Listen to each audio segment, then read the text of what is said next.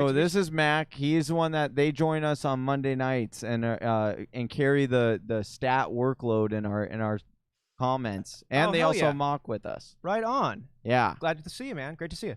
Yeah, nice to meet you, bro. Likewise. And a Packers fan over here. Just keeps getting better and better. I love this community, right? Hell yeah. Yeah. You guys are doing all right though. It's what, 4 a.m. Yeah, 4 a.m. It's nice knowing that we just officially started our last stream room of the night or the day or I don't know what it is. They're going chunky though. They're good. They're fun. This is the home stretch, fellas. That's one. Sorry, Mac. We're trying to get him in the draft room real quick. All good. Yeah, you guys go, what, 6 hours left? Yeah, so we'll be here until 6 hours.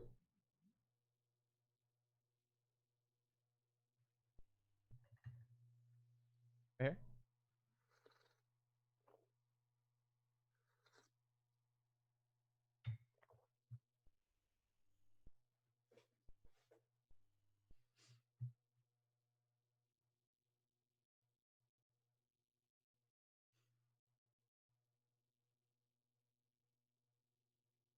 Perfect. Okay. Sorry about that, Max.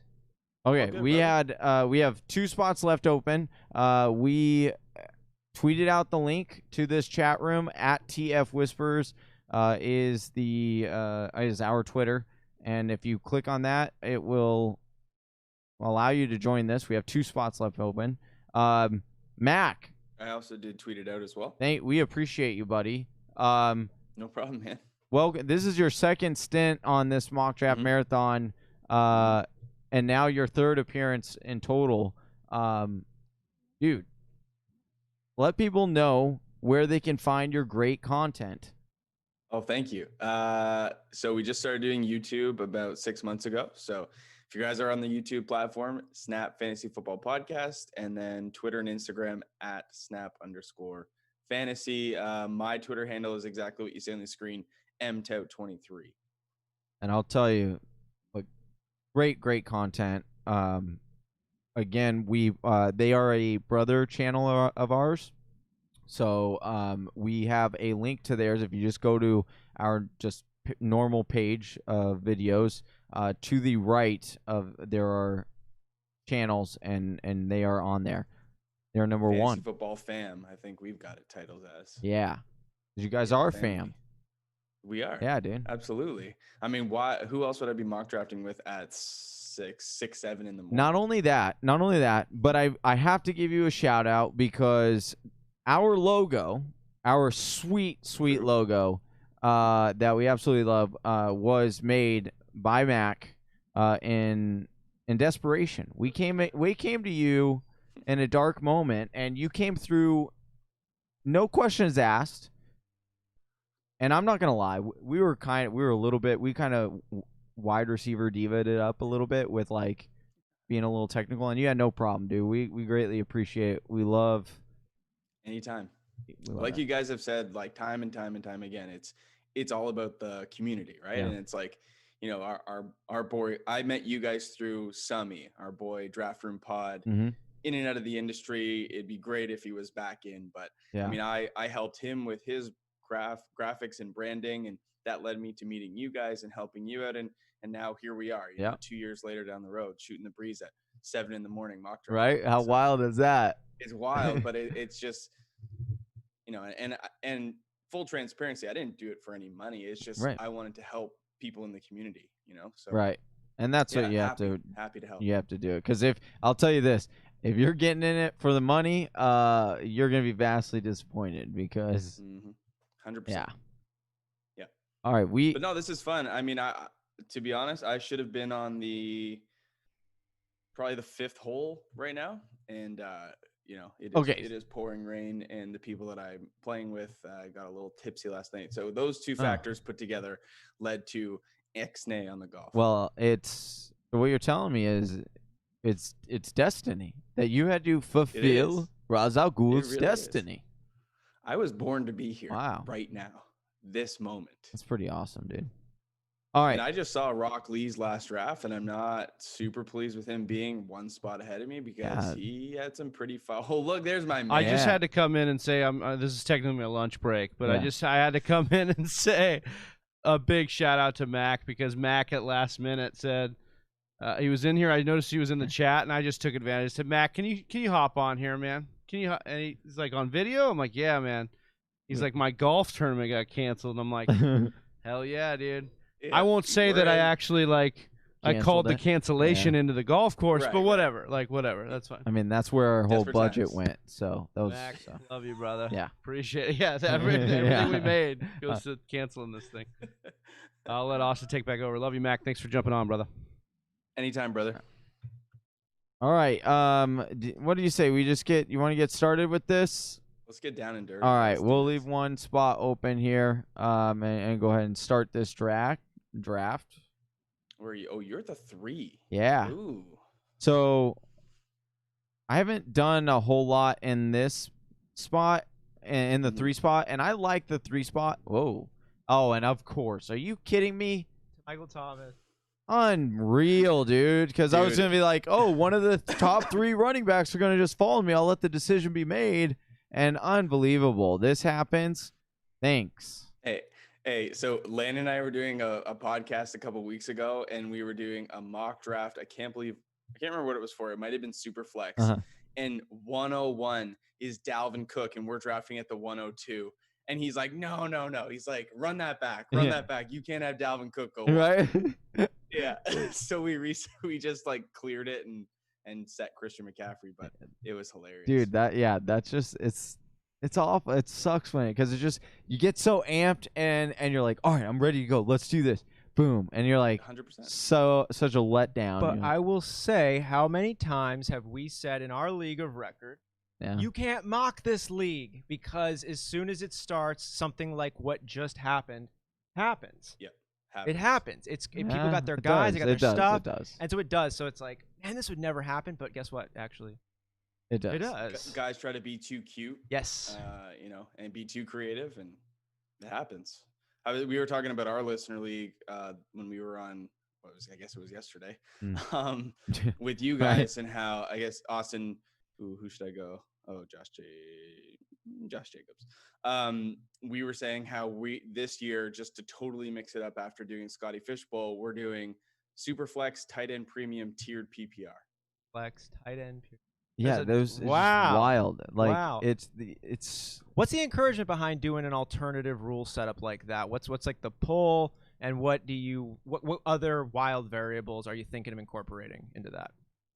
So I just think, like Landon had said yesterday, those positions that get forgotten about, like quarterbacks and tight ends, bring them to the forefront so that in the opening rounds, it's a viable strategy to go. Like I was saying, I have the 12 spot out of the 14, and I went Travis Kelce, George Kittle just to experiment. Yeah. Because if those guys are getting a half-point bonus on all tiered PPR scoring, that's going to be a huge advantage. Like Travis Kelce goes from pass catcher in a PPR league, 27 overall last year, to 10. And if projections play out the way that we think they will in this tiered PPR league, he could be just as valuable as Michael Thomas at year's end in total points scored. So I think by bringing, 2 QBs into the equation and boosting up the tight end position, you just give so many different strategies flexibility to employ themselves. And I think giving power to the drafter to go whatever the direction they feel is best for their team. It is ultimately the best thing you can do. It almost feels like doing something like that could favor really well for an expert league where you can't just go through your motions. We've done now, we're going on 20-something drafts coming up here, and it's like, you know who your guys, they are. But if you change 100%. The whole dynamic, it's like, how much do you really know? It's like, did you know how to think, or did you just know what to think? Exactly. And totally, dude, like Johnny and Travi were like, how do you mock draft for this league? And I'm like, you legitimately can't. It's unless everybody was understanding of the rules and we had a full league of users, Sleeper's not going to allow you to do it. Yeah. So it's really just going to be new for all of us. Yeah. And I mean, that's what's cool is like, it's like new for all of you. And there is a league that I'm in where it's like kind of like wonky, kind of, not to that extent, but it is like with the bonuses and like, tight ends get a little bit of a premium and all that stuff. And, it's almost like you're just at a disadvantage the very first year you go into it. And then you learn, you take your lumps, and then year 2, it's like, okay, you can kind of compete, because it's just like with those leagues, like you said, that are just so kind of unique, you can't mock draft it. And so really challenges how you'd think, how you'd prepare, and would really demand a lot more out of its participants. I've never really I'm more interested in that now that you kind of framed it that way, Mac. And have you played in any of these ones before? I know you've done the Fishbowl, but have you ever played in a full league? Like just like totally different scoring? Yeah. Like a couple years back, but at the time didn't really like understand what implications could come because of it. And I don't think we really understood the scoring settings to make informed decisions. This was probably like 6-7 years ago, when I was like, I wasn't even like considering myself an analyst at that point, just like an experienced fantasy football player. And even I didn't understand like 2 QB league. Right. But now, like after going through the Fishbowl, and had that been a fast draft, like it would have been totally different. It was nice that we had 4 hours to discuss a pick, but certainly there's so much more strategy. And I just think it was more fun for me because I had to like sit down and like, okay, here are my projections. Let me build out a new scoring system for this league and see how it affects the rankings and the value of players. And yeah, it was crazy. I love that. I've never been more excited about doing something like that. It even could just be something fun, or a different type of listener league. Maybe it's like the expert listener league or something that you put together in years to come. The other wrinkle of Fishbowl that was so crazy was that they did half point per first down, and then tight ends were a full point per first down. And it was like that data is not even readily available. Like you have to have Pro Football Focus's premium membership to get the first down stats, but a really good one, if anyone's in those leagues, Mike Evans had 77 of his 86 receptions go for either a touchdown or a first down. Whoa. So in Wow. that format, he is a monster. So those are those nuggets that are really good to know, that are going to have you win those kind of leagues. And we've been asking some of our folks here on that vein of, who is your dark horse to win a league? Who is a league winner? It can be someone who's a little bit earlier, who should be like in the top 5, or it can be also somebody middle to late. Who's your dark horse right now? I mean, like if we're talking in these rounds here, I mean, I love Leonard Fournette. I don't know why the perception of him is so down. I mean, he proved to everybody last year that he could do what people thought he couldn't, and that was catch the football. 76 receptions. Like, how do you not love that? But later rounds, I mean, we've talked about Ronald Jones. We're not going to beat that drum, beat that dead horse. There was a couple guys I talked about on the stream yesterday. If you guys didn't drop by, which one do I want to give away now while people go out and snipe me on it? I mean, we did talk about Zach Moss, and I know you brought Zach Moss up last, I guess, segment with Strofe. Give me your thoughts on Zach Moss, Austin. I want to hear a clean take because I know Johnny's perspective. So the way I look at the Buffalo backfield is exactly that, the Buffalo backfield. And Fair, totally fair. I'm also somebody who invests in backfields. It's one of my strategies I go with. I've done it for the last several years, and I like to find my ideal situation is this: a clear-cut number 1 running back who has a very good handcuff right behind him, and has a good offensive line and is likely going to be running the ball a lot. So a Hunter Henry and not Raekwon Armstead, who's the gentleman they just drafted. I always keep on my dynasty.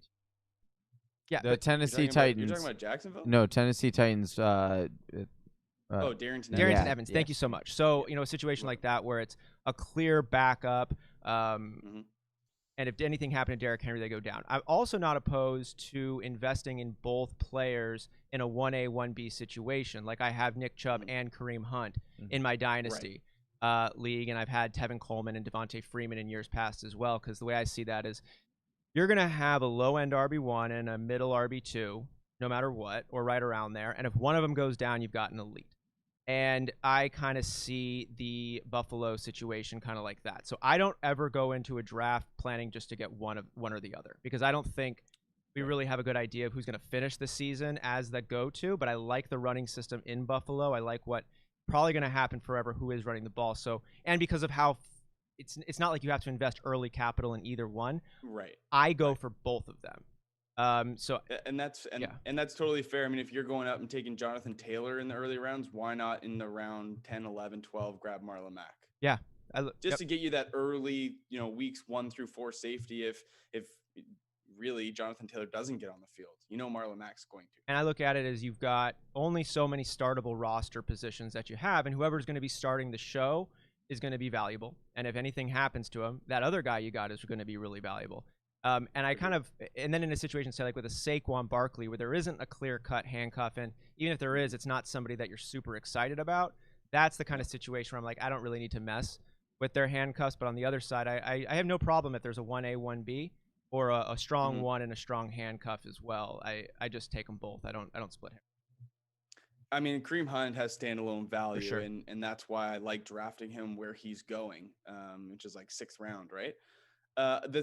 The same argument can be made for, in my opinion, J.K. Dobbins and Zach Moss. Like you look at J.K. Dobbins, that team ran the ball collectively almost 600 times last year for 3,200 yards. Like Gus Edwards and Justice Hill had 133 carries, discount everything they did in the passing game as a bonus. Like if Dobbins came in and just ate most of that roll up and not took away from Mark Ingram, he would be great for year 1 fantasy. I expect him to eat into Mark Ingram's role just a little bit too. But it's not crazy to think that J.K. Dobbins could, as a complement to Ingram, still be fantasy relevant. I think the same thing is very, very possible with Zach Moss, because I don't think Devin Singletary is a better running back than Zach Moss per se. They're different stylistically, but I think they both have value in an offense where they want to run the ball. And I think Zach Moss is a late round guy. At wide receiver, I like N'Keal Harry, and we talked about him on the stream too. I picked him up in our the last mock that we did. I like the prospect of N'Keal Harry as well. And again, draft capital is almost nil.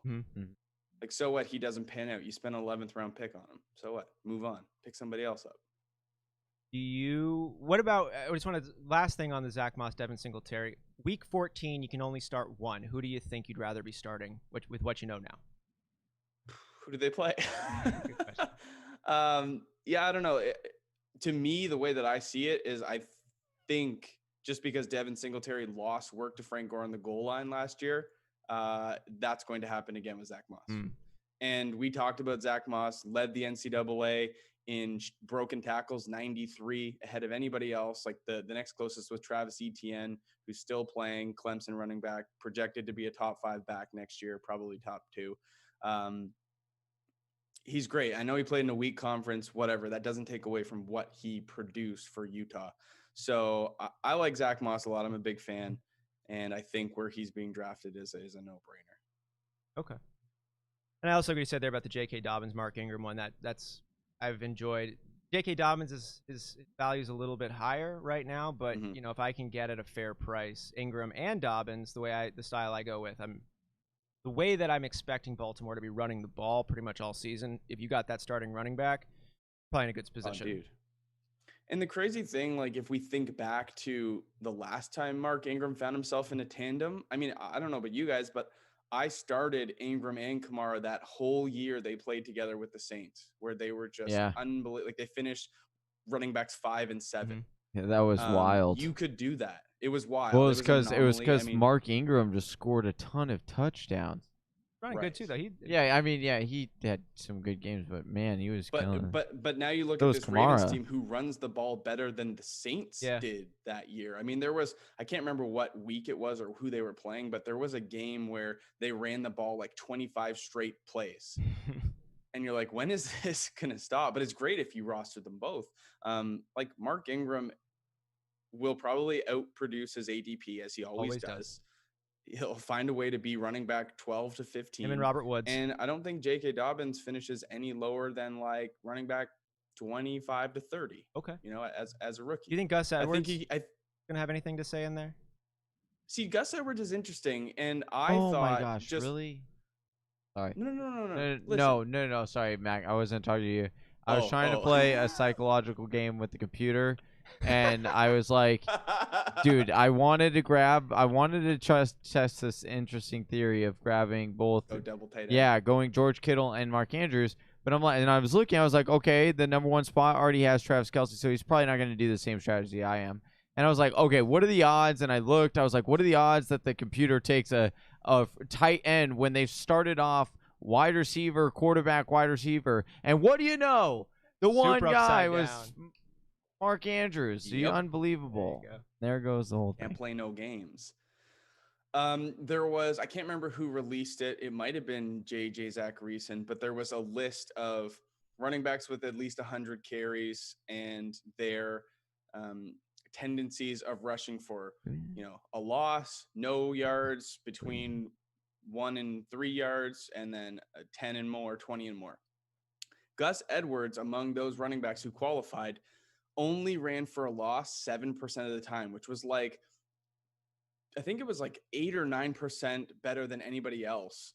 Wow. And so he was like super efficient, ran for like 5.2 a carry. And I'm like, if this guy gets some work, he could be something special. And like, couldn't beat out Mark Ingram, just like never really got the opportunity that I thought he deserved based on the metrics that I saw and how safe he was with the ball. And now you've got like Dobbins come in. Like, what makes you think that Gus Edwards will be a factor over J.K. Dobbins? It just doesn't make sense to me. Like, when you look at what Dobbins did at one of the best football schools in the country, like, he's up there with Ezekiel Elliott for all-time Buckeyes rushers. Like, the guy has a prolific resume. There's no way that he sits behind Edwards at any point, in my opinion. Yeah, and I think the only point that I could counter with that would be be stoked if J.K. Dobbins was averaging 5 yards a carry, which Gus Edwards has done like the last 2 years.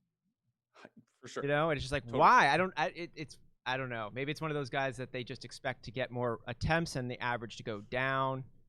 Like a good 3-point shooter in basketball, but you got to keep his volume kind of low. Maybe it's an interesting one though. It is. I mean, yeah, there is a real saying I think Gus Edwards is valuable, but he just for some reason isn't utilized the way that.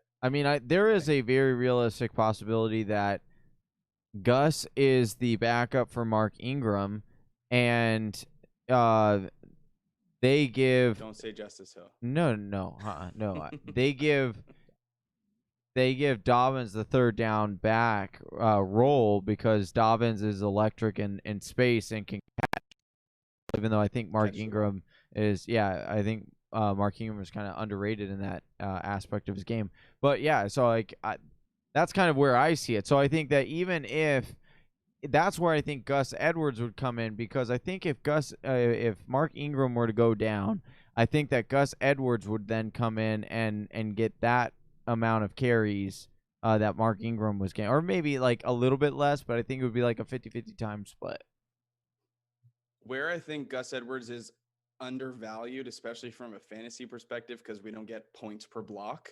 But when they run those RPOs where Lamar does get the run or, the option to do whatever he wants, that Gus Edwards will probably be on the field as a 2-back set, and he will be setting a block because he is a big boy. Yeah. So I wanted to ask you guys about it. This is a personal question. What's your take on Keenan Allen this year with his lover and Phillip Rivers now in the middle of the country, and he's still over here now with Trod Taylor and the rookie? What do you think about Keenan Allen's outlook? Mac? Oh, I just love Keenan Allen, the player. I don't love the situation he now finds himself in. But even in the past, we talked about this yesterday, even in the past, yes, you look at his year-end numbers, and they're great. They, 11, 12, 1,300 yards, 140, 150 targets. Like, he checks all the boxes and what you would want in that wide receiver, but it's always been the tale of two halves with Keenan Allen. Like, he's wide receiver 58 to start the first half of the year, but then he's wide receiver 3 for the end. And he finishes as wide receiver 10, and you're like, not bad. But what you don't understand is his bust rate is so high, and he's very inconsistent. And I think his draft capital now reflects the risk that you're taking with Keenan Allen. So I don't mind where he's going, but I don't want him to be my wide receiver 1 or 2. I'm okay getting him as the third, but there is more risk, especially where we don't know what's going to happen with the quarterback situation. I like that take. And speaking of not knowing what's going to happen, Matthew P in the chat has a good question. He took Marlon Mack, and he's asking about Jonathan Taylor. Who does he expect to own the backfield? And I thought Johnny had a really good take on this not too long ago, talking about how much of a committee situation this is going to be, because you got Jonathan Taylor. Marlon Mack is in a position where they could try to run him into the ground, but then you've also got Hines over there who's going to be getting work also. What is your expectation for the Indianapolis backfield, sticking with Phillip Rivers' new team? The O-line projects to be very, very well. A top 3 offensive line in the league. How it shakes out, I don't know. There's been coach speak about Nyheim Hines being very involved in the passing game. Jordan Wilkins has basically been relegated to useless, especially in the Dynasty League. So I think if you're holding, cut. Yeah. It's going to be interesting because the narrative does speak to, hey, Marlon Mack is only 25. He's going into a contract year. The free agent market for running backs next year is wild, and they've got their guy for the future. So it wouldn't surprise me to see Marlon Mack being used heavily, and it takes Jonathan Taylor some time to get on the field. However, I do think that they'll run a tandem. They have the pieces to do whatever they want and the line to pretty much do whatever they want. So it is a bit of a question mark. I think there's value in Nyheim Hines late. I would rather have Jonathan Taylor, but it's not crazy to think that Marlon Mack will continue to be the guy because if you look at Taylor, there's so much wear on those tires. I mean, he had 900 rushing attempts in 3 years at Wisconsin. Like the dude was heavily used. So I could see him, taking a little bit of a graduated role into being the starter. Could take the full season. Okay, but you're still happy grabbing Taylor? Or even yeah. Okay. I mean, to your point, Austin, I would grab them both if you can afford to, right? Like if you can have Marlon Mack and Jonathan Taylor and not have to rely on Taylor to be your RB2, you can sort of say, oh, like who's the guy, and use week 1 as a baseline. I think that's a good way to do it. I want to clarify just one point on the running back handcuff strategy. Johnny and I have talked about this one a lot. Yeah, I really do like to go ahead and lock them up. The Marlon Mack and Jonathan Taylor one would be a perfect one too. But if I have an opportunity to get a guy who I'm confident is going to be that lead dog, I'm going to take 2 lead dogs versus over a guaranteed backfield, if you will, just because of that ceiling that gives me there. So totally. And I don't typically believe in handcuffing in the draft, like unless it's a big boy, like Dalvin Cook. If you were drafting a month ago, you needed Alexander Madison, right? And then you look, okay, I'm paying up 8th round value for Madison, and I was going 1st round for Dalvin Cook. Like, is that worth it to take Dalvin Cook? Could I have pivoted and gone elsewhere? That narrative's now gone. But I do agree with you that it's better to have, more startable pieces in different backfields. But this year, the handcuff strategy could be very viable with a really probably the most chaotic season we'll ever see. My co-host Landon, and I'll pass this one back to you, thinks of it differently. He thinks that if a starting running back gets COVID-19, that most likely his backup will also be exposed because they train together, they work together, they probably room together. And so you could lose the whole backfield for 2 weeks. I think Johnny thinks similarly, right? Yeah. So to your point, like maybe diversifying is the better option. Who knows? It's a super interesting point. And then you got Bruce Arians keeping his quarterbacks apart. Travis had just told me about that. Their plan to travel, right, to keep the number 2 quarterback at home and then bring the number 3 to the game just in case the COVID situation, you got your number 2 guy. Right. Not for that game. God forbid something happened to Tom Brady, but then you'd have him moving forward. What happens if you get like a Miami Marlins situation and the whole offensive line goes down for the Colts? Like, are you shipping in a CFL? The replacement of the week? Practice squad, dude. Or practice squad. What's get behind that line? Oh, that would be terrifying. Shane Falco reporting for duty, right? Yeah. Oh man. Exactly. They got they're Good right. They're reference. expanding the rosters now. What, it's like 80 something people. The 80. Yeah. 80. Yeah, you're right. So they're trying to prepare for that, and who knows it's going to go. Hopefully, we see the football players learning some of the lessons that it looks like coming out from the baseball players. If I understood it correctly, they were going out and getting kind of crazy and not doing having the smartest behavior, if you will. But that was what was leading to the outbreaks going on. So hopefully they can just. They should have just stayed in and mocked with us. They could have done that, right? Yeah. They could have done that. I can't believe Kyler Murray got to the 7th round. I know he's been dropping way late. You see these undeservedly. Oh, I agree. So do you want to talk about Kyler Murray? I don't think we've actually spent some time. Yeah, spent some time on this. So why do you like Kyler Murray this year? Rushing floor. No, I'm kidding. Look, like anytime you pick up a talent like DeAndre Hopkins, I know they like to spread the ball. I know they run 70% of their plays in 3 or 4 wide receiver sets. The ball will be moving, but there's a lot that projects well for this team. And like the emergence of Kenyon Drake, I really do believe in Chase Edmonds. Like, had Chase Edmonds not gone down, we're probably drafting him a hell of a lot higher because Kenyon Drake might not even be on this team. I mean, I agree with your Chase Edmonds take, but I would disagree with the Kenyon Drake. Okay, they brought the team better than me. I'm not sorry. If that came over like Mac, you're wrong. No, sorry. Then but they were saying that Kenyon Drake, they were actually wanting to bring him in during the offseason. They were going to try to get him, and they just saw this as an opportunity where, yeah, like Chase Edmonds for sure, like that injury emphasized that trade, or kind of definitely made that trade be pushed through quicker. But they definitely had said that they were going to look at Kenyon Drake in the offseason. Now, again, that's coaches speak. It could be that they were just hyping up Kenyon Drake to butter him up to say, hey, stick it here another year and don't sign a long-term contract. Right. And so, yeah, but I like because he's on a 1 year, right? Yeah, that's correct. Yeah. But I agree with you. Like, Chase Edmonds is a really good running back, and so solid.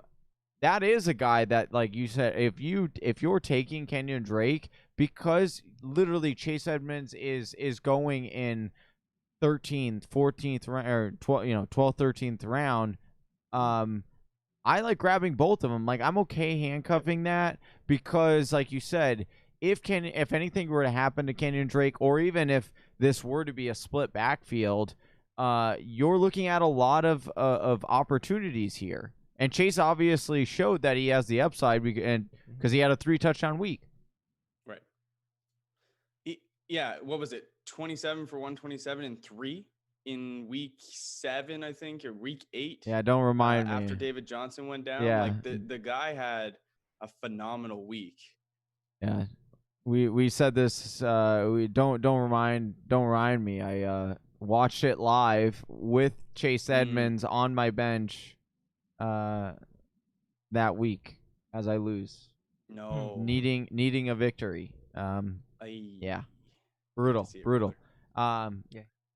I will somewhat say I blame Travis for that because I did have Scary Terry in my slot position and my flex, and I was like, I texted Travis because I'm going to the game. Like, I don't have ESPN on, right? And I'm like, dude, I heard there's a storm going on in Washington. Should I go Chase Edmonds or Scary Terry? And literally he texts me back at 10:05 and he's like, dude, I wouldn't have went with Scary Terry. It's like literally a hurricane in that game. And I'm like, oh, thanks, dude. And Scary Terry ended up with like 0.5 points because it was just a mud bath. I was like, oh, thanks. That's a good question about go ahead, Mac. Sorry, I was just gonna say before we depart from the Kenyon Drake, Chase Edmonds thing, the one thing that I know he's been vocal in saying he wants to get multiple running backs involved, but if you look at last year, whoever was the starting running back, whether it was DJ, Chase Edmonds for a week and change, or Kenyon Drake the rest of the season, they were on the field for 70% of the snaps minimum. The week that Chase Edmonds, it sticks out of my mind, he was 96% snap share in that 3-touchdown performance. Like, Cliff Kingsbury likes to feature one running back, and that's just the way it is. That's just the way it is. Travis says, guy starts a podcast and blames me for him not knowing the weather. Unreal. Yeah, dude, you're supposed to help me out. Unreal. Like, you don't think, hold on, you don't think. Gotta read the weather report. Hey, you don't think to tell someone, like, it wasn't like I just was like, one day I woke up on a Sunday morning, was like, hey, I'm going to go to the game today. No, like, I flew to New York. Travis knew I was there. He knew I didn't have access to a TV beforehand, and yet he refused to tell me, like, oh, there's a blizzard or a hurricane going on. Speaking of the wrong guy, I wanted to ask the question, because we've all got one burned into our memories. Mac, is there a game or a start that you made the wrong choice on? You went back and forth, just like Johnny was talking, and you made the wrong choice, and it had some drastic consequences for you. Is there one that or two that stand out to you? Yeah, I can't remember what week it was, but I'm going to look through the game log here really quick. It was the Juju Smith-Schuster game. And we talked about him yesterday, and he burned me, and the burn is still there. And we talked about how he's like literally tied to Big Ben. We should say his floor. Without Big Ben, that floor literally could go to 0. And Travis makes the argument that he was a little bit banged up last year. I kind of call BS on that.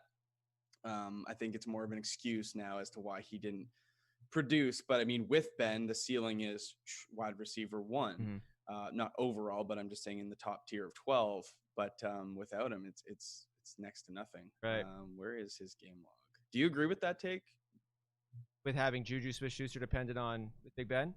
Yeah. Yeah, that's really what we saw. I was such a huge Juju Smith-Schuster fan. I mean, it was pretty shocking to see what ended up boiling, and I'm curious to see what's going to happen now. I'm wondering if Deontay Johnson is the sneaky, like, is this could potentially be a dark horse winner, and maybe Juju Smith-Schuster's, maybe his pitfalls were something a little bit greater than just this weird kind of season. Maybe he's a guy, I mean, he had such a baller season his second year, but it was like the one time he did it, and maybe it was a flash in the pan. I don't think it was, but until we see more, I can't say that. And Deontay Johnson had such a strong start. I'm wondering if Deontay Johnson could end up being a league as well. But I like Juju Smith-Schuster. It's always what could be. But okay, yeah, this was my. Let me see. Sorry, I gotta. I'm almost there. It was week 7, so Juju was just coming off a 7 for 75 and a touchdown. I'm like, okay, Juju's back. You know, I've ridden him out this long. He had that. Let's fire him up, baby. Let's get him back on. Like, okay, like I know he's playing the Chargers. Defense is pretty solid. Do I pivot? And the person that I was debating between, where I'm just looking at my roster from last year. Oh, it was him or Curtis Samuel. Oh, yeah. And I was like, Curtis Samuel got a nice little matchup here. Do I pivot and go Curtis Samuel, or do I rat out Juju? Because he had that dud game, then he had the return game, and I was like, you know what?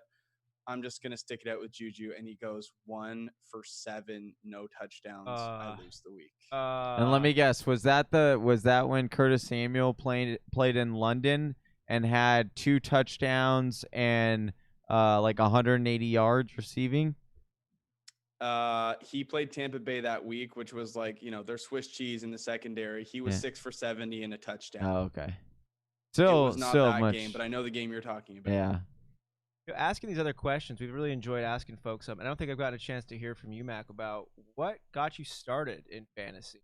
In the beginning of just getting involved with it, and then also up to becoming an analyst and taking it to that next level. What is it that got you into it? Yeah, let me make this pick real quick. Get it out of the way. What do I need? Well, Max making that pick. Just a big shout out to everybody, not only here who's in our draft room drafting alongside us in these what you know what number draft we're on? Whatever it is. It's great to have you all here, and especially everybody here Absolutely in the YouTube stream, getting on board here with us and Mac, and make sure you hit that thumbs up, and yeah, we're gonna keep going until 10 a.m. Yeah, well, you boys you're in the final stretch. Yeah, 5 more hours. Yeah, you're all right. Yeah. About the drive. Back to Austin's question. When we were in high school, we played in this ESPN Gridiron Challenge. So it was like a salary cap format, and you had to build out a team. But as players increase in value, you would have to decide to keep that value or, pivot to somebody else for a bye week to avoid a zero. So it was like the way that we got started, just a fun league. And then we started playing Yahoo Fantasy. This is going back like 16, 17 years now. And then, just like grew into just the love of wanting to be better and winning leagues. And then, started listening to podcasts, and then met my friend Landon in university. And we just were talking to each other daily on our commutes to work about fantasy football, players that we liked. And then we just kind of both said, why don't we just buy microphones and make a podcast? Because we spend so much time doing this. Yeah. Why not record some of these conversations? And isn't it so funny how we crazy? Isn't it so funny though how we think it's just that simple? Just put a microphone in front of my face, dude, and let's go. Right. Talk. And it's not been. I mean, it's certainly one thing to be able to talk about fantasy football from an intelligent or supported perspective, because that's not easy to just have things off the top of your brain that make sense, or you can present little facts to people. So doing the research and putting in the time to make the takes a little bit better and at least make logical sense is now taking more time than initially anticipated. But finding the community and you guys and other people that we've met along this journey has been so rewarding and really worth every second. So it kind of just has graduated naturally, and who knows if this will be anything that we do seriously as a profession, but it's certainly enjoyable. Oh, I'm sorry, I'm a firm believer over here, Mac, in that we just say, if I've learned anything from the guy sitting next to me right here, you go for what you want. And I think as long as you know what you want and you put your head down and you work hard, and it's for the right reasons too, that's another big thing. And I think if you're doing all those things, you're giving yourself a really good chance. And I think you guys have definitely done that over there with what you're doing. I think it's a lot of fun. And it's also fun that Canada wants to take some more of our American football, because you guys try to, make a version of football. Nope, but I don't even understand. Can you explain this to me, Mac? Why are the goalposts in the beginning of the touchdown? That doesn't make any sense to me. It's I don't attempt to I've never enjoyed the CFL game. I don't attempt to understand it. 3-down football is awful. Yeah, it's weird. That's the other thing. Downs? Yeah, it's 3 downs. That's the other thing. So you get to the second down and then punt, essentially? Yeah. Yeah. So it's typically like a running play, a passing play, and then punt. Yeah. Okay. Now, the field, goal line to goal line is 110 yards. There's a 55-yard line. Okay. Their wide receivers are allowed a running start. Yeah, like in arena football. Okay. The ball is actually bigger. All right. Slightly bigger. Doesn't the clock stop? Isn't there something with that, or no? See, I don't watch enough to understand the clock. Bigger ball. Potentially. It's a little bit bigger. The end zones are 20 yards deep. Yeah, that was a little wild. And the field is actually wider. So you do have a bigger playing surface. So it's not like, we say 3 downs, it's impossible to move the chains. There's actually a lot of room out there. The problem is 75 to 80% of the league have actually other jobs. Like they have careers. Like there's a lot of firemen that play in the CFL just because, working 7 24-hour shifts a month really works well with a professional football schedule, semi-professional, I guess. But it's honestly, I've been to a handful of games when we had, like, the Toronto Argonauts had Ricky Williams for a season and change. Mm-hmm. And like, it was like, oh, this is great. Like, we have Ricky Williams. Like, it was awful.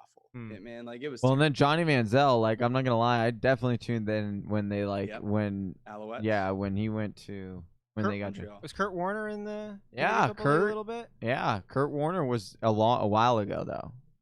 Yeah, there's been some players like come down and go back up from the league, and I mean they're so much better than most of the players. But it's just, there's a cult following in Canada for CFL football, and those people are typically not NFL fans. I just think the NFL game is so much better. I do like the 4 down better than the 3 down. But the athletes, I mean, it's just no comparison. Just on a different level. I could understand though how there would be diehard followers of it. When we talk about fantasy football, like you come for the game, but you come back for the.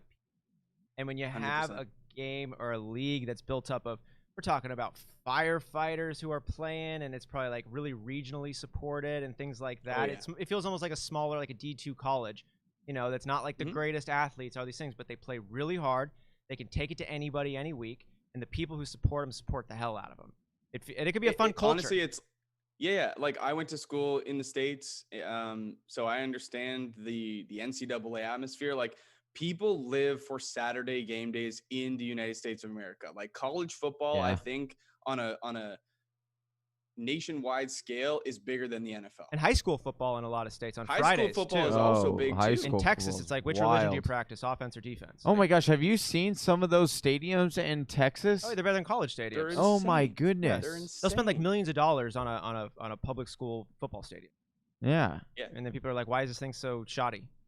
And people don't understand, like, Thursday, Friday night, high school football games will be packed. And then Saturday, they'll get up at 5 a.m. and do it all again for game day. Mm-hmm. Like a couple of my buddies went to Penn State. That stadium is unbelievable. Tailgate starts at 6. Oh, dude, yeah. That's wild. It's a full day, but people do it. And then NFL Sunday comes around. They're like, yeah, we'll watch the games at 1, but it's not a big deal. Yeah. It's a different world, and I respect the hell out of it, because I don't know if I could do it every single week, but those people do, man. They are loyal. That's wild. Yeah, it'll just show you. People love to compete. We love to come together. We love to have the cultures. We love to do us. And I like how you talked about the point of, it's not the greatest athletes, and it's one of these. We always like to say, like, oh, we really watch it for the athletes, but I think at the end of the day, sports is always about just the people that you end up connecting with. And it's just kind of, and even the people who end up, watching from afar and they're not actually like in that space, they still like buy into what's going on. They get memorabilia, they do their things. They love to get up at 4 a.m. and, cheer and sing the songs. And it really all comes down to that and the people you're around and the community that it's about. Dude, one of my best friends is a huge NASCAR fan. Like, racing in general, like, he'll get up and he'll be watching right now the F1 race that's about to start, and then he'll watch the NASCAR race in the afternoon, and he's got all those little like those die cut cars. Like, he's got it all. And you could talk as much shit as you want about NASCAR, and he will defend it to the ends of the earth. I don't get it, but he loves it. Yeah. And again, it's like, and you want to talk about a following. Oh my goodness. That's all that sport is. It's literally one person is in the front, everyone else follows. Yeah. How do you not love a sport where you can bring a cooler of beer into the stadium? Yeah. Right. How can you not get behind that? It's a fun time no matter what, right? Like, you don't need to know what are the rules. Win, be in the front. Okay, makes sense. It's loud, shit happens. People are having a good old time.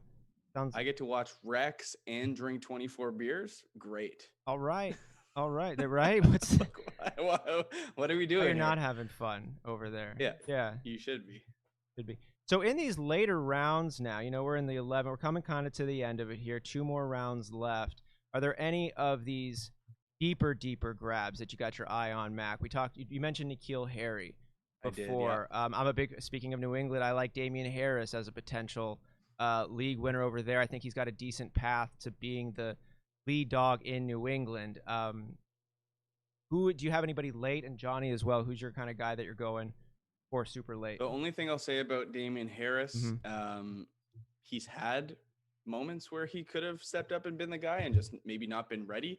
But like N'Keal Harry started week 11 last year and actually had more rushing attempts than Damian Harris, which is kind of a funny stat. He ran it, like 4 attempts all year? He had a... Wait. Damian Harris was 9. Say that again. What was that stat? N'Keal Harry, through 7 weeks, had more rushing attempts than Damian Harris, who was readily available the whole season. Wow. What a sick burn. Dude, that is awesome. But I don't, it's not crazy to think that Damian Harris is the next man up for the job. I just, based on what Bill Belichick has shown us in the past, it's going to be a steady diet of Rex Burkhead and Damian Harris and James White. And I think that James White is the most safe. And if you're playing a full PPR league, I would rather have him out of anybody else. But I mean, James White for sure. We know he's got that role carved out. 100%. But I mean, in the 11th, 12th round, why not take a shot on Damian Harris, who could be the lead rusher?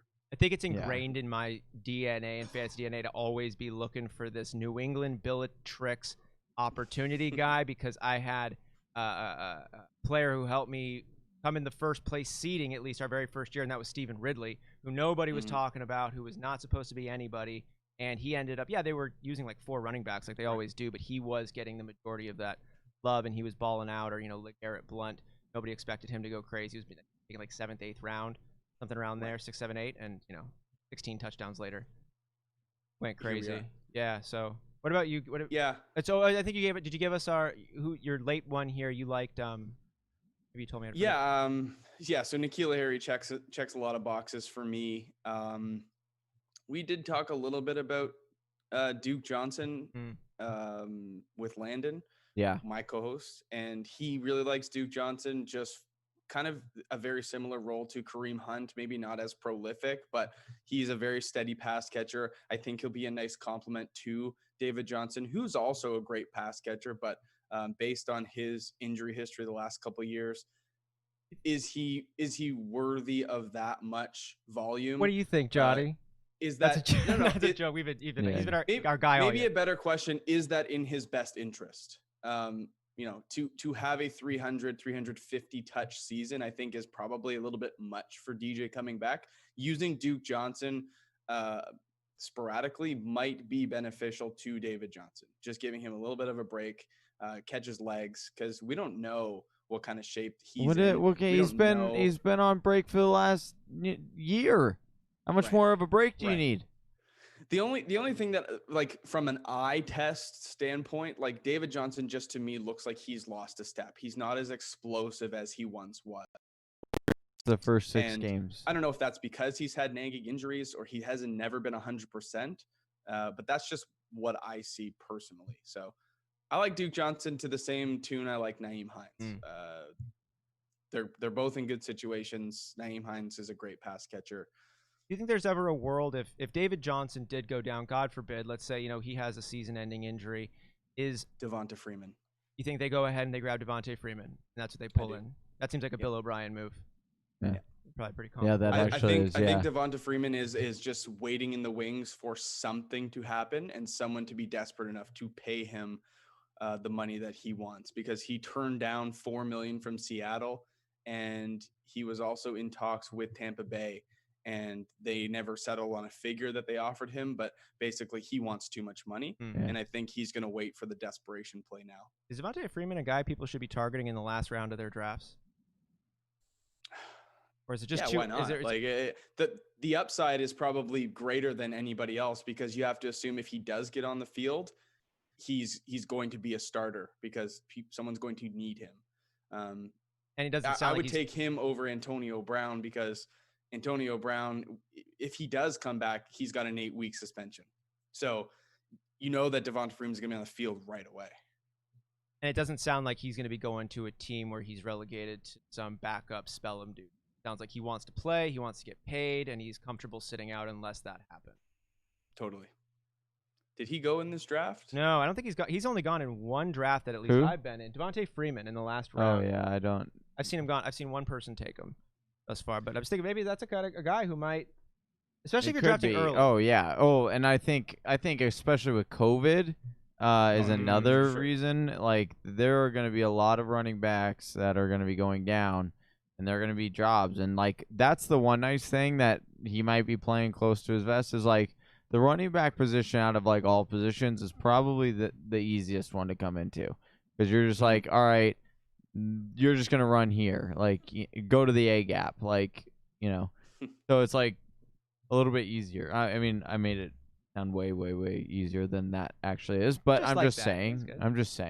I think that Devontae Freeman would easily pick that up. So yeah, I think that's why he's playing it because he's like, well, if they need a running back, like they're gonna pay me, what I'm asking for, and I think both Pete Carroll and Seattle and Tampa Bay, Bruce Arians both came out and said he's asking for too much. And Devontae Freeman is now off the board.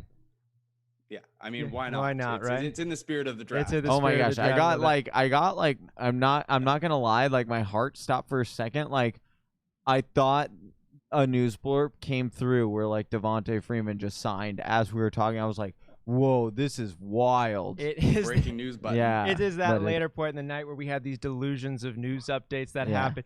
But speaking of, we're doing this whole mock draft marathon, Mac, and we're coming here now at 5:02 a.m. on the West Coast. And thank you so much for being on here. And we just kind of wanted to get your final thoughts on this mock draft marathon, this idea and this event that we're in our second year of. What's kind of your take on the whole mock draft marathon? Oh, it's wonderful. I think one, you guys have done a great job putting the whole thing together. It's been seamless. You've got a good following and a wonderful list of people. So I think anytime that the listeners can get obviously your perspectives, like don't discount what you or Travi or Johnny bring to the table. But when you get guys like Rank on, and I mean, Strofe was just on for 3 hours. Like I've never listened to his stuff before or had any interaction with him, but like great dude, so like I'm meeting new people through this. Your listeners are getting more perspectives and ultimately you're building a bigger community, which is the goal in all of this. So I think for everybody involved, especially yourselves, it's a great thing. And I think if you keep doing it year over year, it's just going to get bigger and better, and it's going to be awesome. Well, hopefully you will, we hope that you will be on during those shows as well. For sure. Absolutely. Because we love having you. And like you said, that's where it's just all about like giving a community a platform. Yes. Connect over. It's exactly what it's been, man. This has been such a blast. Mac, thank you so much. We've got some folks who are asking for breakdown, but we're gonna jump into the next one because we have our next host who is in our waiting room. So make sure you stick around with the live draft. We're gonna jump into the next one. We'll have a little bit more time to go over those picks for the next one. But Mac, anything else you want to plug? Any shout outs you want to give? No, I think I've done enough. People know where to find us. Just keep supporting these guys. They're great. I would say buy the draft kit. It's only $15. These guys have put a whole lot of work into it. I think it's like 120 pages. And everything you could want. So support the Whisperers. If you want to jump over and grab our stuff, you'll see the link on their channel, and that's pretty much it. Appreciate you, Mac. You have a wonderful rest of your morning, sir. And once again, I apologize that you are not you're not on the green right now. Hey, it's all good, brother. I've played way too much golf lately. So there you go, buddy. I'm okay. All right, take it easy, man. All right, man. Be good. I'll see you guys. All right, peace.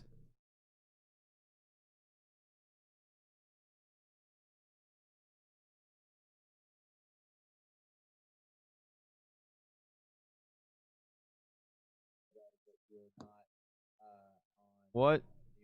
Oh, where'd he go? Oh, can you see us? Can you hear us? Yo. What is good, man? How you doing? What's happening, fellas? We are hanging in there. We are counting down the hours now. We are down to 5 hours left, and I think I could speak for both Travis and I that we love doing this, and it is a lot of fun, and we're getting a lot of energy from not only our guests, but we have been rocking with Whisper Nation all through the night. But man, I would be lying to you if I said I wasn't excited about those 5 hours to be, it'd be 10 and be like, oh, okay, because I'm getting tired. Yeah, it's no joke doing this thing, but you go by the plug, the FF Plug podcast over on Instagram. You got a nice following over there, and we've been seeing a lot of your work, and you know what I gotta just say right off the bat, what I love about you is you're all about the community and hyping everybody else up too, which is a big thing that we vibe with too, because it's just that's what makes this thing beautiful, bringing everybody on here and just like getting everybody their shot. So give Whisper Nation, the listeners here in the chat, a little rundown of who you are and what you got going on. Y'all know Jay, the fantasy football plug. I'm all about helping people if they need it, trying to pump everybody up if I can. I mean, I've reached out to people that have just completely sloughed me off, and I'm like, man, I just can't be that person. Yeah. I don't understand how anybody can do that. So I want to help anybody who, one, I believe in their product. Like, y'all don't need any help, obviously, but I love pumping y'all up. Y'all's draft kit is sick. I appreciate that, y'all man. need to go cop that, man. $15. I mean, come on, you can't beat that. We appreciate that, man. Appreciate that. Yeah, I mean, anybody out there, I mean, that wants promoting. I mean, on my podcast, I'll give shout outs and stuff, and like Draft with Red Zone. He's got that draft board thing going. It's so awesome. I saw that you did a reveal on the live here. Well, I guess we get started on the mock draft. Plug, you used to Sleeper, I suppose. I just want to start asking everybody that because we got rolling with a couple people and they hadn't worked with it before. So just want to make sure you're good with that. But we're gonna rock into this. This is a 12-team half-point PPR, and we're rocking this. We're gonna be with the Plug this hour. He's gonna take an hour break and then he'll be back in 2 hours. But yeah, we've been rocking with people on the chat, man. Whisper Nation's showing up. Yeah, throughout the whole thing. I don't think we've dipped to under 15 viewers, so we've been rocking with a good crew even through the late hours. Yeah, it's been really impressive. But sorry, I was saying I saw you did a reveal for a draft kit. That was like, I mean, the whole thing. That thing was sweet, man. The rings, everything. Oh yeah, man. Yeah, he definitely put it together really well. And if you go on there, www.draftwithredzone.com, it's not a draft kit like what you guys have. Y'all help everybody dominate during the draft. He helps everybody's draft dominate. Exactly. You know? Yeah. So I just came up with that. Yeah, that was pretty fresh. You could tell you've had more sleep than us. Yeah, that thing just rocked my world. I'm not gonna lie. Like I thought for a second, did I just imagine? Well, we got 20 seconds here for you, Plug. I don't know if you're in here or not for that for the draft. Are you in already? We should pause this. Oh yeah. I think I'm here. I believe I'm looking at it here. Yeah. Okay. Are you good?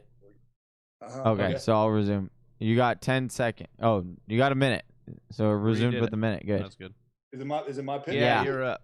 You're at the 102 here. But it's easy. You got lucky because... You might be in that second link. That could be the... Oh, am I in the second link? No, I think I'm in the 12-team half PPR. Yeah. Here's what I'm going to do. I'm going to open it with my phone. It's a lot easier that way. Here, I'm going to pause this. Yeah. Sorry, gentlemen. I thought I had. Hey, no, it's all worries, good, man. Dude, it's the beauty on our side. That's all right. Hey, and it's the beauty of live TV. All right, like this is what we do. I'm good. I'm in. All right, awesome. All right, we will resume here. Getting some love in the chat here too, Plug. Yeah. Snap. We just had Mac on from the Snap Fantasy Football Podcast, giving you some love. What's up, G? My guy. What's up, buddy? And then Jacob Bley saying the Plug. Yep. That's our guy, Jacob Bley, over there too. Jacob Bley, yeah. He's awesome. Jacob Bley. This is cool. Yeah. And then I haven't at this level quite yet, man. I see all this. Hey, stuff. you'll be there soon, dude. Like we said, if you're not following Jay over here, like make sure you do, because awesome content. I mean, you're always pumping out content too. Like it's awesome. Yeah. Thanks, man.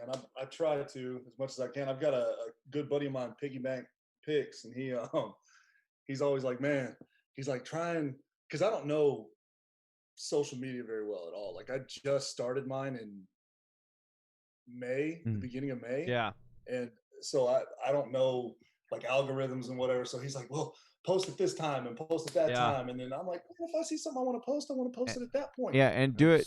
That's exactly the way what to you roll, should man. do. Just keep putting the content out. Just be consistent with it. You want to just keep putting it out, and then you'll get these and just people like rocking in, coming into these chats at 3 a.m. in the morning. Then you just got the ride or dies. And not 3 a.m. over here, man. Thank God.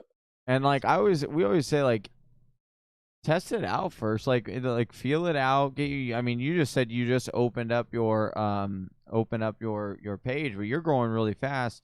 But like, we've failed so many times at doing so many things during this, but each time is like we learn something, and then we grow from it. We say, okay, how do we make this better, or how can we make this more presentable? And that's just how you do it. And like, that's just gonna come. But like, I like what you're doing. I like your takes. I just like you, man. You're just a very nice guy. Like I'm not gonna lie. If I saw you on the street, I would turn and run the other way, because you are a monstrous dude, and I am not that big at all. And you look, because you have you're a beard. He's got the beard. Look at this. Yeah. It's clean shaven. I'm trying to get to y'all's level, man. Dude, that looks nice.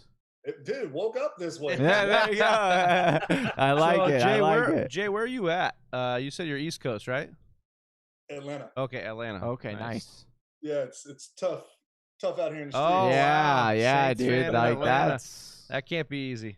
Yeah, no. No, it's not, man. It's fun though. A lot of people like to talk some trash. Yeah, for sure. Oh, always. Well, I took your boy Michael Thomas in the first. Yeah, I see that. How Nice, man. That's a good pick. seriously? How is it that Michael Thomas fell to the second round? That still baffles me. I don't know. I don't know, man. I thank God that he did. Yeah, seriously, some picks, man. Like, saying, how did so many teams whiff on the evaluation process here of this player? But it's kind of funny, because that's how it is with fantasy football. And this was really cool. This was a really cool point, and I want to see what Jay thinks as well. Like, so Jay, do you play, how many leagues do you play in? And do you have we have a league of record we talk about, which is like the only league that matters. That's what we call it. Right. And it goes back the furthest. So do you have a league like that? And if so, what are some of your traditions that you guys do? Well, I do have a league of record. I'd say it's my work league, the guys that I work with. That's cool. I'm in 8 leagues right now. Okay, nice. Which it all started I've always been in 2, 3 before, because I just didn't want to spread myself too thin. But now that I'm doing all this, I realize, why not? I mean, anybody who says that they don't have time to play fantasy football, miss me with that crap. Yeah. You look, you click. It's that simple. Yeah. It's not like you're out there, you got to work out with the guys or anything. Hey, it's not like it's not like fantasy basketball or baseball where you got to do it every day. It's once maybe at the max 3 days a week. Max. Yeah. And I mean, here's a tip for anybody who's not doing it. If you're not, man, fix your life. Get correct. Put notifications on your phone from ESPN and whatnot, and then guess what happens? They tell you, then go to the waivers and stuff. Yeah. It's so simple, and it's a freaking blast, especially if you beat other people to it. Yeah. Oh yeah. Nothing better than getting that waiver wire guy before somebody. Well, we were talking about it. It's in our dynasty league, right? Like, all we do now, because there's just all been COVID stuff, we just send the news blurps of things that are happening. And my buddy was like, dude, how come you just keep sending these news blurps of things happening? I'm like, dude, that's what it is. 2020. That's the trash talking now. It's just these news blurps of oh, people are opting out, or all that. It's these different ways to talk trash. Yeah. Yeah, absolutely. I mean, it's what I love about it too. Is like the main thing I love about fantasy football is the community. Yeah. Like you've got all these, like you were saying, talking trash and stuff. It's my wife doesn't understand it necessarily. Yeah. She's just like, "You're so mean." I'm like, "It's not being mean. It's term of I said endearment. with all due respect, it's in the Geneva Convention. Well, and then she gets into it, and she's like in my league, this guy named Tom. I'm from Baton Rouge, Louisiana, so I'm a big Tigers fan, and of course, the Saints, and he's from Alabama, so he talks a bunch of crap, and he's one of them good old boys, talks like this. Yeah.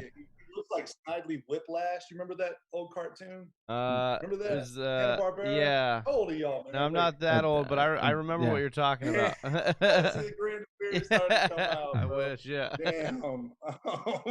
So Yeah, hey, we were he's- getting at least I seem like I completely showed my age with Adam Rank on.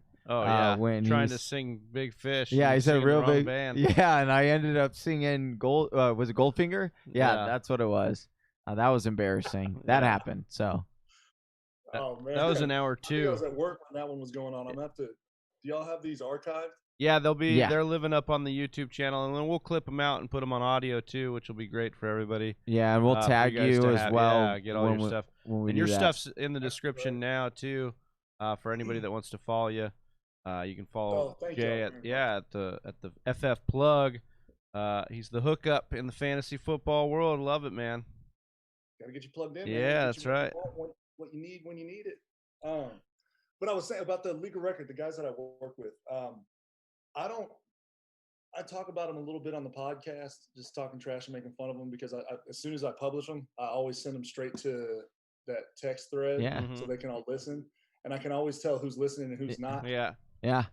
And Tom listens, the guy who Yeah. the good old boy, Yeah. and after I started doing this series and I did the name this long on purpose, the Fantasy Football Plugs 32 Team Fantasy Relevance. Yeah. Whatever they're called, the Washington Football Team. Yeah, Right. Yeah. Antonio Oh gosh. Gibson, Antonio Gibson, and possibly Bryce Love coming up. Yeah. Because Geis is just never on the field, and now he's definitely not on the Yeah. Yeah. now No. hard. Yep. field. They're not on the field. May not even be in the league at this point. Yeah. No. Yeah. So That's we'll the truth. see. Just a boneheaded move there, that's for sure. But Plug, you started with Christian McCaffrey, Aaron Jones, Kenny Galladay. I gotta say, man, sexy first three here. I'm liking what you did here, especially getting Kenny G in the third. But talk to me a little bit about the value of Aaron Jones. Like, the hate has been strong for Aaron Jones, saying the touchdown regression's coming. But I like where you got him here at the end of the second. yeah, it's when I hear regression, man. You'll probably hear me say it a bunch. I don't care about this regression talk. Like, regression is regression, but I mean, even if he does regress a little bit, he's 23 total touchdowns. Yeah. Hey, you regress, you get to 15. That's strong as hell. Yeah. So Yep. I'll take a regression. Like if somebody like Kamara had 6 touchdowns last season. Mm. So if he if somebody was like saying, "Oh, he's going to regress," then I'd be like, ugh. But from 23, Yeah. I don't mind a regret. Like, if a regression happens, it happens. Like everybody says, Mike Thomas is going to regress. He has not regressed yet. Yeah. Yeah. Every season, he's gone up better and better and better. Yeah. This is the. Now, getting better on last season, I'm not sure because that was crazy. Oh. But I like Aaron Jones. I've always been a fan of Aaron Jones. I love Green Bay's running backs for some reason ever since Eddie Lacy and what was that cat before him? James Starks for a little bit that was Oh, yeah. rocking there. But I love They had, I love Eddie Lacy, man. That was my boy. Yeah. And then Yeah. Green was Amon Green? Amon Green. That just was a little bit. Yeah. There you go. I've always enjoyed Green Bay running backs. I don't know what it is. It's just like I do some of my picks. It sounds crazy. Later on, I like watching the team, and I want to have fun while I'm watching the game. Oh my gosh, so glad you brought that point up because that is something that so often goes unnoticed and it goes overlooked. And that is oftentimes we will pick a player because said analyst said to pick him, right? But you're like, I don't like that guy. Like, I would much rather take a guy that maybe someone isn't as high on, but I'm going to enjoy watching over someone that is projected, because it's once again, they are projections. They aren't set in stone, and they take the people that they don't like, and then they're just frustrated when, even more so when they don't do well, because then there's nothing worse than like drafting a guy, being upset that you drafted a guy, and then him not panning out and being like, well, this was the worst thing ever. And then the guy that you really wanted, you see him on the other side of the lawn, you know, like partying it up, and you're like, I knew I should have listened to my gut. And that's what happened. That's what I should have done last year with Lamar Jackson. Saying. Yeah. I'm a firm believer in draft your guy. You know, like you were saying, all the projections, exactly what you meant. Like, to your point, you see all these projections, and everybody's like, "Oh, I need to make sure I get this guy because he's supposed to be his ADP is this." And man, enjoy what you're doing. Yeah. Whenever you playing fantasy football is strategic, of course, all the strategery involved. But like you know, on the weekend, you sit there and watch the games with your buddies and stuff, and then like you watch your guy balling out is nothing better. That is the ultimate trash talk. Like, remember when you talked that crap about me picking him up? Right? Yeah.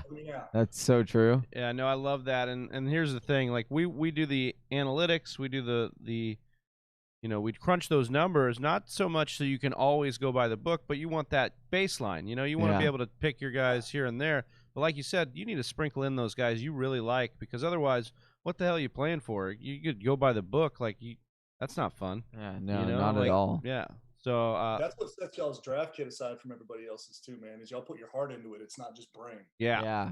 Well, we appreciate that. Yeah, like that's definitely a big part of it. And we've got guys that we look at when we crunch the numbers, and we're like, oh, no, didn't really realize we were that high on this guy. But then, you know, it's like, look, we're gonna trust the process. Yeah, here. or in like some instances, we're like it was funny because we plugged it in and we're like, I literally called Travis. I'm like, Travis, we got Tom Brady throwing for 43 touchdowns, dude. And we're like, yeah, we might need to look at this a little bit. Yeah, adjust that a little bit. Yeah, so we just adjusted a little bit, but yeah.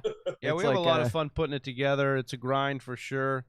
We put our heart and soul into it, though, like you said, and appreciate you always plugging that for us, man. It's definitely our baby. Of course, yeah, man. I make sure to I give credit where credit is due. Yeah, for sure. Let me see. What am I thinking here? What are you thinking here? You're on the clock. 35 seconds left.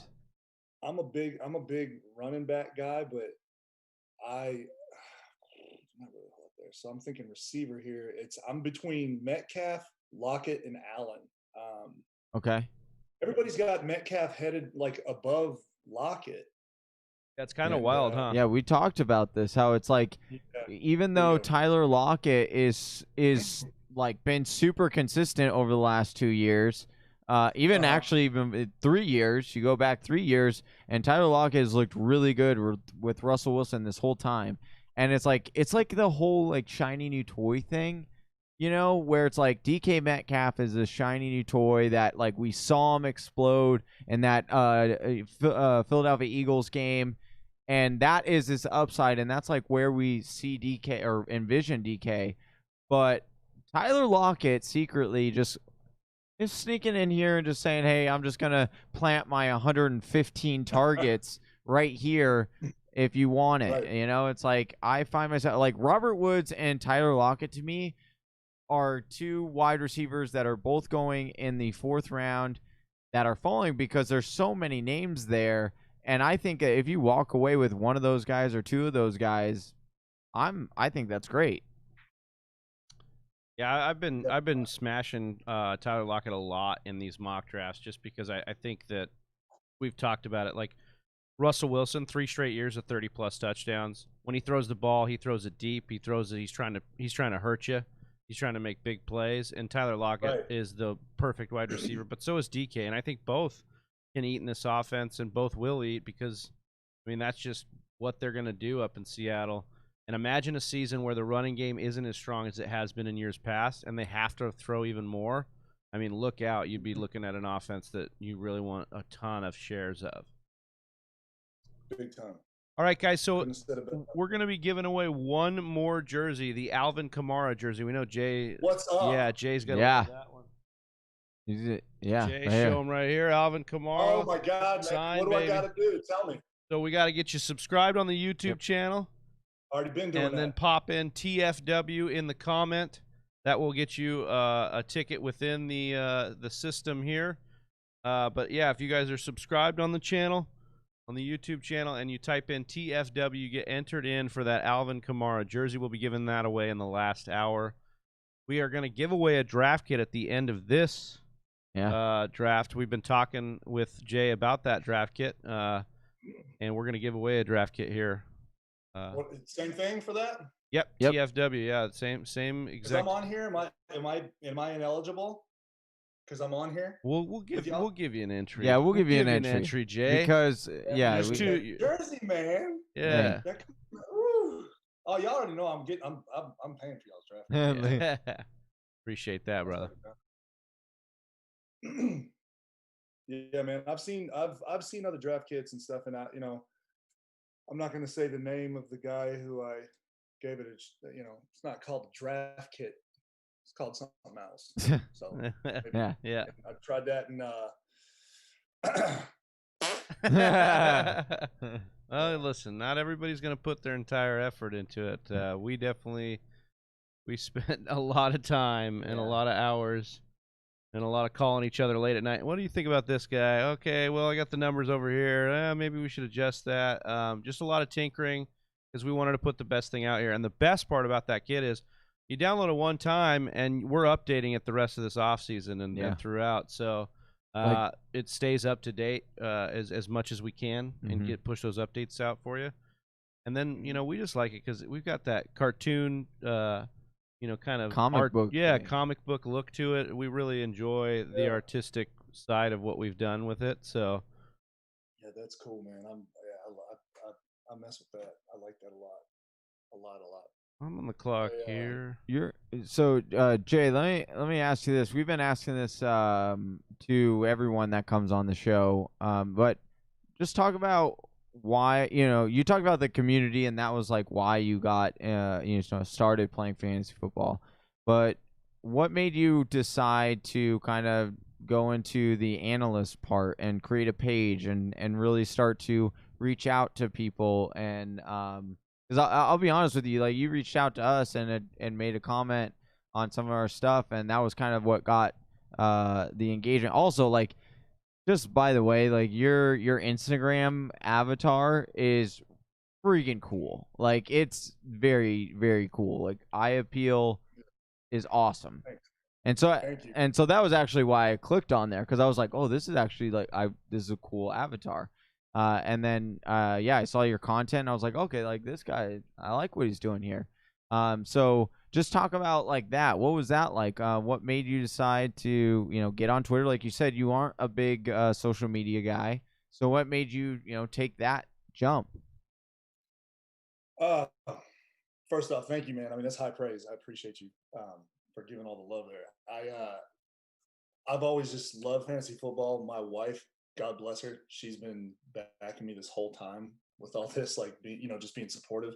And I got furloughed from work for a good month and a half. And she actually told me, she's like, why don't you do something with fantasy football? You love it so much. Why not, start a podcast or something?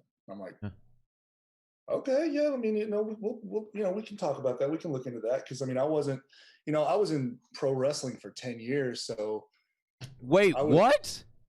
You were in pro wrestling for 10 years? Yeah, I was a pro wrestler for 10 years. Hold on just a second. You have been on our show for 30 minutes. I was about to say, I see that belt back there. I didn't want to interrupt. Hey, not only that, but I mean, you'll probably, I don't know if you get, yeah. From that, like, you'll understand. Yeah. So, like, it was kind of funny because I think one morning or before a show or something, I had mentioned to Travis, I was like, dude, I've been watching wrestling, like, low key again, because me and my dad grew up watching wrestling, and that was like our thing that we did, right? And then I just had tuned in, and we've always talked about this. They do a wonderful job of like weaving in these storylines of really capturing, like old fans, new fans, and all this stuff. And so like I just tuned into it one night, and I told Drat, I was like, dude, I kind of watched WWE last night. And they had, and it was like, I think Shane McMahon had came.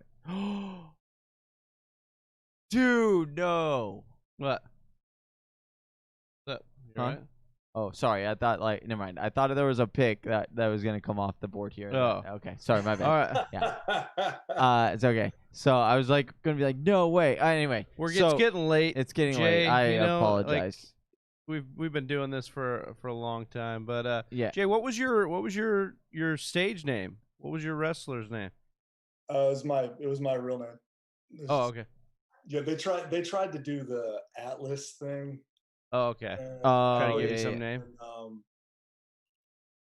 what was this other name that they tried to do? And I said no, just use my name like this, and it worked. It was Dang fine. it, Jacob Bley. I knew it, dude. That's what I was talking about. Oh, good. So we have like our number one fan, Jacob Bley.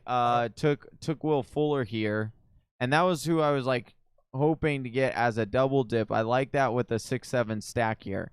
And so I thought Jacob Bley was going to skip him because he listens to us, obviously, so he knows how much I love Will Fuller. And so I thought he was going to get past him. I knew that was like the last thing, and then he took him. Yeah. Man. Hey, but you know what's kind of funny is you look a lot like Triple H, the Heartbreak Kid. No, that's not. Or no, sorry. I'm sorry. Don't. Hey. I got asked at a Waffle House if I was Triple H before, but I'm taller than he is. I was good. Yeah. And I was like, I'm not that big, man. Triple H. Yeah. He's a big dude.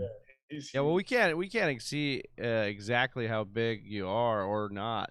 So yeah, I could see a little Triple H there, for sure. Especially when he was doing get those lines across my forehead. Yeah, exactly. Right. Yeah. Yeah. You just pull the water bottle out and just spit it. Into the air, yeah. Yeah, exactly. Oh man. Okay, so you were in wrestling. Yeah, and then so I've always kind of liked the showmanship of things, and I was good with a microphone because that's what I would work on the most. Because I was a big fan of The Rock and stuff growing up, not just because of his wrestling prowess and how good he was in the ring and with all the mat work and stuff, but he could talk on a microphone. Like the showmanship. Yeah. Exactly. Yeah. If you can speak on a microphone, you don't even need to know how to wrestle. Yeah. Yeah. It's the truth. If you have mic skills, you can suck at wrestling and keep moving. So yeah. I just tried to get really good on the microphone. Like when I'm driving, if somebody would have planted a mic or like a camera in my car when I used to just drive around, they'd get some crazy stuff because I sit there and talk trash to myself in the mirror. Nice, dude. That's great. The whole hype interviews and trash talk. That's great. Mm-hmm. Yeah. Oh, so they've got to love you in this league of record then. Yeah. Because your trash talk's got to be through the roof as an ex-pro wrestler, man. They hate me. Absolutely. They don't talk a whole lot of trash. And this guy Tom, he's a huge Ric Flair fan. Oh, yeah. The Nature Boy. The Nature Boy. Big time. And Rick has come up to the dealership that I work at a couple times, and I haven't gotten to meet him yet. But I've been able to meet a lot of pro wrestlers before, and I worked with Booker T. Oh, nice. Can you dig it? Can you digs it, dude? Texas. Yeah. That was actually my team. I did draft, or I didn't draft. I picked up Stephon Diggs his rookie year on the waiver wire, and I changed my name to Can You Digs It because because I was a Booker T, WCW. Oh yeah, all that stuff. Yeah. Mm-hmm. When I was growing up, I was a real big Ultimate Warrior fan. Okay. Yeah. That kind of plays into like you were talking about my logo. Yeah. The bright colors. I love neons. Love bright colors, man. It's like riff raff. I just love that. Yeah. 80s style. I was born in 82, so like I just love all that stuff. And so I made it like that. Being from Louisiana, I kind of I don't practice it, but I kind of dig the voodoo vibe. Yeah, like that's it's definitely like you said, like your avatar, dude, like that captures a lot of attention right there, which is awesome because you're just like, oh, well, what is this about? Like, and I think that's what's so cool. Good, thank you. Yeah, man, I did it just because I really love the colors and stuff, and the fact that it's catching people's eye. That works. I'm happy about that. Yeah. Very happy. We did this 12-team half PPR, half point PPR. Plug, I just want to ask you how you're feeling about your team thus far. You followed up that Lockett pick with Mark Ingram, then Brandon Cooks and Drew Brees. I got to say, man, I'm liking what you put together here so far, and I'm seeing you put a lot of value together here. Thanks, man. Yeah, I'm feeling good about it thus far. But I always say you don't win championships in your draft. So I always try to put something together as what's the word? As level as possible. Yeah, balanced. Yeah, balanced. Thank you. Yeah, as balanced as possible, and then I hit waivers hard. But and you have to. I mean, drafting is only a percentage, of winning that championship. There's waiver wires, there's trades you've got to be involved in, and especially I think this year we've been talking about a lot with COVID. You're going to have to adapt a little bit more than normal. The waiver wires are going to be a little bit more volatile, if you will, with things going on with that. So, right. Yeah, I like that you said that. It's a good point to make because you can only do so much at your draft. You can't win your league at your draft, but I think you could lose. You could lose it. So you definitely need to put together a draft. But very true. Starting off with McCaffrey, I mean, that was a no-brainer. Now, I'll tell you what we were talking about earlier. Whenever you go for your guy, I love Kamara, and I know it's the homer in me a little bit, but I think he's good homer to have. Yeah. And Mike Thomas and what? Yeah. You can make an argument for Mike Thomas in the top 3 easily if it's a PPR league. Yep. Yeah. Do y'all play any standard? Yeah, our league of record is a standard league. Yeah. Is it? Yeah. Man, y'all are beasts, man. Yeah, we've talked about changed it, but it never gets voted through because we like it now. It's become such a contrarian in the industry. Yeah. Like so many people play PPR. It's kind of like our little niche league because we don't play. It's almost like we have a bunch of people on that are talking about these crazy wild leagues that they're in, like scoring things, and it's like it's like now it's almost becoming like that's the weird our vanilla contrarian standard league is is the one. But yeah, I don't mind PPR, like half point PPR. I prefer that if we're gonna roll with any kind of PPR. But I love our league of record being standard. It just kind of puts that premium even more on running backs, which is nice. I don't know if it's nice. It's nice for me. I've won 3 championships, yeah, so nice I love it. Yeah, man, I'm debating on tight end here. Like, I wish I would have waited on running back or quarterback, even though I got Brees, it's a guy that I love because he's a good enough quarterback, of course, to have. Yeah. I get to watch him each Sunday. I mean, what did Travis? You had him down the stretch, didn't you say? Once he came 3 back, or more touchdowns in 9 of his, or in the last 9 games, and pretty much all of his starts, I believe, when he came back. Yeah, pretty. So he was like on a points per game basis was really good down the stretch. Yeah, very, very solid. So you took took Rob Gronkowski. You think it with lost a little bit of weight, coming back with his boy. You like Gronkowski's outlook this year? I do. I think he's going to be Gronk. I hope he's Gronk on the field and not Gronk off the field. The wrestler Gronk. Yeah, he's just trying to be like you, Jay. Trying to win some belts, dude. That's all he was. Yeah, he saw your account and he said, "I want to be a professional wrestler now." Oh, Henry Ruggs, man, I love some Ruggs. Yeah, we've been smashing Ruggs and Rager and some of those rookie wide receivers. That their path to opportunity is just there, just very clear. Especially with Ruggs, now they're going to talk about moving him in the slot. I will take that all day, every day, because the way that Gruden's going to get him working, and he's so fast, man. So fast. Probably the fastest, or was officially the fastest guy in the draft. What's that? I think he's going to help Carr a lot, too. Yeah, Oh, yeah. And like quietly, Derek Carr threw over 4,000 yards last year. And like, I also want to top say 8 this, in the NFL. like, did you guys see Derek Carr come out last week in the interview where he was like, he kind of pulled like a Derek Anderson where he was just like, I'm tired of you guys not giving me my dues. Like, I'm a good quarterback. Like, it was basically like, I mean, he didn't say in those exact quotes, but it was basically the thing like, look at my stats. I actually am a good quarterback. And so it's like, yeah, there are some nice things there, and certainly like a huge, their entire or plan was derailed because of Antonio Brown last year. So I do feel for Derek Carr. But yeah, I think he's definitely gotta prove it because they got him all the weapons. Like, you can't tell me that you can't get it done if you don't do it with the weapons here. At least show that you're going to be able to do it with these weapons, because Ruggs is awesome. You've also got Bryan Edwards that is a beast, who's just now getting back. It maybe not this year. I might have been a little too early on him this year, but I'm telling you, in the next 3 years, that guy is going to be awesome. And then Hunter Renfrow, we talked about him during the stream.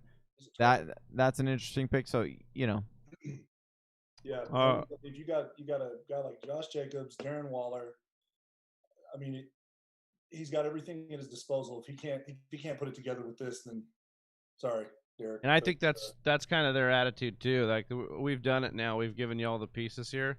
They had all the multiple first rounders from the Mac deal that they've been trying to put into that offense and all those things. Right. So I think it's time to put up or shut up, so to speak, with Derek Carr. Did want to tell everybody we got 19 people watching in the chat. Thank you so much for watching us right now. We're still early in the morning and many of your lives. But if you guys could hit us with a like on the video, that would help us out tremendously. Go ahead and like the video right there.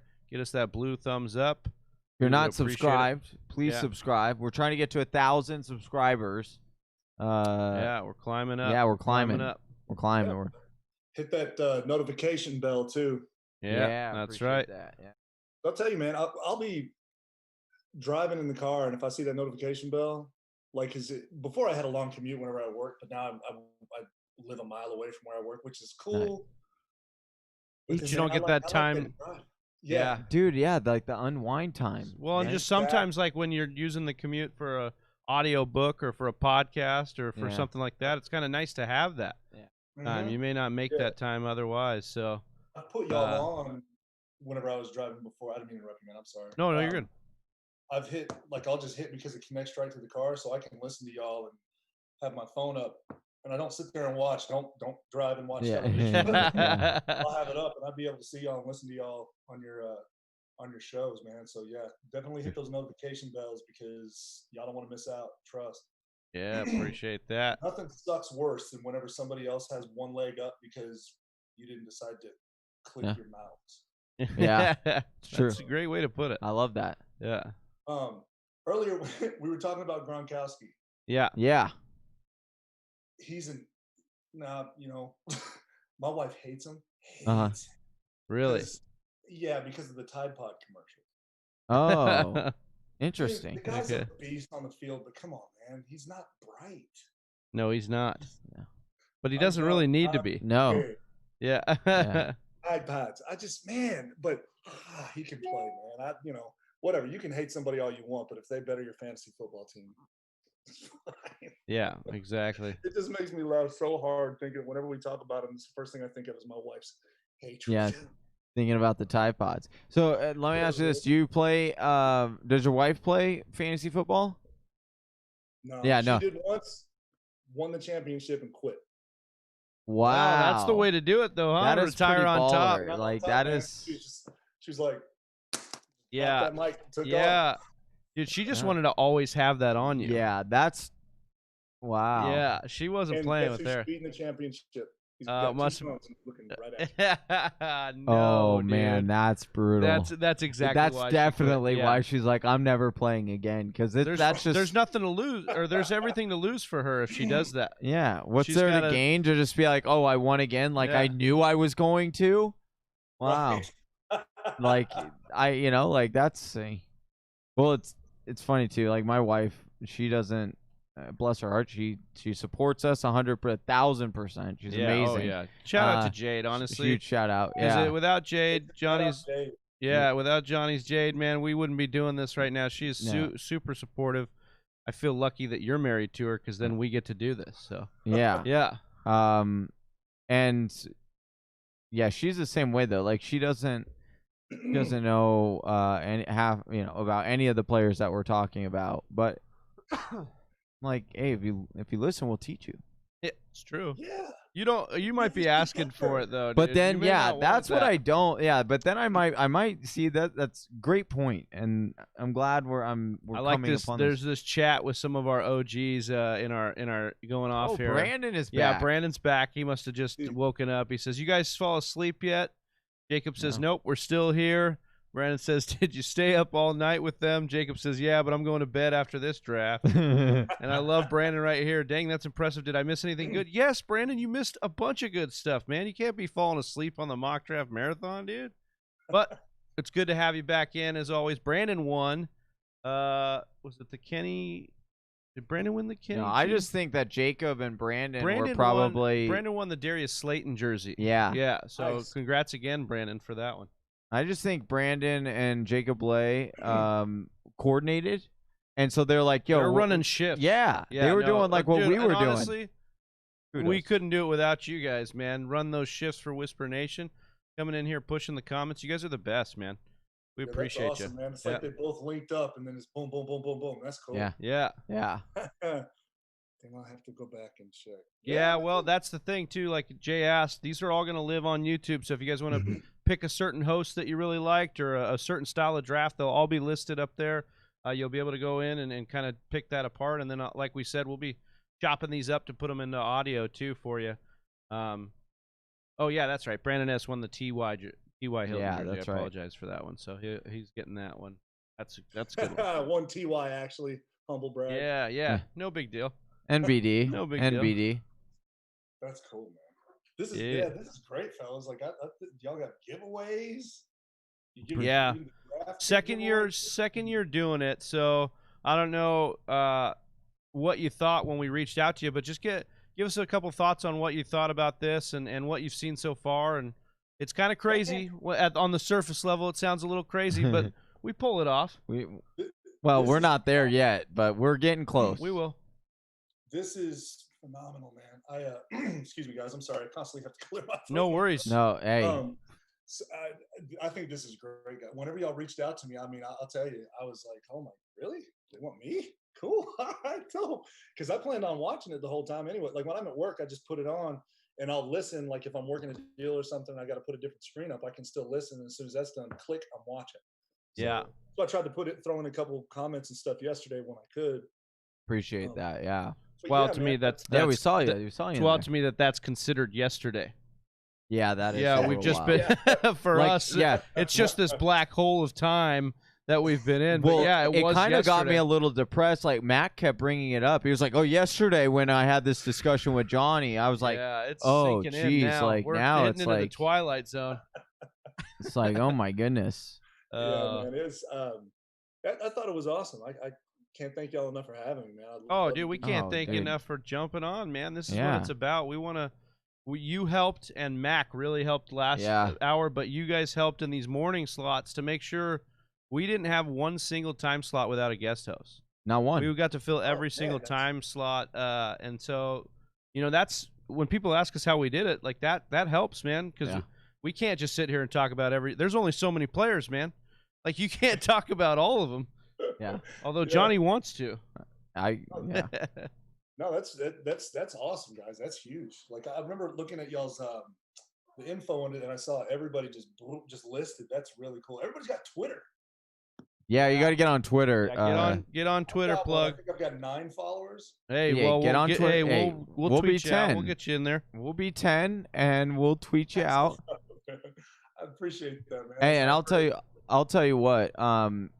You talk about a good community. The Twitter community. Well, I will say there are some people on Twitter that they are very, very harsh. No, but man, Twitter's great. Twitter's great, and what's great about Twitter is it's all spur of that moment. And you were talking about how you're kind of getting in your head about when you should post, or you have that buddy getting in your head about when you should post. Twitter's the exact opposite of that. Like, just get those feelings, that spur of the moment stuff you're thinking in your head out. Like, I got this take on a guy. I want to just talk about it. And not only will you be able to get it out like that, but people will start to react to it right away like that too, because they're thinking and reacting in the same way. So that's kind of what I love about Twitter.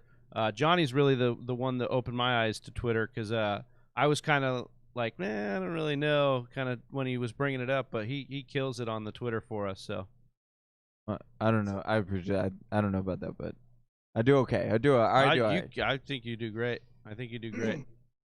Yeah, man, y'all do great. I mean, don't be modest. Look at this, dude. Yeah, so I gotta ask you about this. He's got his Homer team rocking through here. Hold on, because I gotta Not ask only you Drew, about this. but then he went Emmanuel and Jared Cook. Yeah, and Brandon Cooks, who was drafted by the Saints. What? All right, we know what's Mark going Ingram? on here. Mark Ingram? Yeah. All right, we got it. Okay. Hey, we are mock drafting with them in like 2 hours. Yeah. We'll know. Yeah. Mark this down. Write these notes. So next time when we go into this draft, we'll know exactly. Take all the ex-Saints and the Saints. I'll tell you who's going to do that, Jacob Bley, because he'll take notes, and that's what he's going to do. He's going to be like, all right. Is that right, man? Jacob Bley is Jacob sounds like a beast, man. Yeah, but he said he's going to bed after this, which is good for us, because then he won't take our picks anymore. That's true. That guy, man, I can't even tell you how many coronaries I've almost had from Jacob Bley stealing my mock draft picks, man. Unreal. We got Antonio Gibson going in the 8th round. Well, yeah. Damn, really that late? I think that went late. I was hoping he would fall to me here where I took James White. I think you'll continue to see him on the rise unless they sign Devontae Freeman or something. And realistically, like, I could see him moving by the time September comes around. Like, he's right next to this Singletary and Ronald Jones, kind of that cluster of running backs that are like, hey, he could be really, really good, and we'd love to see the tape from preseason, but we're not going to be able to because of COVID. So right, yeah, everybody's going to be jumping on that bandwagon pretty quick. I picked up Adrian Peterson. Nice. Last, in the 10th, and I'm happy with that. I'm okay with that. Normally, I'd wait, but he's going to get the load first. So, and it's Adrian Peterson, and they're going to try feeding him the ball, I think, because he's going after Emmitt Smith's rushing record. Yeah, and AP is such a chip on the shoulder guy. Point. AP is such a guy that's like, it doesn't matter. I'm gonna still run for 2,000 yards, and you're like, no, you're not, but you're gonna like run for way more than I thought. Yeah, like every time. He always just kind of proves you wrong in that way. Me and Austin, who was on before, we saw him in that Giants game when he's playing against the Giants, and he's rumbling down the field, and he's like barely making the touchdown, and you're like, dude, man, he's literally running with a pimp limp. Yeah, like he's running out there like AP just running 50 years old with a pimp limp down the field and like major swagger. But how can you knock this guy, man? And I know Lord's coming on next. Fantasy Football Lord will be on next hour, and I know he loves AP, and he'll talk about that, I'm sure. Look, like, we can't keep doubting AP here. We've got to. Well, and I mean, especially now with the Geist news, where he's going, and like he said in the beginning, he said, I want to rush for over 1,000 yards this year, and we all were like, oh, that's not happening because Darius Geist was there. The path just didn't seem to be there. But now there is a possibility that there is a path. And I'll also say this, like, I do believe that, I think that Antonio Gibson is a lot more intriguing for sure. But I will say this, that it took CMC a while to be integrated fully into this offense. And Travis had brought up a good point. I don't know if it was like on our last, I don't know when it was at this point, but blacking out exactly. But not only did Ron Rivera bring over his coaching style, but he also brought over the offensive. Yeah, Scott Turner, so Norv Turner's son. Yeah. Yeah, so they want to keep the same kind of style that they were running over in Carolina. And then you brought over Kyle Allen, too. Yeah. So you've got Kyle Allen as the backup quarterback. So he wanted continuity with what he had already been doing there. And that's why I love Gibson, because he's already come out and said he's gushing over Gibson.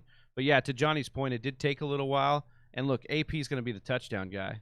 And I'm not saying Washington's going to be on the goal line a bunch, but, like, once again, not to beat a dead horse, don't quit doubting AP, man. Yeah. Can't do it. He's done it long enough. Yeah.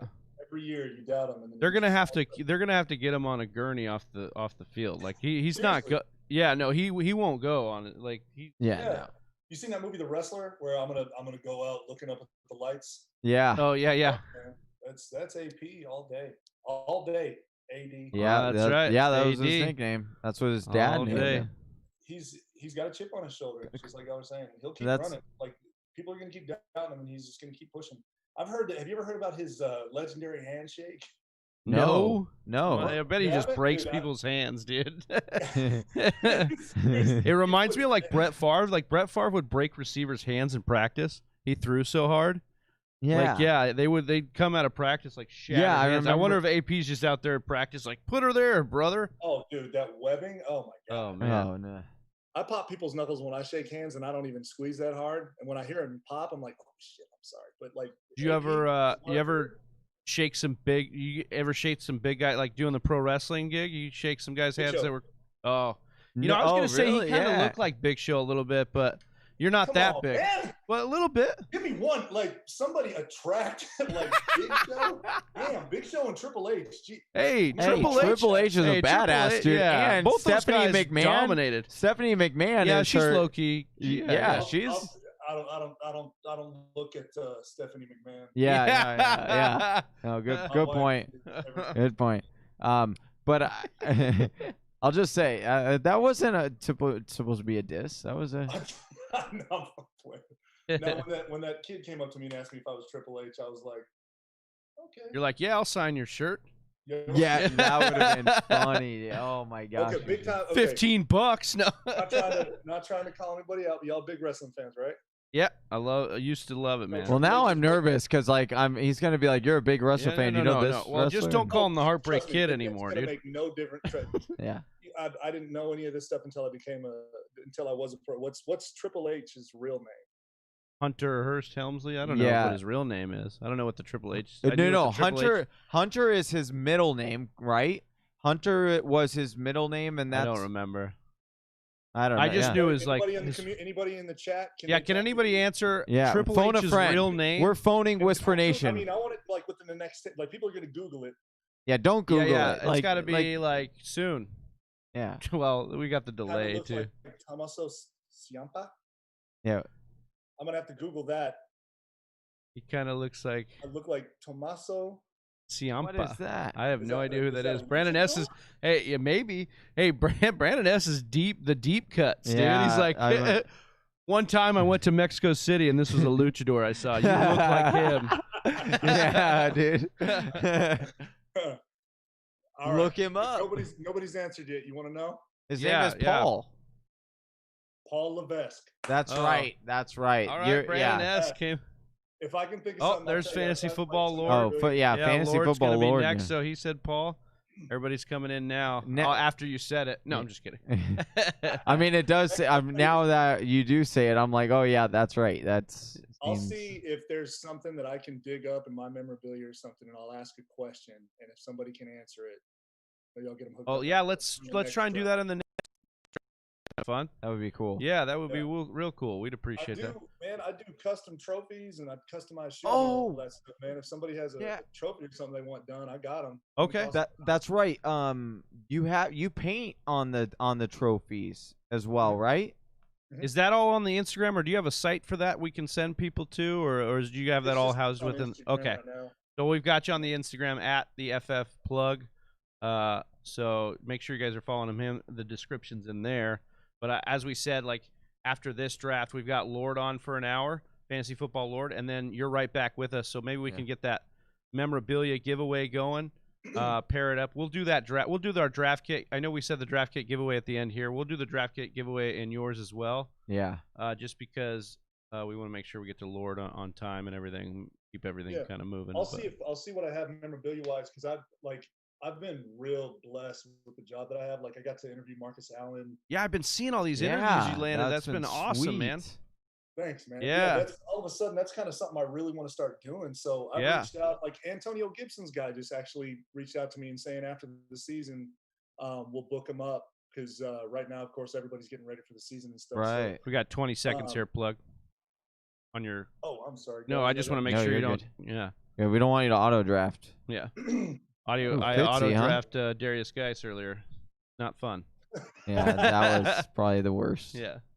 Yeah, I'm a big Fitzgerald at the very end of the draft. I mean, that's unreal. I see y'all don't really go kickers or defense in this. Yeah, especially in the marathon, we didn't want to do it, but we don't like doing it. Like, especially in our mocks, we tell people just wait. Yeah. You know, especially if you're drafting this early, like you need to stack with guys that you don't really know the whole story on. We're talking about Adrian Peterson or Antonio Gibson. That's a great example of something you want to see shake out.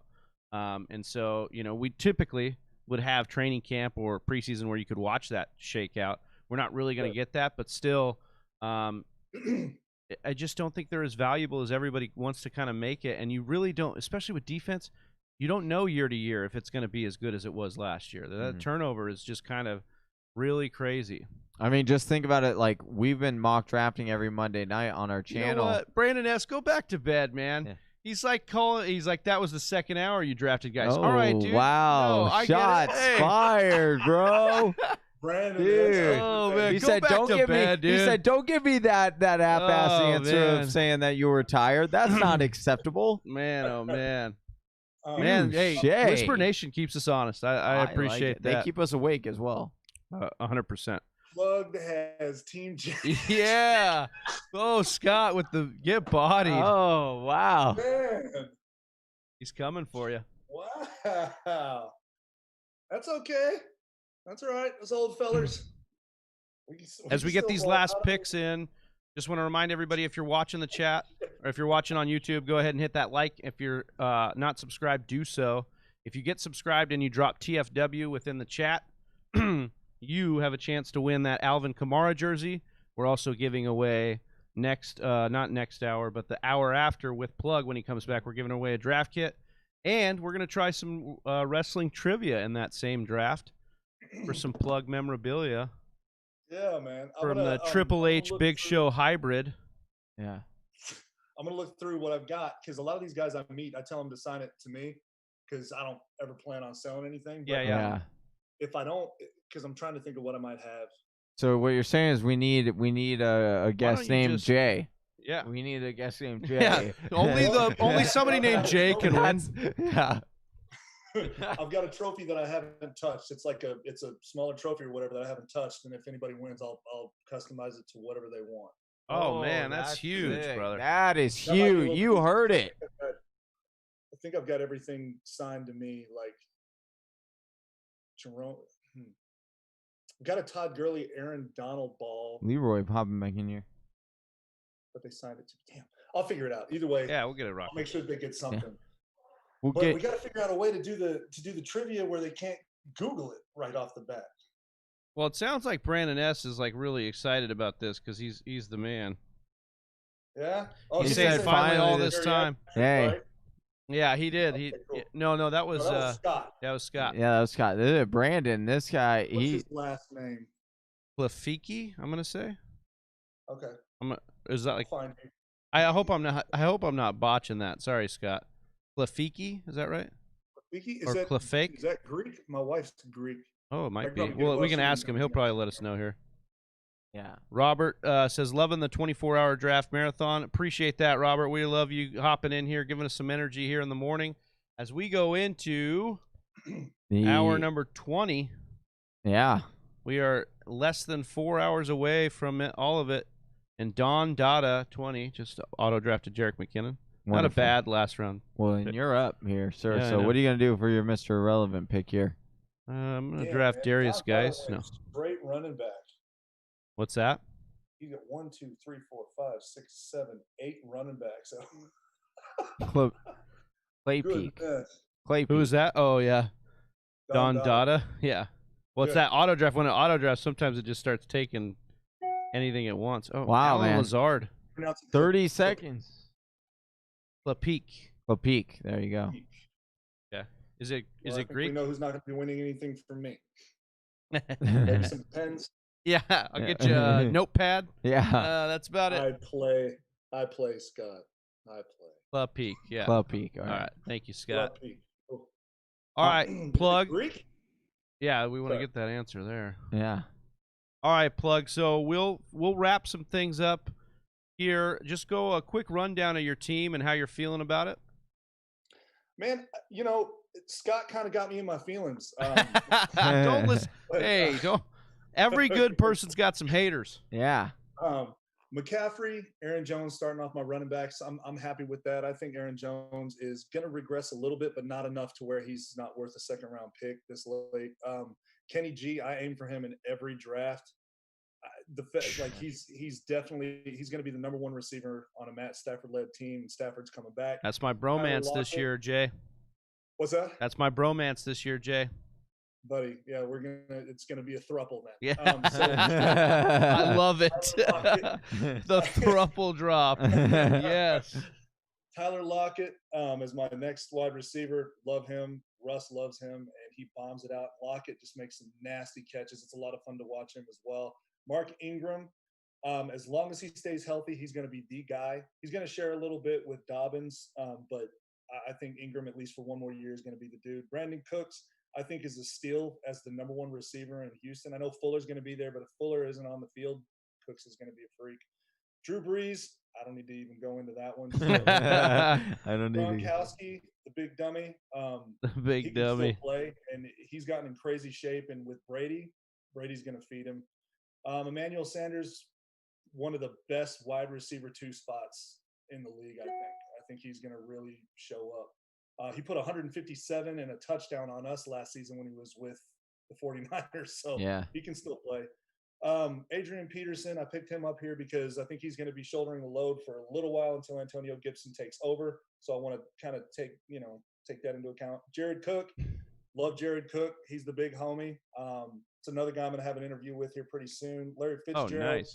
Oh, nice. Fitzgerald is just as consistent as they come. I know they got D-Hop there, but Fitzgerald's still going to get fed. He's still going to be okay. It's going to be a good plug and play. Yeah. Plug and play. Yeah, nice. There you go. Copyright.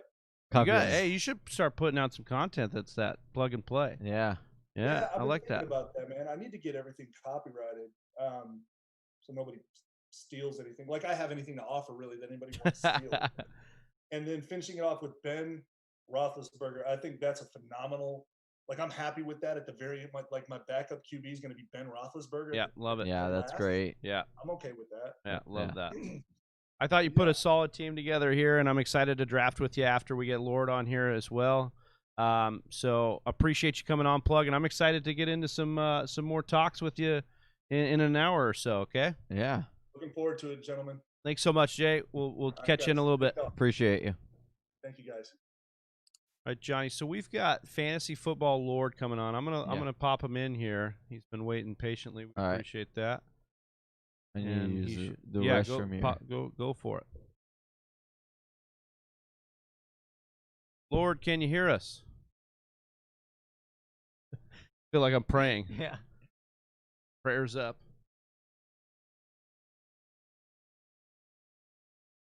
I think we got him.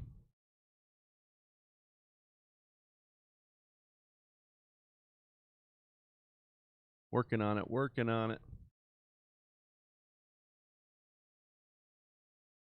Lord, can you hear us? I feel like I'm praying. Yeah. Can you hear me? Prayers up. Yeah, I got you now. All right, here we go. There we go. You there got? we go. Oh, you got you. All right. I think we got him. Yes, sir. I think I'm hearing the playback on your side. Working on it. I think you are. Let me just. Lord, can you hear us? Loop. All right, there we go. Okay. You don't hear the playback now, right? No, we're good. I kept hearing my prayer. I said, Lord, can you hear us? And then I'm like, man, I feel like I'm praying a little bit here. I got it going on my laptop. Then I got it going on my iPad. Yeah, so. Too many screens, man. I tell you, we're doing the same thing over here with this 24-hour deal. Lord, we just want to thank you for coming on here. Fantasy Football Lord, you're a big presence on Instagram, Twitter, big inspiration to us. You've been doing this thing a lot longer than us. We appreciate you coming on here, man. 24-hour mock draft marathon. Tell the people just a little bit about yourself and how you got started in the whole deal. For sure, man. But first of all, let me just give y'all a shout out too, man. It's a cool ass thing that y'all doing. You feel me? Like, I'm not ever going to do no shit like this, but I will always be a part of it. Appreciate that. If y'all doing something like that, so big ups. But I actually used to think fantasy football at corny. To be honest, I still kind of think it is, but to an extent, it is, right? We just all got to be corny together. You feel me? Yeah. So I started playing in 2012, won a couple leagues, talk a little shit. Eventually, I started talking to my boy who was already in the industry. Man, he was like, "Man, you need to go ahead and get into it." So here we are. Well, we appreciate you coming on here, and we love the content you've been putting out. And what I got to say I love about you, what you do over there with the brand is you're just real, and you don't care if it's an industry take. You're bringing your takes, you're bringing your stuff, and you've got all these you just tell a story so well with the takes that you have. And we actually were quoting you a little bit on the AP take that you had recently with Adrian Peterson, and that kind of fit out well because Darius Geis got, obviously we don't love that what he did, but it's actually working out to play into your take with AP. So we were just kind of talking about that. So I just wanted to give you ups for that because you're definitely a guy that takes his takes, puts his flag in the ground, and doesn't care what the rest of the industry is doing. You've got your own spine and backbone with it. If we gonna win, we gonna win. If we lose, we gonna learn. That's how you gotta go about it, man. Love that. So, Lord, we're doing a 10-team half-point PPR with 2 flexes for this one on Sleeper. You're familiar with Sleeper, I'm sure. I am. Okay. I only downloaded the app like a few weeks ago, to be honest. Okay. I just want to ask because not many people have mocked on it, so maybe you know Sleeper, but you haven't really mocked on it yet. So yeah, this is actually my first time doing a mock on Sleeper. Okay, so we have you in the 1-9. Is there a particular reason why you chose 1-9 in this 10 team? Have you been liking the turn?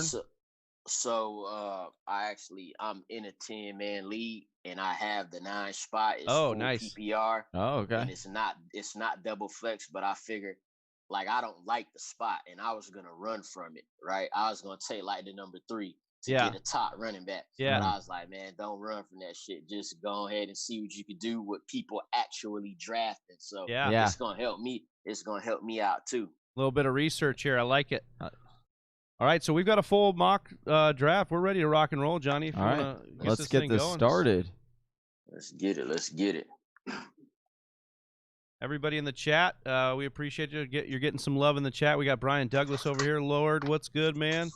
What's Brandon. good, Brian? What it do? Yeah, we got some people in here talking with you. Brian was the one that was taking all of Smitty's picks. Dougie? Yeah. Oh, nice. Nice. Okay, we got CMC, Saquon, as expected. Yeah. Pretty chalky. Zeke, also pretty chalky. Captain Bob back in here. Captain Bob was in the Adam rank. Oh, nice. Nice. Somewhere around there. I don't know. They're all put together. 1 through 4 is we pretty much know how that's gonna go. It get tricky at 5, 6, 7. You know. Yeah. Yep. So what are you gonna do here, Travis? I don't know. I've been tempted to continue running back here, but in this half-point PPR multiple flex, I think I'm gonna go Michael Thomas here. I'm gonna zig a little bit when everybody's zagging. All right, good. Because I was gonna say you've had about what do we got? 2 backs, 2 receivers, and 2 flexes. Yes, that's correct. Okay. Yep. Okay. 1 tight end. Yep. Oh man, this is getting interesting. This 9th spot, man. Yeah, you're gonna have to make a choice here. Maybe not a choice you'd really like, right? But and you're in the middle of that turn too. So. Well, so I got Josh Jacobs in my top 5 running backs, so I'm gonna roll with him right here. Like that. It's just what you got to do in a 10-man league. Yep. Johnny, what are you thinking here? You got the turn.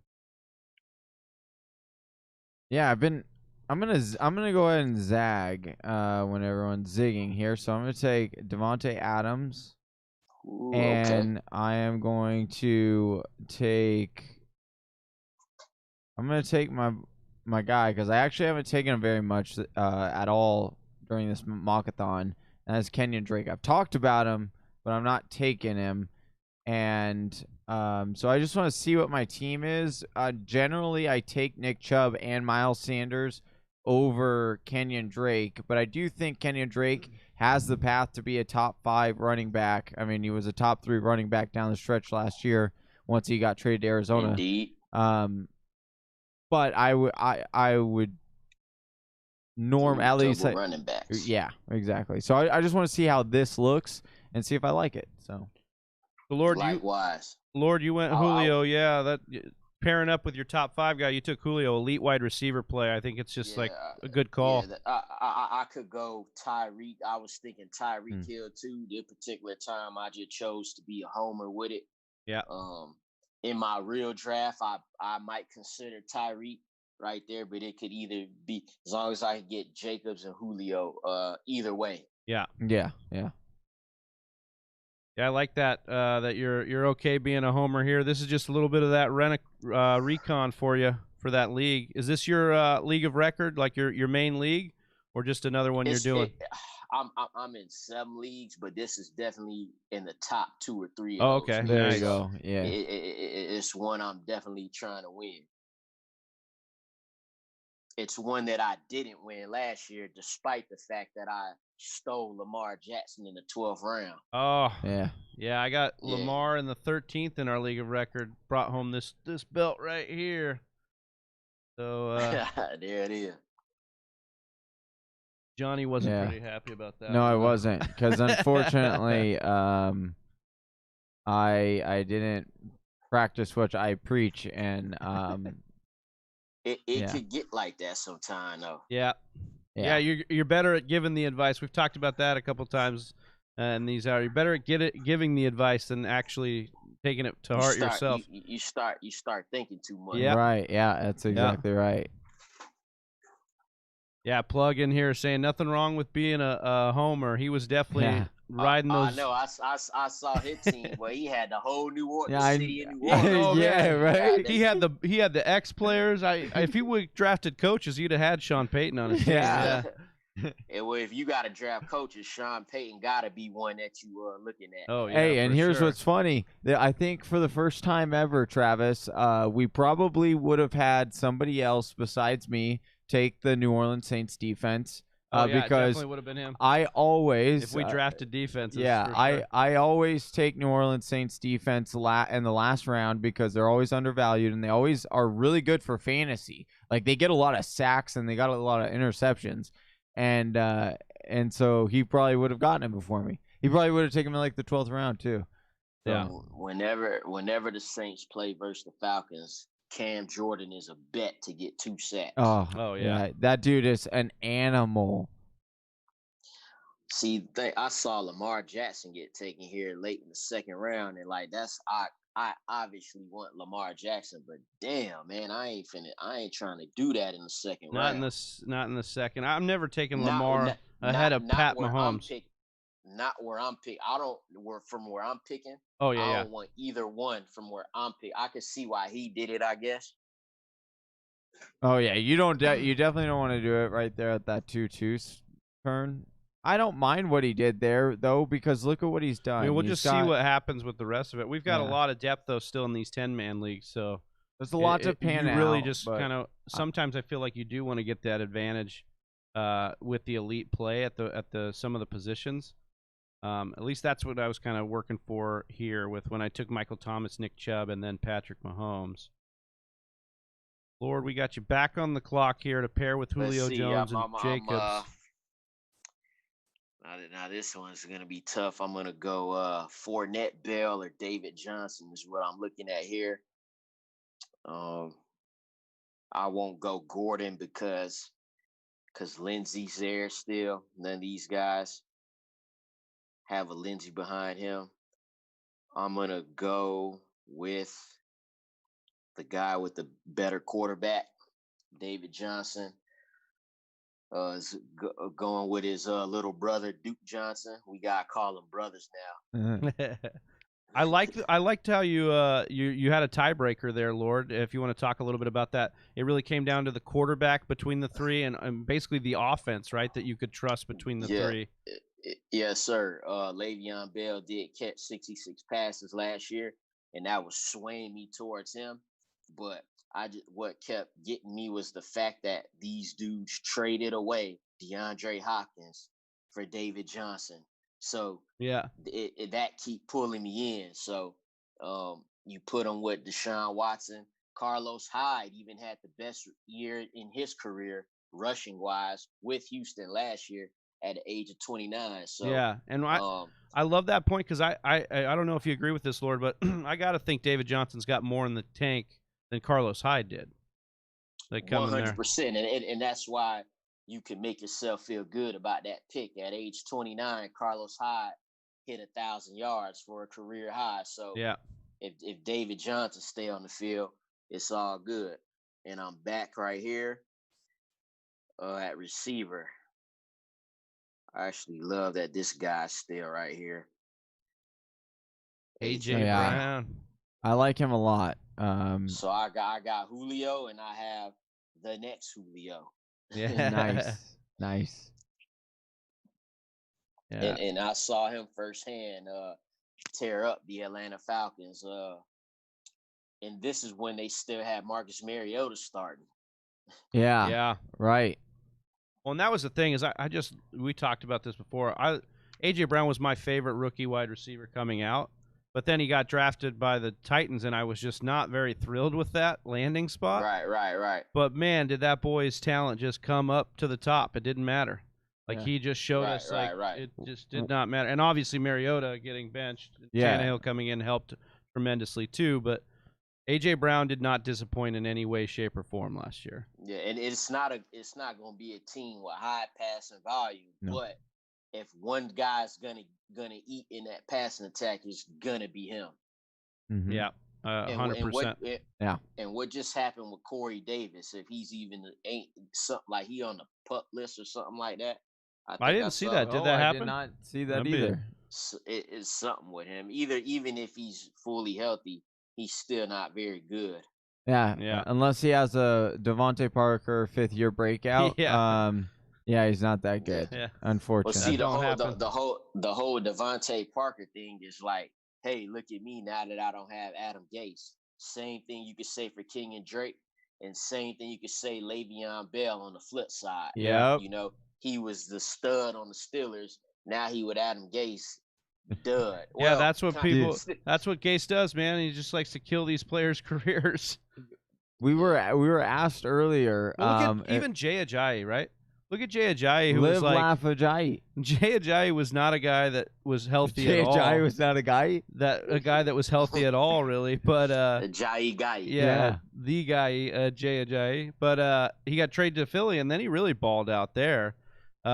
After he got rid of Gase as his head coach. I mean, all these guys, you can point to all these players that Gase is just ruining. I mean, yeah, we were on earlier with, I'm not even sure at this point, but I know that we were posed with the question, if you could fire one head I think it was Couch. Yeah, who's the worst head coach? Yeah. And everybody said Adam Gase.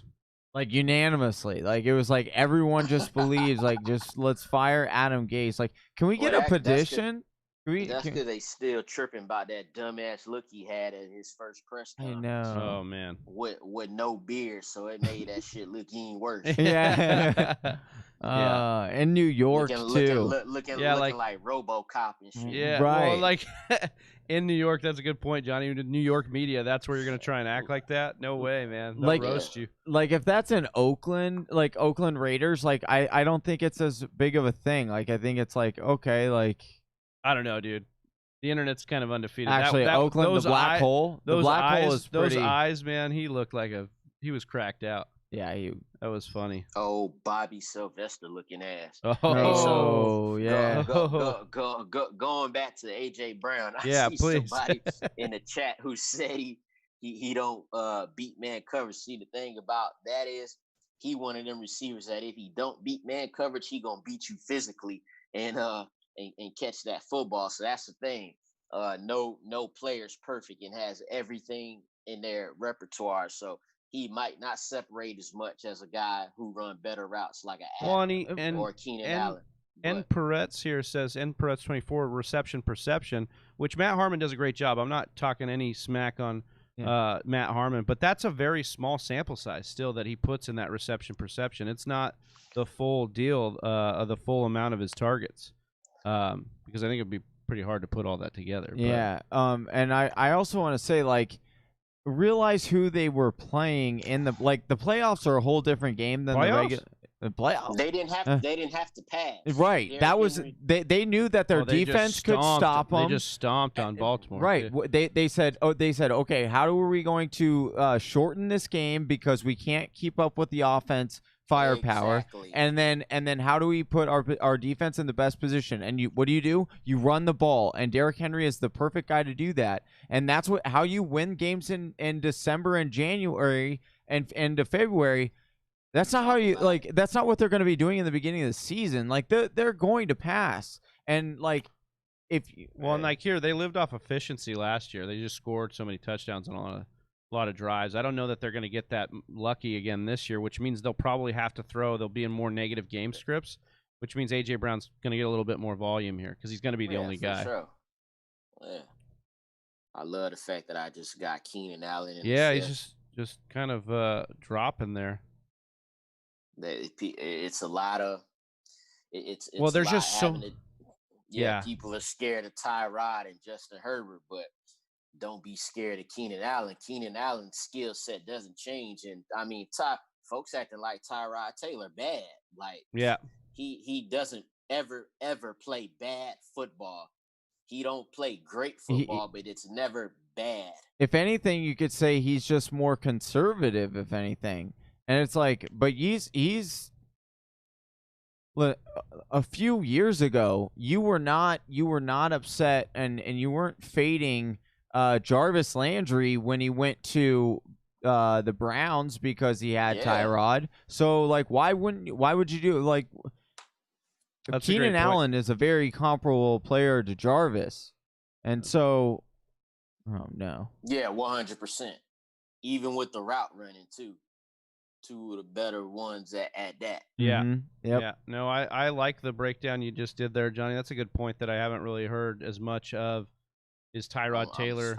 I'm sweating out this pick right here for Johnny. Right he doesn't want to get robbed. I'm kind of feeling like I know where he's gonna go.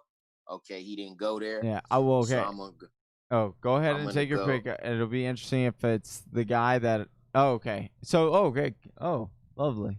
Why don't you talk about? I almost actually took Singletary in the 5th over DK. Yeah. So, I mean. Last guy up here on the board that seems to have a lead running back role coming out the gate. I haven't even drafted him in mocks, to be honest, but I mean, he's there. I would also look for a dude like Montgomery, but he was gone already. So I just take the shot right there with it as the RB3. I'm glad you brought up David Montgomery is a guy that I've not not draft a lot in this mock draft marathon, but he is a guy that I like, and so it's just something that I just kind of noticing you. But you did mention David Montgomery. Where do you fall on that? You like David Montgomery? I I do on the fact that like how much worse can it be than it already was. Right. Right. And then You know what I'm top saying? And that there's no hype for him this coming into his season. too much hype last year. Yeah. And I was on that hard. Oh Like yeah, same here. getting him in the third round. Then like he has the dud the first game, and then I'm like, easy people. Kamara had a similar stats, but then it just went all along. Well, and Nagy kind of got weird too with play calls in the red zone and some of the. It's like he started trying to throw with Mitchell Trubisky too much to try to prove to people that, like, yeah, Mitch Trubisky is that dude. Or like I can make him that dude. You know, like I can get him there, and I think threw the ball 50. They threw the ball 50 times week 1 and was never down by more than one score. Yeah, that's insane. That's crazy. Like, what the hell? Sounds like a Madden game. Yeah. Like, you know? Right. You try to get them little cheap ass stats. Right? Yeah. You throwing 50 times to throw for goddamn 200 yards. Yeah. No joke. You just have them run the go route every time. Yeah. So I see somebody just took Rojo at the 7-1 spot. That I was also considering him at the 6-2. I was gonna try to get him on the comeback. We got 15 people rocking with us in the chat. We just want to say thank you as we keep rocking through this mock draft marathon, 24 straight hours. The people in the chat, our guest hosts like Fantasy Football Lord here, are what make it worth it and what give us the energy to keep going here. So appreciate everybody in there. If they could hit with a like on the video, that would be huge. Sir. That would be huge. Yes, sir. Appreciate y'all, man. Appreciate you, man. This has been fun. We're just getting into the thick of it here in the 7th round. Yeah, and this is where you want to make good picks. Yeah. Yeah, this is where you want. Oh man, I was hoping I could get Hollywood. Man, I'm loving to see these hype videos with Hollywood now, putting on the weight, putting in the work, getting some work in with Lamar. I love it. So NParrots24 says, where do y'all send the links to be in the next mock? That'll be posted in about 20 minutes, 19 minutes on our Twitter. You can follow at TF Whispers. We'll get the link there. We'll be drafting again with FF Fantasy Plug, or the Fantasy Plug. I forget how. There's so many FFs and stuff. I think it's anyways, we'll post it. You'll get it. Let me ask you this. So you Baltimore, Marquise Brown, right? There are rumors, about Antonio Brown returning, and Baltimore's one of those teams. You've also got Seattle linked in there. You've got Tampa Bay linked in there. I've also heard Houston. Where do you think he'll ultimately? Because you did post a video where you're saying that like we need to get this guy a second chance. And so where do you think he should go? Where would you love to see him go? Well, where I would love to see him go is Baltimore, but that's the that's kind of where everybody is. They're talking Baltimore and Seattle. As just give me a second. Oh, you're good. Sorry, I asked you the question at the worst time, so I apologize about that. It's all good. I'm gonna go Edelman right here. Oh, okay, nice. So outside of Seattle and Baltimore, because that's what he's being linked to, because he's worked out with Lamar Jackson and Russell Wilson. On my podcast, I talked about some other teams that could just shoot up and get him. I talked about the Texans, possibly the Cardinals.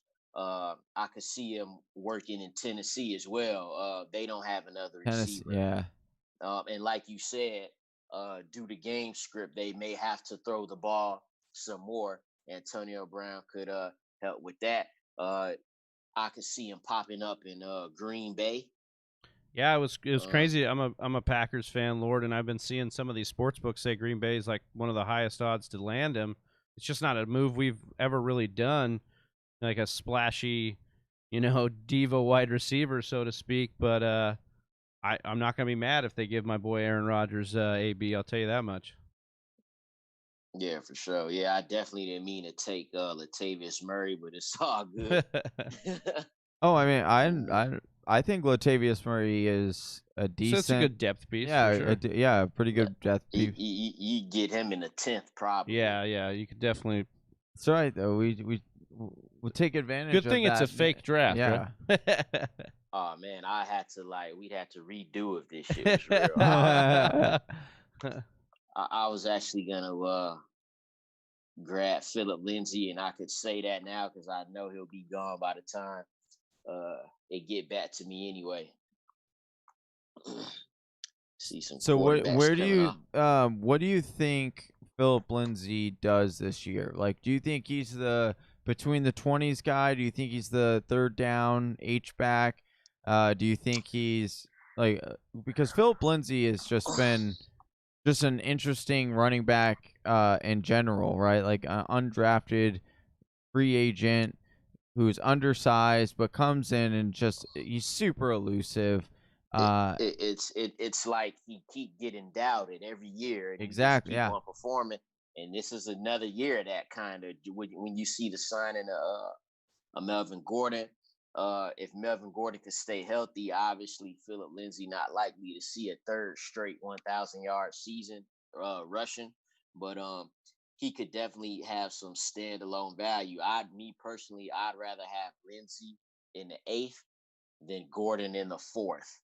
Because I just can't picture him. I know Gordon got the money, but Lindsay, he a dog, man, and he even said it. He's like, I hope he said something along the lines of he can't possibly think he just gonna come here and boot me out the way. So he bout that competition. Hey, Oh yeah, I mean that's his whole story, right? Like he had to fight to get on the team. He's a Colorado native. He's got the whole story working for him. I think it's a fantastic story to root for, and he's done nothing but perform so far in the league. So I don't know why we would think he wouldn't. And Melvin Gordon has typically missed 2 to 4 games a season. So I mean, if anything happened to Melvin Gordon, Philip Lindsay can score touchdowns because that's all he's done. Yeah. Yep. So that's why I love Philip Lindsay so much, and I am glad you brought him up because I have been taking him in a lot of mock drafts, like in the 10th round. Like, yeah, sign me up. Yeah, man. Yeah, sign me up all day long because, in my opinion, they will use Philip Lindsay as the change of pace. I think like the James White role kind of comes to mind, where he's a pass catcher, but like he can go between the tackles if needed. Yes, yeah, he could do that plus right run the ball. Exactly. Yeah. And so I just think that if a guy like James White has standalone value, and we know that like Denver has always ran the ball pretty, or a lot. And so if you have a team that's going to run the ball a lot, we project them to have good, stars on the outside and Cortland Sutton and Jerry Jeudy and KJ Hamler. It's like, well, then why wouldn't we give a boost to these running backs and say, okay, well, both of them have the potential to be an RB2. Right. And that's why I would rather Lindsay in the 8th than Gordon in the 4th. Yeah. I would take my shot at that. And to be honest, Denver, they're just compiling a lot of playmakers together.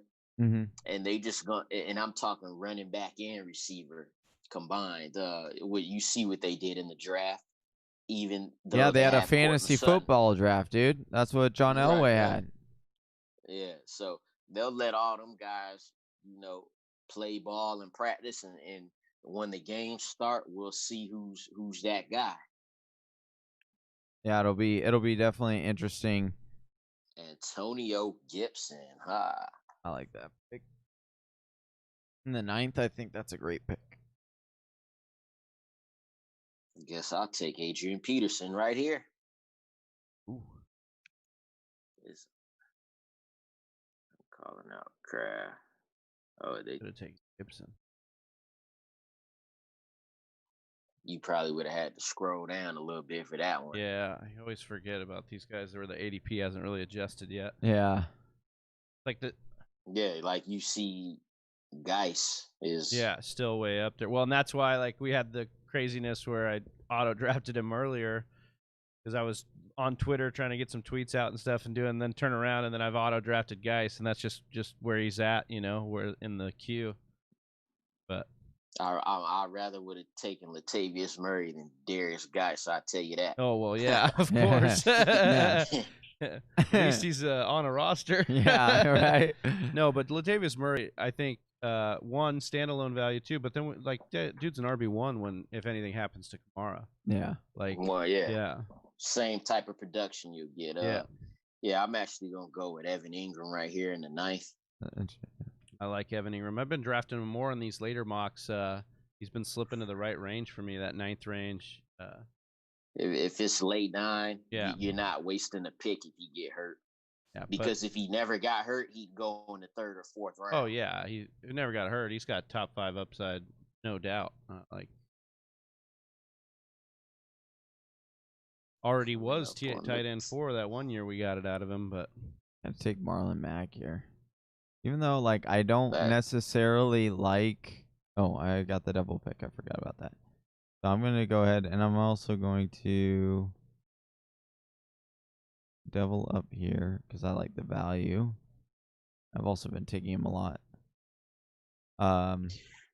Let's see. Marlon Mack and Darrell Henderson.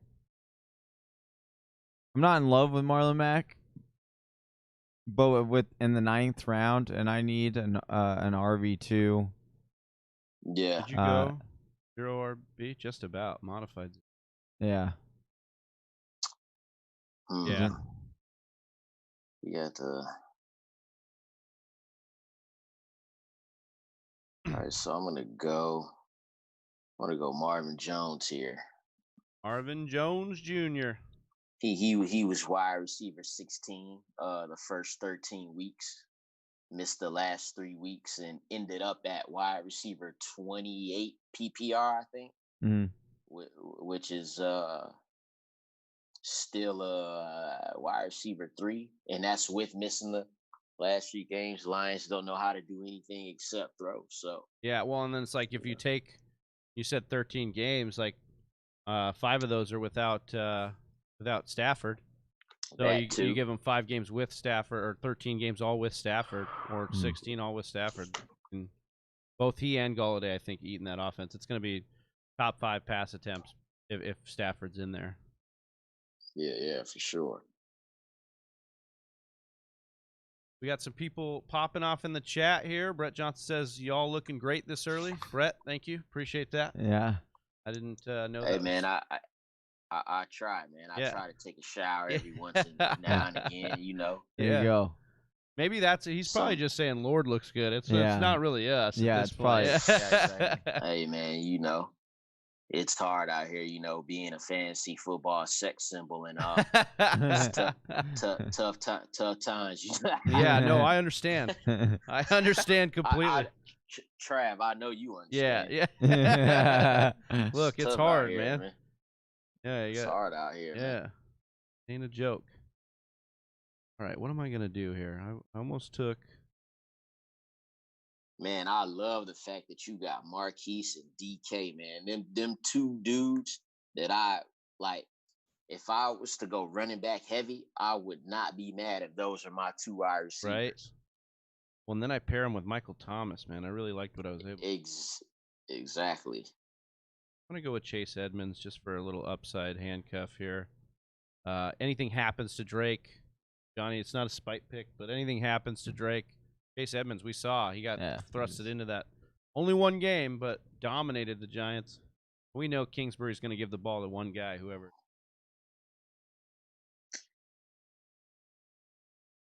I'm actually looking through. I'm probably liking that team the best right now. Maybe because it has a lot of guys that I like. Well, you got Patrick Mahomes for one. Yeah. Well, it just worked out this way. I haven't really loved the middle in a lot of these drafts, but this one I did. I was hitting on a lot of these picks that I liked. I like Easy Daddy's picks too. First pick with McCaffrey, Lamar. He went for having potentially the best guy at 3 spots. Yeah. Yeah. You know? Yeah. We've been talking about that as like a 3 elite strategy, where you kind of take those 3 elites, you know, like he took CMC, Lamar, and DeAndre. He's like, hey, I'm going to go swing for the fence, like you said.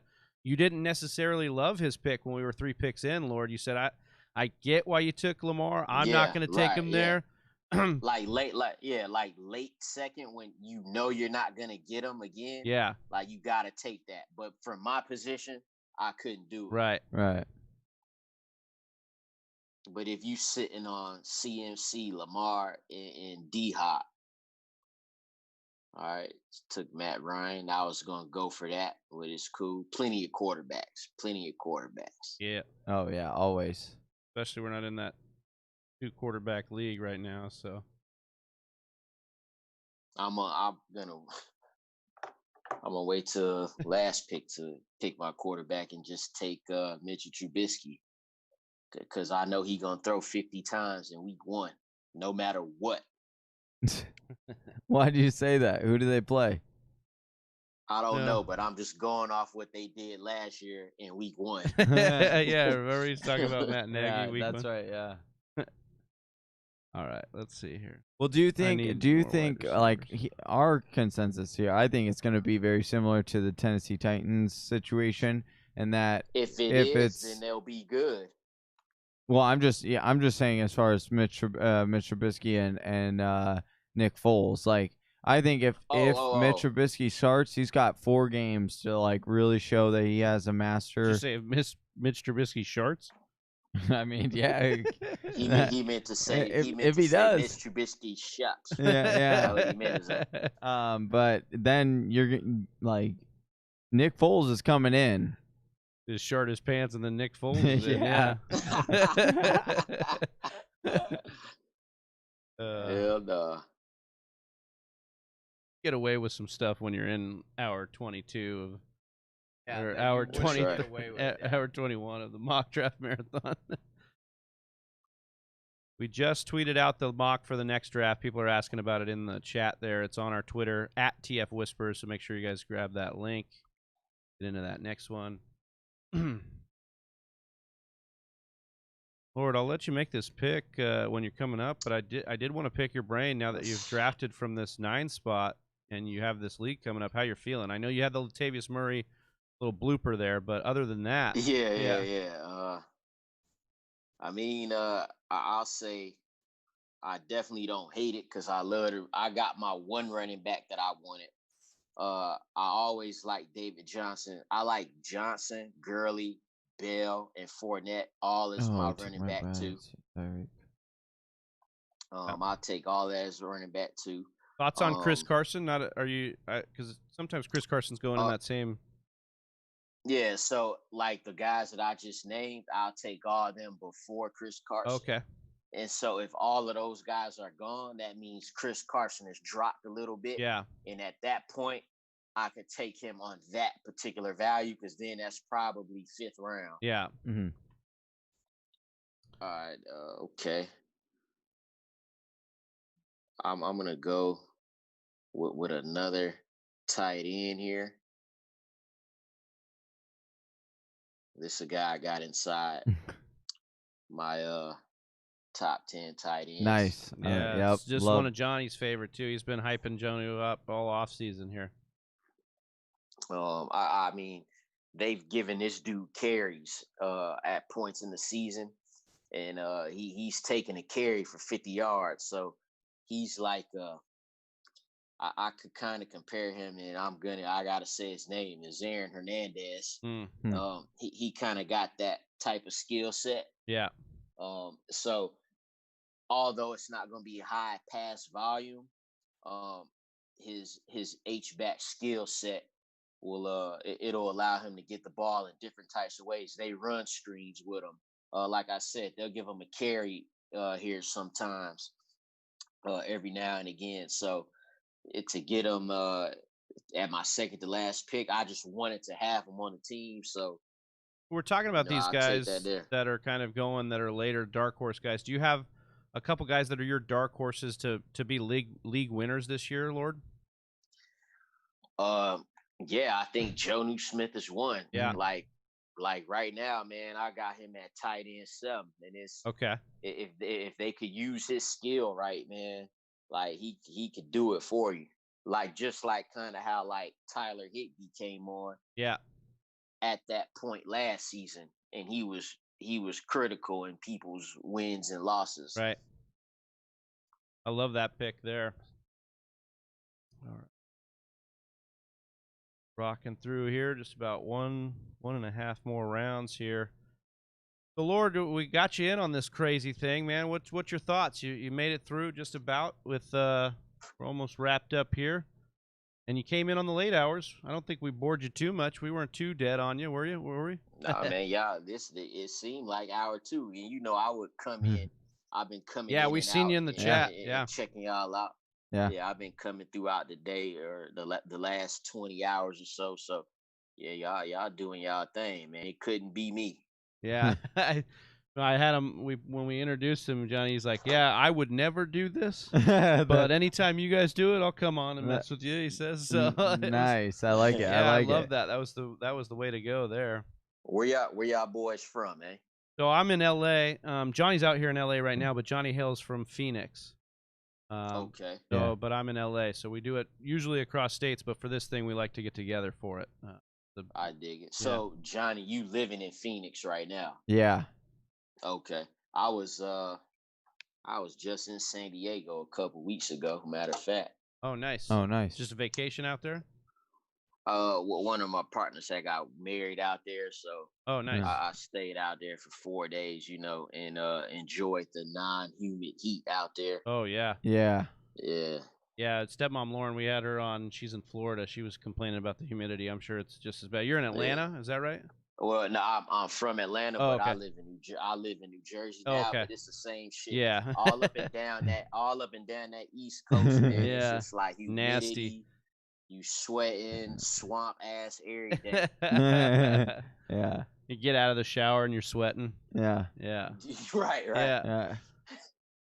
Yeah, I have family in South Carolina, so when I visit them, man, it's like that. It's very humid. I can't handle that, dude. No, man. Like it's well, that's like the South is beautiful, man. I love it. You drive through the South, like it's gorgeous, but they got bugs, and and it's humid as shit. Them gnats don't play no game. Yeah, it's like, dude, and it's not even like pterodactyls, man. Yeah. There's some shit down there that I'm not messing with that. Some of them things mess around and fly in your damn mouth. Yeah. And that's extra protein I didn't ask for. Nice. I'll be taking Damian Harris.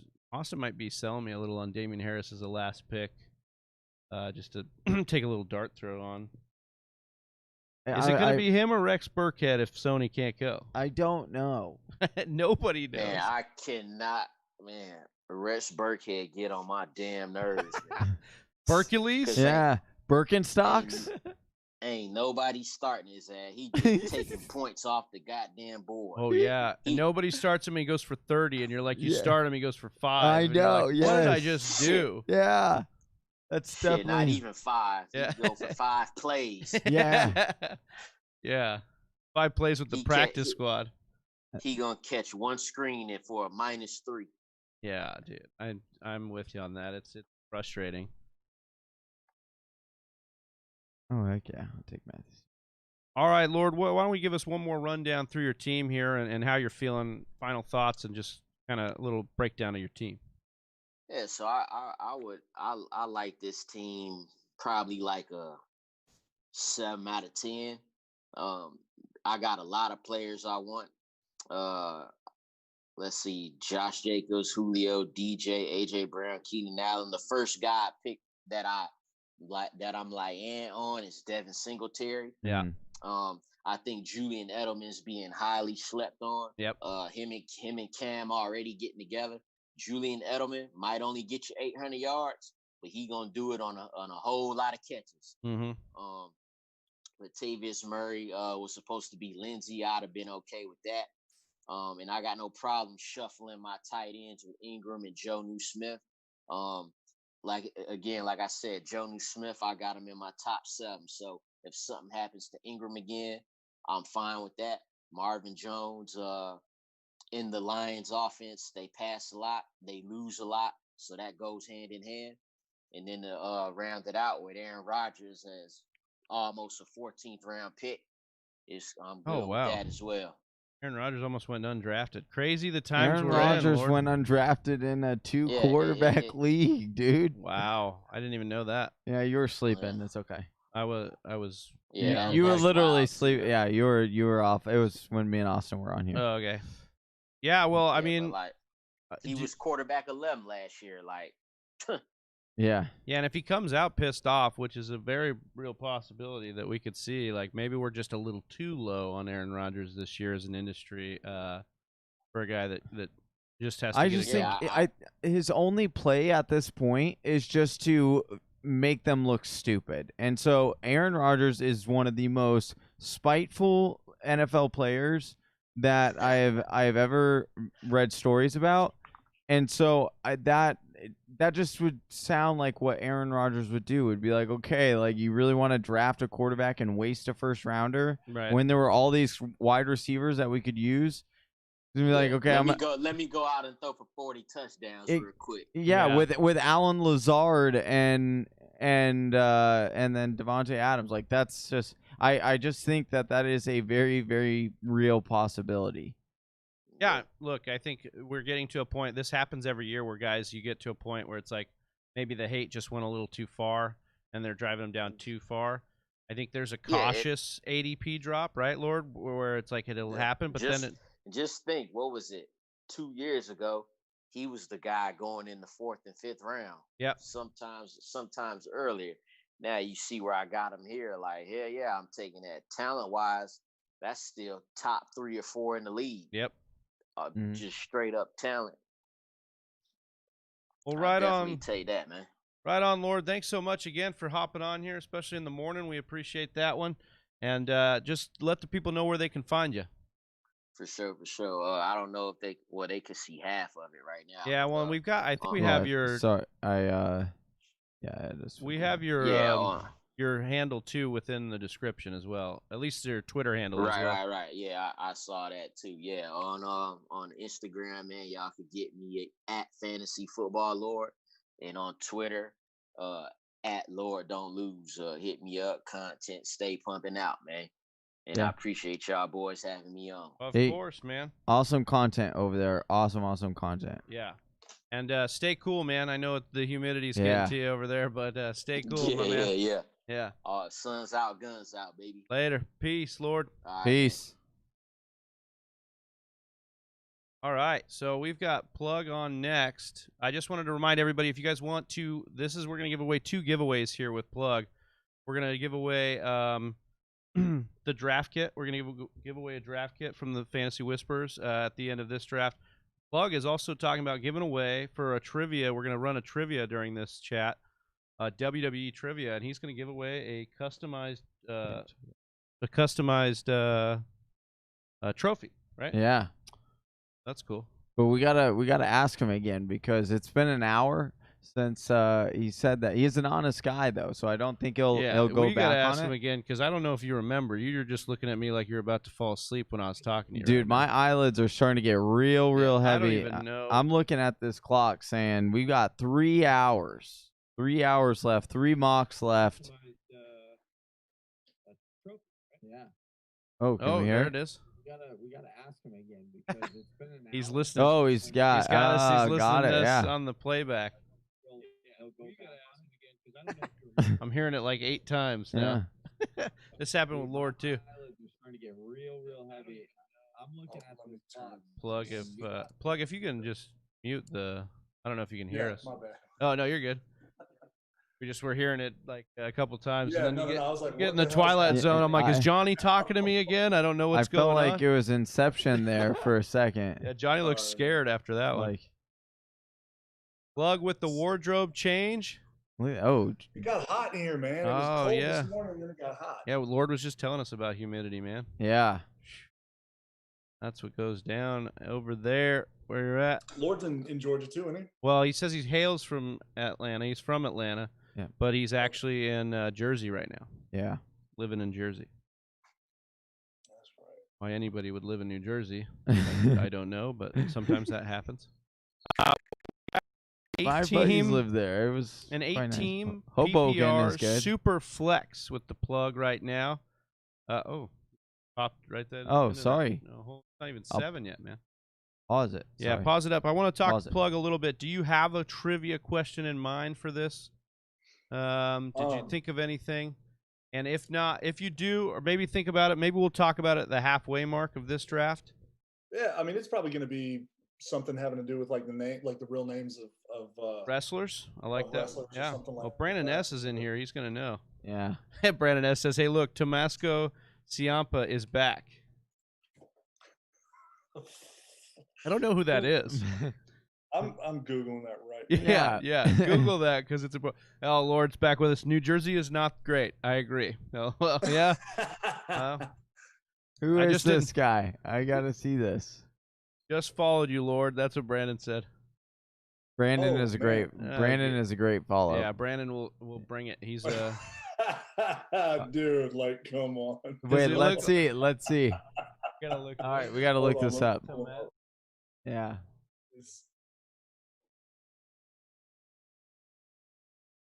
Oh, he does kind of look like him. Yeah. I have seen this guy. Oh, yeah. Wow. Look at this picture of him and Triple H together. Oh, dude. This is, yeah. Oh, that's the one you got up. Yeah, exactly. Yeah. It's you. It's like all three. How are all three of you in the same room at the same time? Like you all three could be brothers. Yeah. Talk about a thruple. Now that's a thruple. Yeah, that's a thruple right there. Okay, so okay, cool. I'll take it, I guess. I guess I gotta go with that. Yeah. It's awesome. Poor Jay. I think it's awesome. Yeah. No, listen, of all these guys, we've been saying you look like these yoked, jacked human beings that are just like out of their mind. Gotta be like, yep, that's me, man. Yeah, but it's because of the beard and the bald head, man. Those dudes are ugly, man. It's okay. Well, we weren't talking about the facial features. We're just talking about you just being jacked. Yeah. That's what we were saying. Oh, I don't know if I'm too jacked. I just eat a lot. Yeah. So do I. I love it. I can't wait till this is over. I'm gonna crush some Mickey D's breakfast or something. Doesn't that sound good? Something sounds good. Pancakes. All right, so yeah, I got this. It's a trophy that I ordered. Like, you know, Bears, Brews, and the Bros. Yeah. They won the drawing thing, so they sent this by accident. Yeah. And it's not a huge trophy, but I think it's cool for a giveaway. I can definitely customize the hell out of this thing.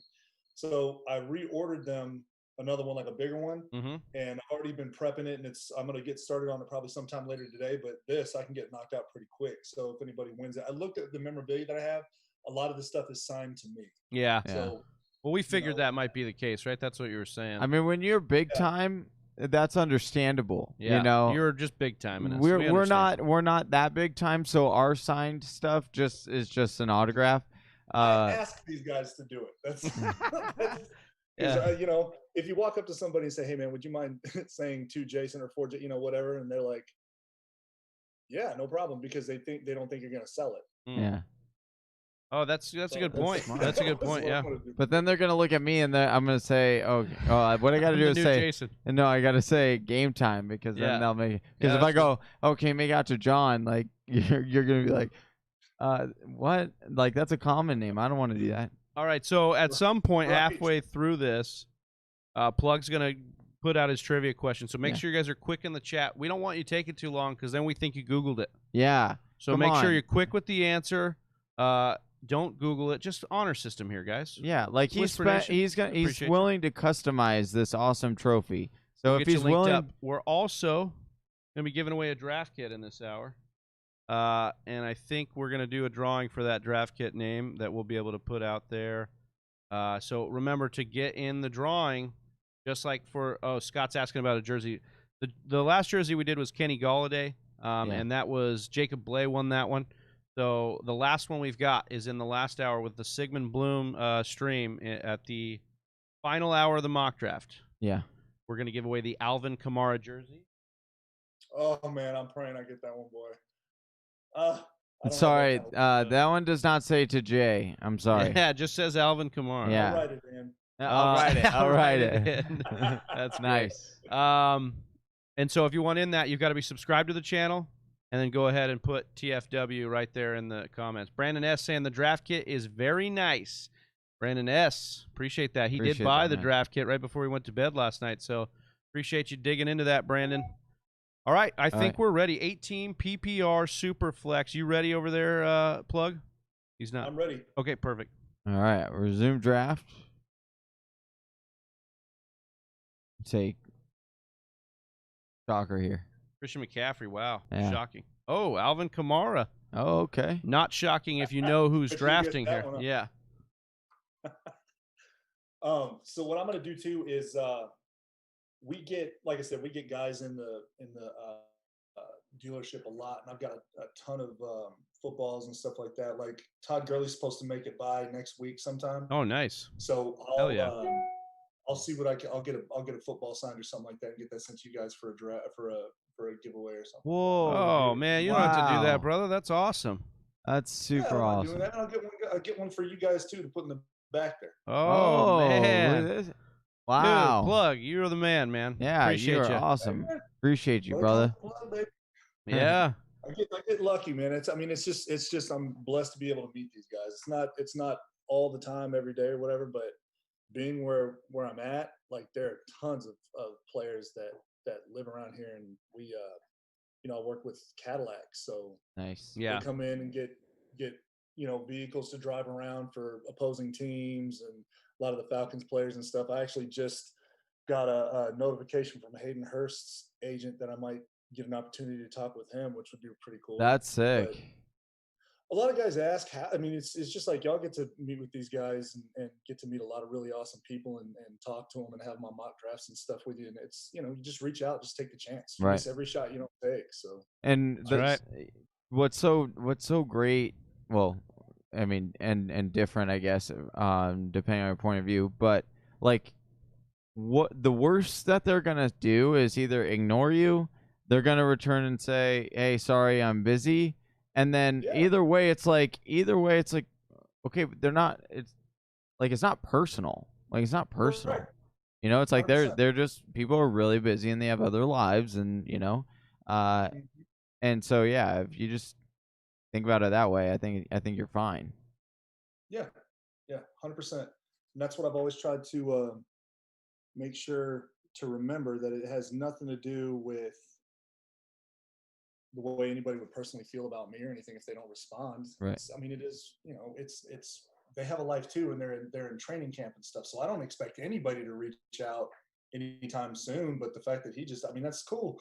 And if it doesn't happen, it was awesome that he responded. I always try to be as gracious as possible, say thank you so much for the response. I know y'all are busy. Pat McAfee's guy reached out to me pretty quick, and he was really cool. Steve Smith, he told me to get a hold of him in like a week. He's moving into his new spot. You got Pat? I reached out. I know he just got married last weekend, so I'm not surprised he didn't get back to us or anything. But I did reach out and just be like, dude, it'd be awesome to have you on the show. Did you DM him or do you? Whenever you look on there, it says like email. Oh, okay. Oh, okay. Yeah. I'll annoy this. Look, they could think by the time they're done, be like, man, this guy's annoying. But hey, in the business that I'm in too, like at Cadillac, something I've always been told by GMs, owners of dealerships and stuff, the thing that they love about me is that the only complaints that most people have about me is one, I'm a little bit more crass than most because I'm a little bit more old school. Yeah. But I will, to try and earn business or do something, I'll just keep badgering. If they're like, he won't leave me alone, then hey, I'll take that all day. Yeah. Scott is continuing to roast you. He thinks because he's like, he wants the old people on your team, but is Julio too young? I don't know. He's still trying to get you from last draft. I gotta say, you started with Kamara, but you didn't keep going with the New Orleans. We'll see. The draft is still young though. Oh yeah, if Adams would have made it, sure. Or not Adams, but Thomas. Yeah. Yeah, we'll see. I draft guys that I like, but I also like value. And I mean, it's not my fault that the Saints have value everywhere. Honestly, we're talking about continuity, in a COVID off season, in a COVID year. Like, is there any more offense, like more continuous than like the Saints? Maybe the Chiefs, but like there's definitely more years under the Saints' belt doing it together. Yeah, I'm hoping that they can get everything set with Kamara. It's his contract year, so. Well, he hasn't talked about holding out at all either, right? Though. No. Yeah. No, but you get those guys who are the type that'll say, well, I'm not planning on holding out or anything, and then all of a sudden they do. Yeah. Right. Yeah. And then it's like, everybody talks about McCaffrey money and how much I love Kamara very much, but he hasn't done McCaffrey things. No. Yeah. He can, but he yeah, he's definitely capable, but we have just not seen the production in order to warrant that. Plug, keep the theme, go Julio or CT. You're hilarious, Scott. And you did LMFAO. Didn't y'all say that just a minute ago? Yeah. That's what he was. That's what he was trying to poke a little fun at you. Well, football therapist back in here. Appreciate you back in the chat here. Says man QBs are falling in this super flex. Yeah, I mean. That 2 QB style, even in an 8 team, we're gonna see those runs happen here. Yeah, I've never really, in any of my other leagues, I've never really messed with the super flex until Breaking the Bank league that I'm in. Like they wanted to do super flex, and we've been doing some mocks, and it's just, man, it throws me. It's it's just. It can get wild. It can get all over the place. Yeah. Because of the basically like acclimation of quarterback market in it. Well, and I think it's like I think it can be triggered really easily. Like you don't know where like so see it could start right here, and then you could just you can get some people that really kind of panic and be like, oh, I got to get a quarterback here if everyone else is. And right. Right. No, you're right. Like I was just thinking, I was like, man, I got to get a quarterback, but there's Drew Brees. But I'm like, no, not gonna do it, Scott. Yeah. Now Scott's in your head. He's just killing me right now. Like I wish like Favre or Marino were on here. I'd pick them. Yeah. Oh man. Man, I just scooped up Mike Evans, and I'm real, like, I think he's going to kill it this season, like, but I'm also just like, I don't know, man, like with him and Godwin, I don't know who's going to eat the most. I think Godwin by a hair, because Brady likes, receivers that play in the slot, but yeah, it's tough. I go back and forth too. And lately I just haven't been taking either. Been taking some other wide receivers, like tends to be Galladay's in that area, so I'll scoop up Galladay. This is a little weird. This is a super flex 8 team, but we drafted a couple hours ago where it was you took Galladay, and in that same area is like kind of Evans, Godwin, and I've been taking Galladay a lot more just because these two might eat into each other a lot more than we think, and this team being more of a ball control offense, it could be something that we just don't like as much as we liked with for fantasy purposes with Jameis Winston throwing 600 times a game, or a year, not a game. That'd be a lot. Yeah, I was like, wow, sign me up for that. It's a lot of fantasy points, even if he does throw 10 interceptions. Right. Old 30 for 30. Yeah.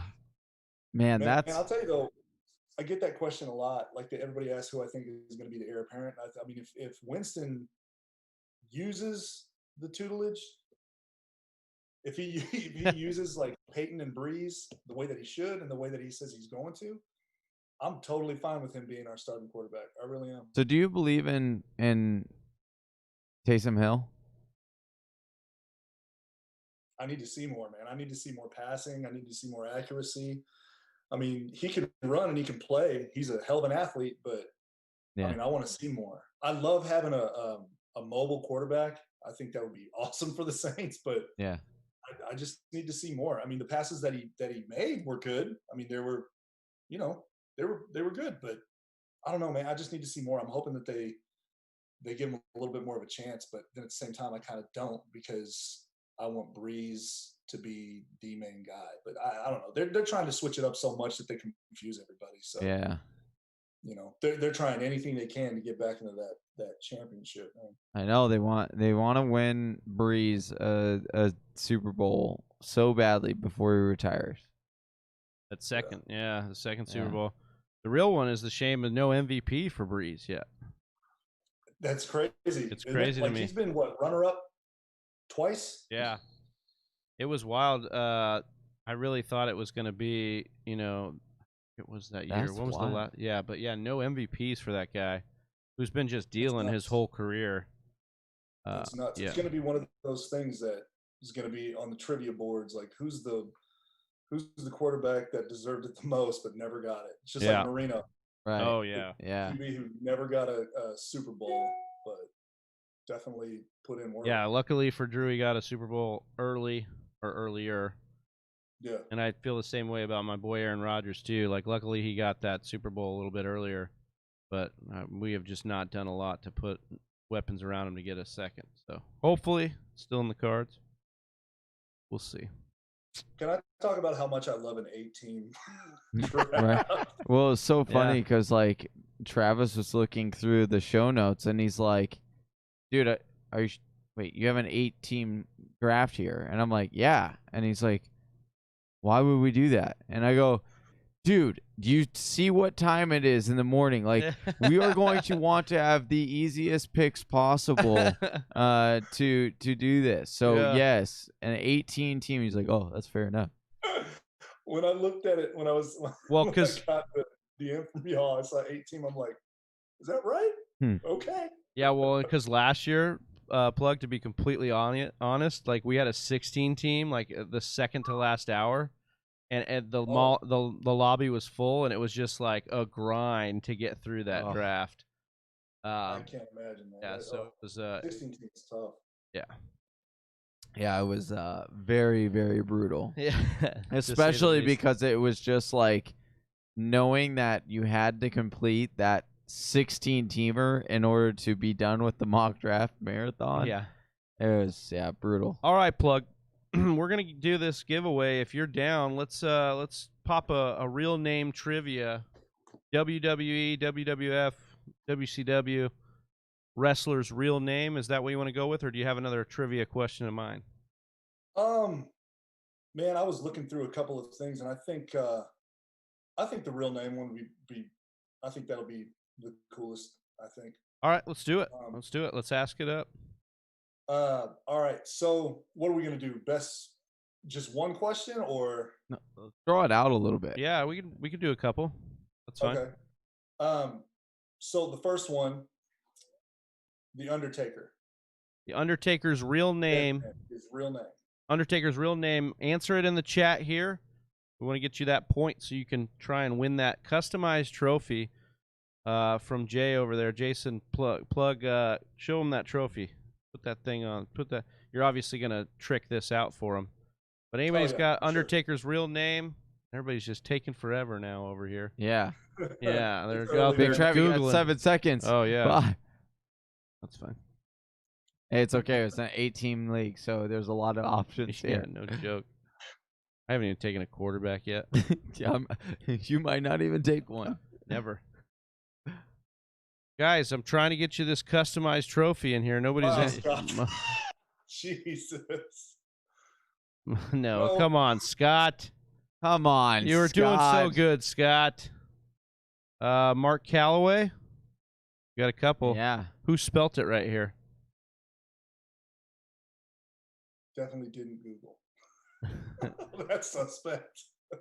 Should we give it to the one that didn't spell it right, since we know they didn't Google? Brandon S. I will say though, Brandon has been like spot on with this stuff. Brandon hit it first. Brandon did, but he didn't spell it right. We've got the right spelling here. Do we want to give it to? This is just 1 point. Even if it's not even. God, Scott, come on. God, come on now.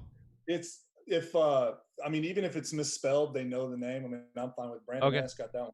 Brandon S. 1 point for Brandon. All right. All right. So what are we gonna do? Like best 2 out of 3, I guess. Yeah, that's fine. Yeah. First 1 to 2. Okay. Yeah. All right. Booker T's real name. Booker T.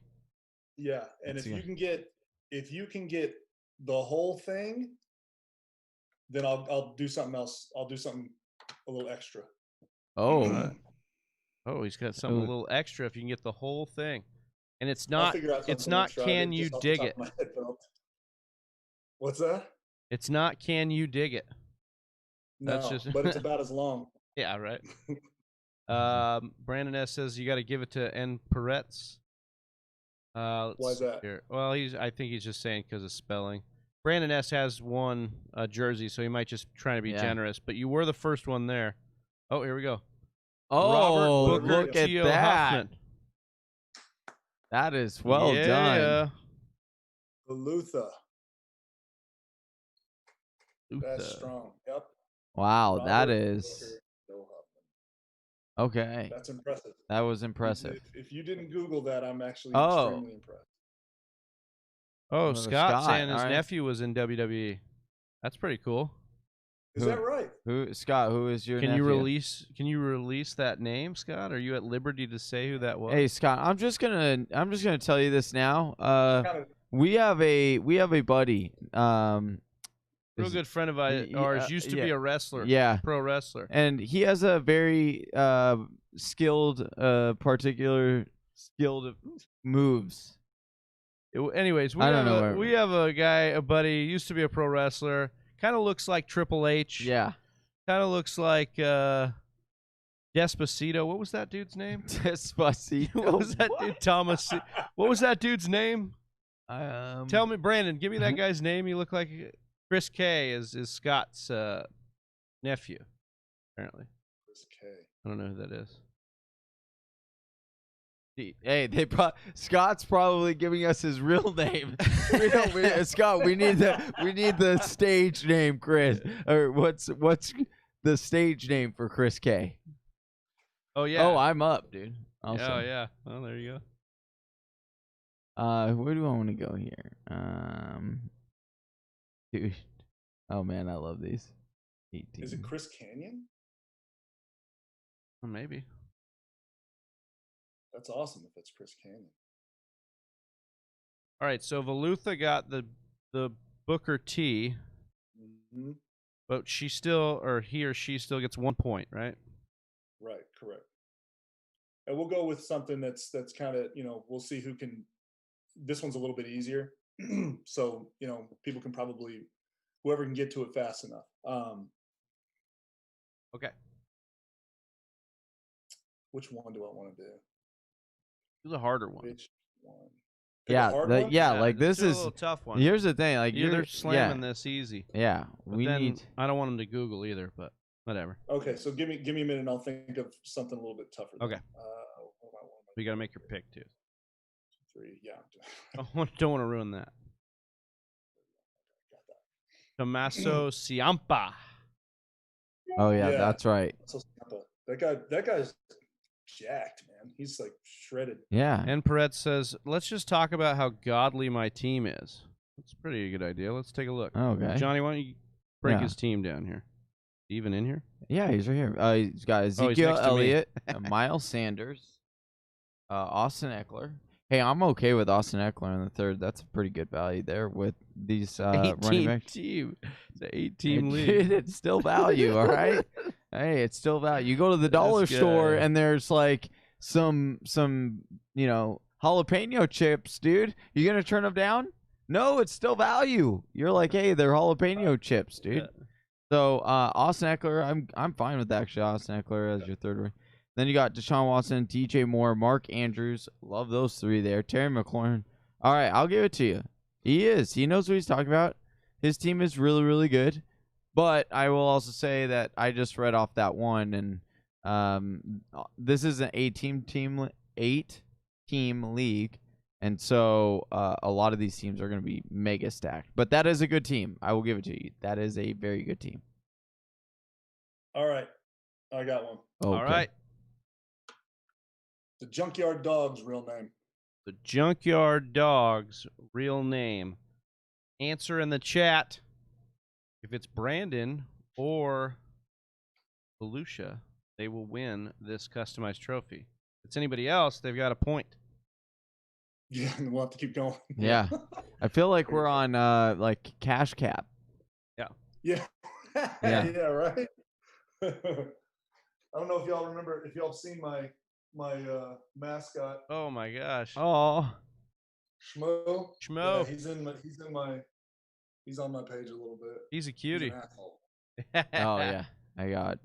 Yeah, he's cool. He's like a dog. He's obsessed with the Chiefs or the 49ers. I don't know, or any team in red, man. Seriously, Really? he goes Nice. up to the So screen, Cardinals sits there and is- put his paws up on the screen. All right, Brady doesn't Pierce like coming in fans. with Sylvester Ritter. All right. Just beat out N. Peretz here. All right. And so he has got a point. So Brady Pierce, Volusia, and Brandon S. Mm-hmm. Okay. Those all have Okay. 1 point. As you think about a new one, Johnny, would you guys trade pick 6 overall for any team's second round and third round pick? Would you trade? What's the question? It's Johnny's got to break it down here. Yeah. Oh, it's would you guys trade pick 6 overall for any team's second round and third round pick? So basically, it would be You trade out of the 6. Hold on, is this a 12-team league or a 10-team or a 40? Because that makes a big difference. Yeah, Amar, give us some qualifiers here. What's the league size? And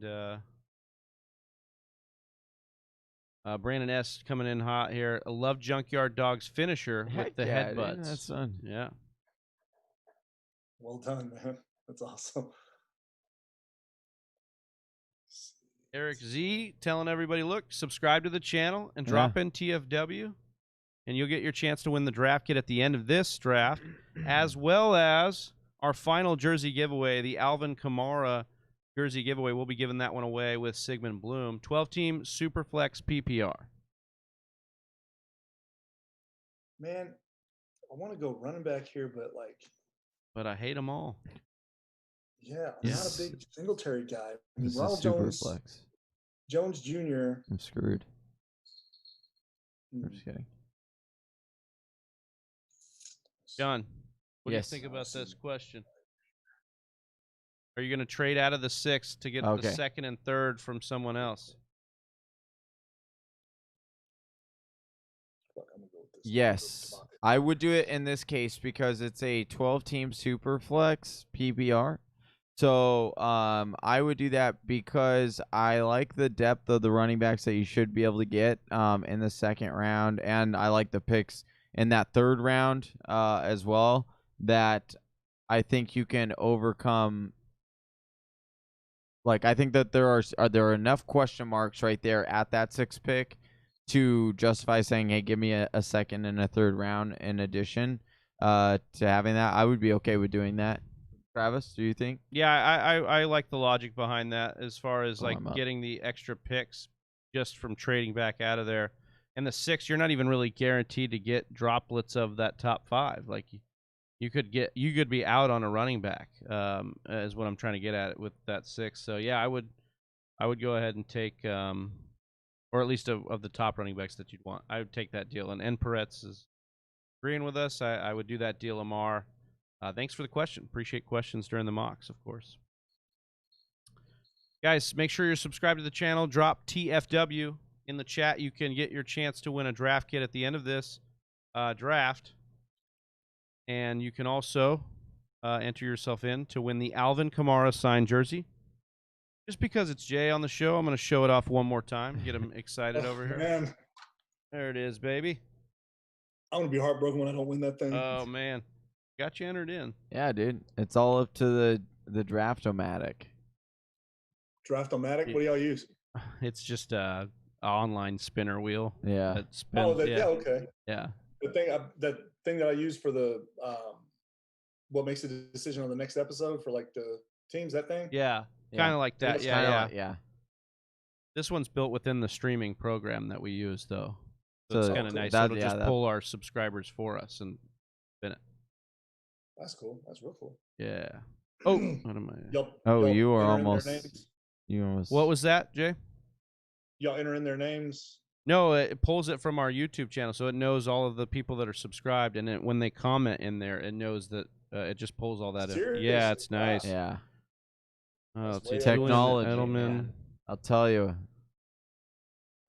It's amazing what the things people build and like what you can do and how easily they kind of dumb it down, because when we first got started in this, like, I had no idea on how to do anything, like as far as like video quality or audio or anything. I just knew that I wanted to talk about fantasy football, so I kind of had to teach myself the whole way, and that's what's cool about. I call it YouTube University. I go there I go there daily, dude. It's pretty cool. They'll since I started my channel when I dropped that first interview with Marcus Allen 2 weeks ago. I didn't have a YouTube then. But yeah, they'll start popping up videos and stuff on how to do certain things and edit, and it's pretty cool. I've got to teach myself the same thing, man. I'm horrible with computers. Horrible. Okay, I've got another question. Yeah. It's time. Yeah, I we got to interrupt, man. I'm sorry. No, you're good. No, you're good. I was just gonna ask you anyway. Right. So we've got Brandon S. We got Veluthan. We've got who else was it? N. Peretz or no? It was who was it? Just missed him. Hold on. Where's it at? He answered. It was Brandon S. Scroll It up in was the chat a Velutha. little bit. Sorry, I should have. Oh, and Brady Pierce. Yeah, that's Brady right. Pierce. That's right. Brady All right. Pierce. So as of now, anytime he's in the WWE, you know him as The Rock. It's going to be a two-parter. Where did he first appear? And what was his name when he first started? So like his first stage name, and His where first name, where did he yeah. first appear? What do you mean, like the city? No. The pay-per-view. Well, it's not a pay-per-view. The pay-per-view. Okay, so The Rock. Where did he appear? What pay-per-view did he first appear on, and what was his stage name? Yeah. It was not Right. The And Rock. spelling is not important as long as I know. Yeah, we got to know what you're saying though. Yeah. You can't give us like So don't hieroglyphs. don't just like type good. I mean, good morning to do it. What? No, the What are screen you name saying is over there? the screen name is Do It 420. It says good morning, boys. That's all I'm Oh. saying. Well, you didn't Good say morning. that. I was started to, and I tried started to say some words, but they didn't come out. That's all right. Good morning, Dude, guys. Do it Y'all have 420. been up Yeah. 20 probably longer than Johnny's 24 feeling hours. it right You know now. what? This is He's- unbelievable. Go on. No, I'm awake. Okay. Brady P says Rocky Maivia and Survivor Series. Brady Correct. Pierce. You have now. That's Brady two. Pierce with the win. That's the win, my man. Yeah. So Brady Pierce, if you can follow Plug on Instagram and DM him, you guys can get linked up there, so he can get you this customized trophy, however you want it. He can get that. That's pretty customized for you. sweet. That's awesome. man. Once again, thank you. Yeah, seriously, Jason. Oh, yeah, like man, it's Plug, my this is pleasure. great. Absolutely, guys. What are you doing right now? I'm drafting. Yeah, we're mock drafting Oh, for 24 hours. Yeah, we're trying to stay awake. Yeah. We got the toothpicks and Hey. the eyeballs. And Yeah. Hey, but what are you doing, Jay? That's what I want to know. I'm talking to Shmoo over here, jumping up, trying to get after. Like I don't know what it is, but he likes trophies and stuff. I mean, who doesn't? Am I right? Yeah. Right. I don't know if we can move it. You can see him. Hey, buddy. Hey. Schmo. Shmoo. Yeah. Oh, I should probably Dude. grab a tight end. Those eyes. Oh. That's funny. I way. Oh Plug my is the gosh. plug. I totally didn't but- realize how short this. I mean, it was 13 rounds, but It was quick. yeah, it was quick. So I did not grab another quarterback. Actually, I'm just gonna do this because people are gonna make fun of me. So then I will Look at skip. you got Aaron Rodgers in the 10th. That's why I preach to everybody that cares to listen, wait, like hold off on your QB. Like you just got 2 solid QBs in the past 4 rounds. Easy. Yeah. And it doesn't have to do with the fact that it's an 8 team. Like when we last drafted, Rodgers made it to what, like the 10th? Yeah, like way down. I did forget to draft a tight end, so that was my mistake. 18, there'll be one on waivers, man. You'll get one. Yeah, there's a lot on waivers. So, but man, this team is stacked. I don't even know who I would drop, to be honest with you. You still have Gronkowski, Higbee, Henry, Cook, Fant, Hooper. I mean, there are tons just waiting there. Jack Doyle is one that I'm really looking at, like at the very end of the draft. Yeah, I like Jack Doyle, especially with the way Phillip Rivers has used his tight end in the past. You like Doyle, and that guy got soft hands. Yeah, baby hands Doyle. Baby hands. I like Doyle. Yeah, Rivers makes his tight ends Hall of Fame worthy, man. I mean, like Gates, Henry was eaten. I still think Henry will do well. Like I'm thinking that Tyrod or Tyrod or whatever he wants to call him. Ty God. Oh yeah. He's going to be starting, I believe, and he's a little bit more mobile. So T-Mobile, I mean, some people say. He's a little bit older, but yeah, he can play, man. I like Tyrod Taylor, man. I hope he does. I like him too. Yeah, because not that he got screwed. I mean, Cleveland had to do what they had to do and draft Baker, but Tyrod was geared up to start and then got hurt, and Baker came in. And Baker did well in his rookie year. Tied the league high in touchdowns, or the NFL high in touchdowns for a rookie. Hey, Baker, touchdown maker. Yeah, dude. That's right. Yeah. How many more of these you got for the day? Oh man, we got. We're gonna do some team reviews in your hour because we got a few more minutes here. If you don't mind, we could roll through these teams and give them some grades. I'm sure the chat would love to hear what you say. We'll give away the draft kit once you're done with those grades. But then after that, we've got 2 more drafts. 2 more drafts, and then we're done. Yep. But let's relax a little bit. Yeah, I'm gonna. I'm gonna go straight to bed. Yeah. Oh yeah, man. Go get like some McDonald's or. I'm gonna crush some food. I know that much. Just gorge and pass. Yeah, and then pass the heck out for sure. Okay, but we're not done yet, and we owe Whisper Nation some grades here. So Johnny, you and Plug work through these teams. I'm gonna use the restroom. Wow, dude. So just if we want to go left to right, they always hear me talk and run through these. Let Plug go through them and talk. Let's name, this is an 8 team, so let's just assume we're gonna say this. We're gonna do only. I don't even know how playoffs work in an 8 team league, but let's just say, I don't know, 3 teams make it. All right. So what 3 teams are you picking out of these 8 teams? You can't pick your own, but because there's only 8, you can pick mine or Travis. So you could do that. All right. All right. So let's see. So all right. So we got Travis. You picked 1, right, Jay? Yeah, I was 1. Because that's pretty strong there. Man, Peretz is strong. That's 1 for sure. Ezekiel Elliott, Miles Sanders, and Austin Eckler. Yeah. And following up Watson, DJ Moore, who I'm starting to grow. Like he's starting to grow on me. Moore is. Oh. I don't know, with the quarterback play, I'm not sure. I'm reaching more for Curtis Samuel later on in the draft, a little bit more value as far as in my opinion. I mean, Curtis Samuel is really good. But one thing I'll say about DJ Moore, like this guy has elite talent. Like, and the thing that we've seen is like Teddy Bridgewater, like he's accurate if anything. People want to knock him whether or not he's a good quarterback or not, but like legitimately the Vikings were considering giving him a pretty big contract before his pretty gruesome injury and unfortunate injury. And so like Teddy Bridgewater is just a solid quarterback, and he's going to be able to come in and run the system that you want. And like fantasy owners don't necessarily love it because it doesn't have like the monster chunk down the play, BA style. But like, listen, like if anything that Drew Brees has taught us is that you can dink and dunk your way to 400 yards and 3 touchdowns, and that's fine, and that's how you can win games. Right. Right. Yeah. And yeah, no doubt. He's definitely one of the more talented receivers.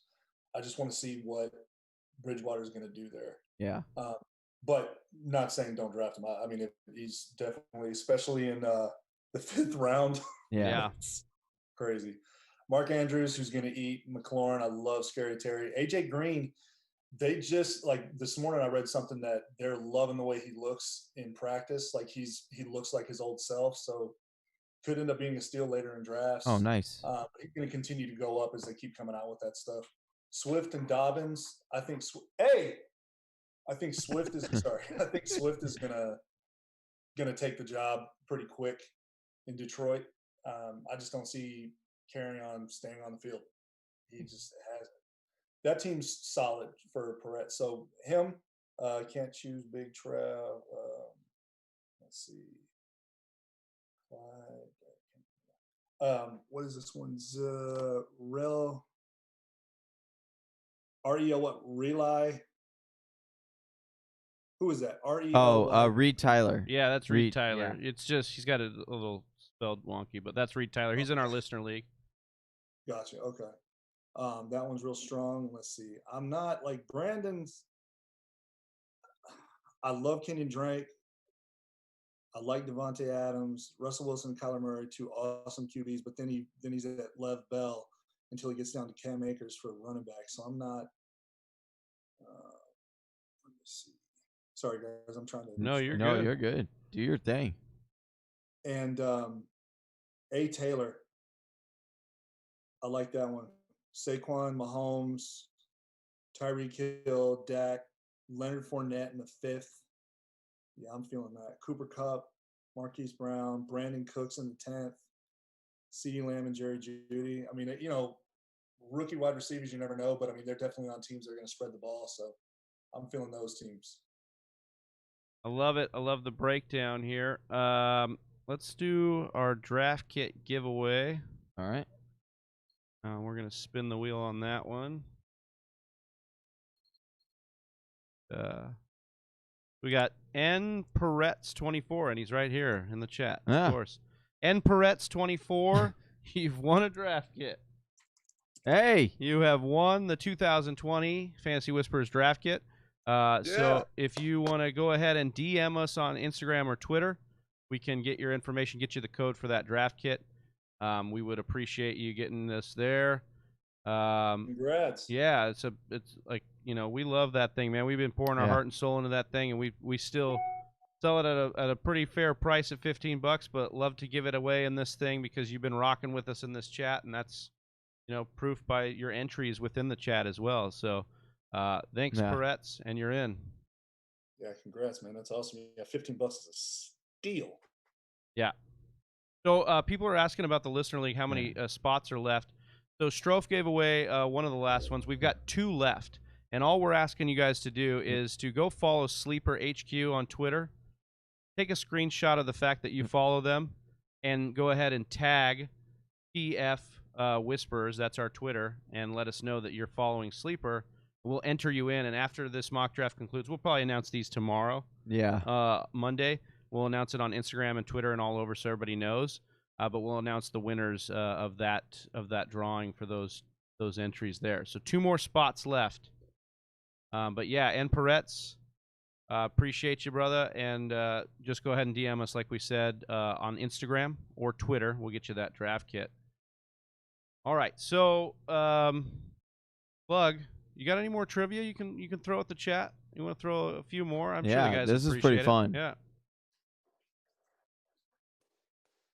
Well, actually, hold on. Before we get into that, what was your finishing move? Yeah. It was the F5. Oh, nice. Oh, okay. But we called it the icebreaker because I'm from Baton Rouge. Okay. But I lived in Alaska for we were 6 months up there, 6 months in Louisiana. So they wanted me to be, because my backstory was I was working my way toward the lower 50. And I ran out of people to fight in Alaska, so I started fighting bears. Nice. Dang. And then I started making my way lower, trying to find some more competition, and that was basically it. So my finishing move was the icebreaker, and Okay. you know, I had the big boot that I would do, and then I this I did I worked in something called the donkey punch. Oh gosh. Oh, okay. That's something. So what it would be, it was kind of like you know how the people's elbow gets set up where you get them in the middle of the ring and they start getting up. What I would do is I would run, I'd hit the rope, jump over them as they're facing the opposite direction. So say they're facing this way, I knock them down, I hit the ropes this way, jump over them this way, hit the rope and jump in the air, hit them in the back of the head, and I go hee haw, and it got to the point to where people in the crowd would start saying hee haw. Hell Oh yeah, my dude. God, dude.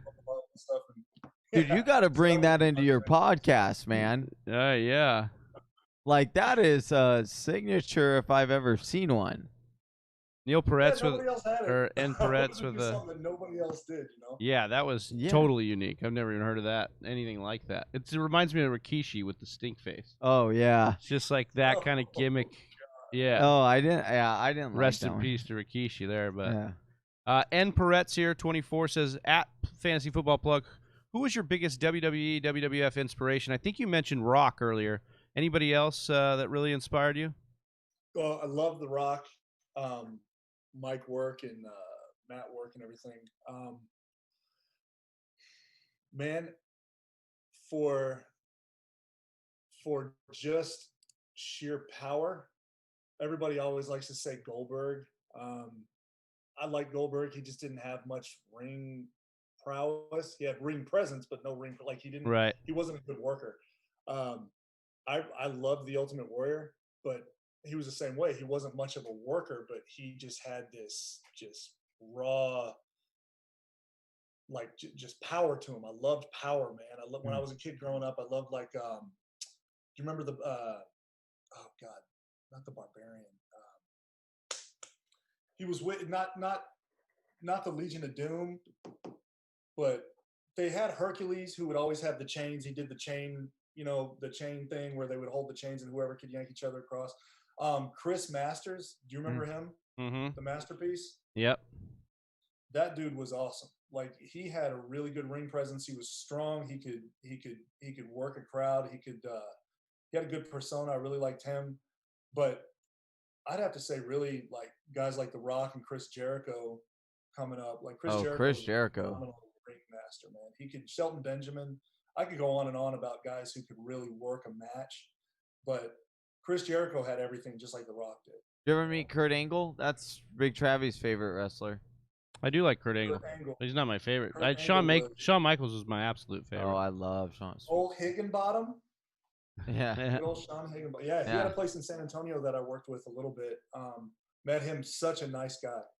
Yeah, he seemed like he would be a nice guy. Yeah, really nice guy. Booker T was probably one of the nicest people I've ever gotten to meet. I just loved his like save the drama for your mama. Yeah, I just loved it. Yeah. He's him. He was really cool. Ted DiBiase, the $1 Million Man. Yeah, Ted was part of the Four Horsemen, right? Ted DiBiase? Yeah, was he not? No. You had Flair, Arn Anderson, Roddy Piper.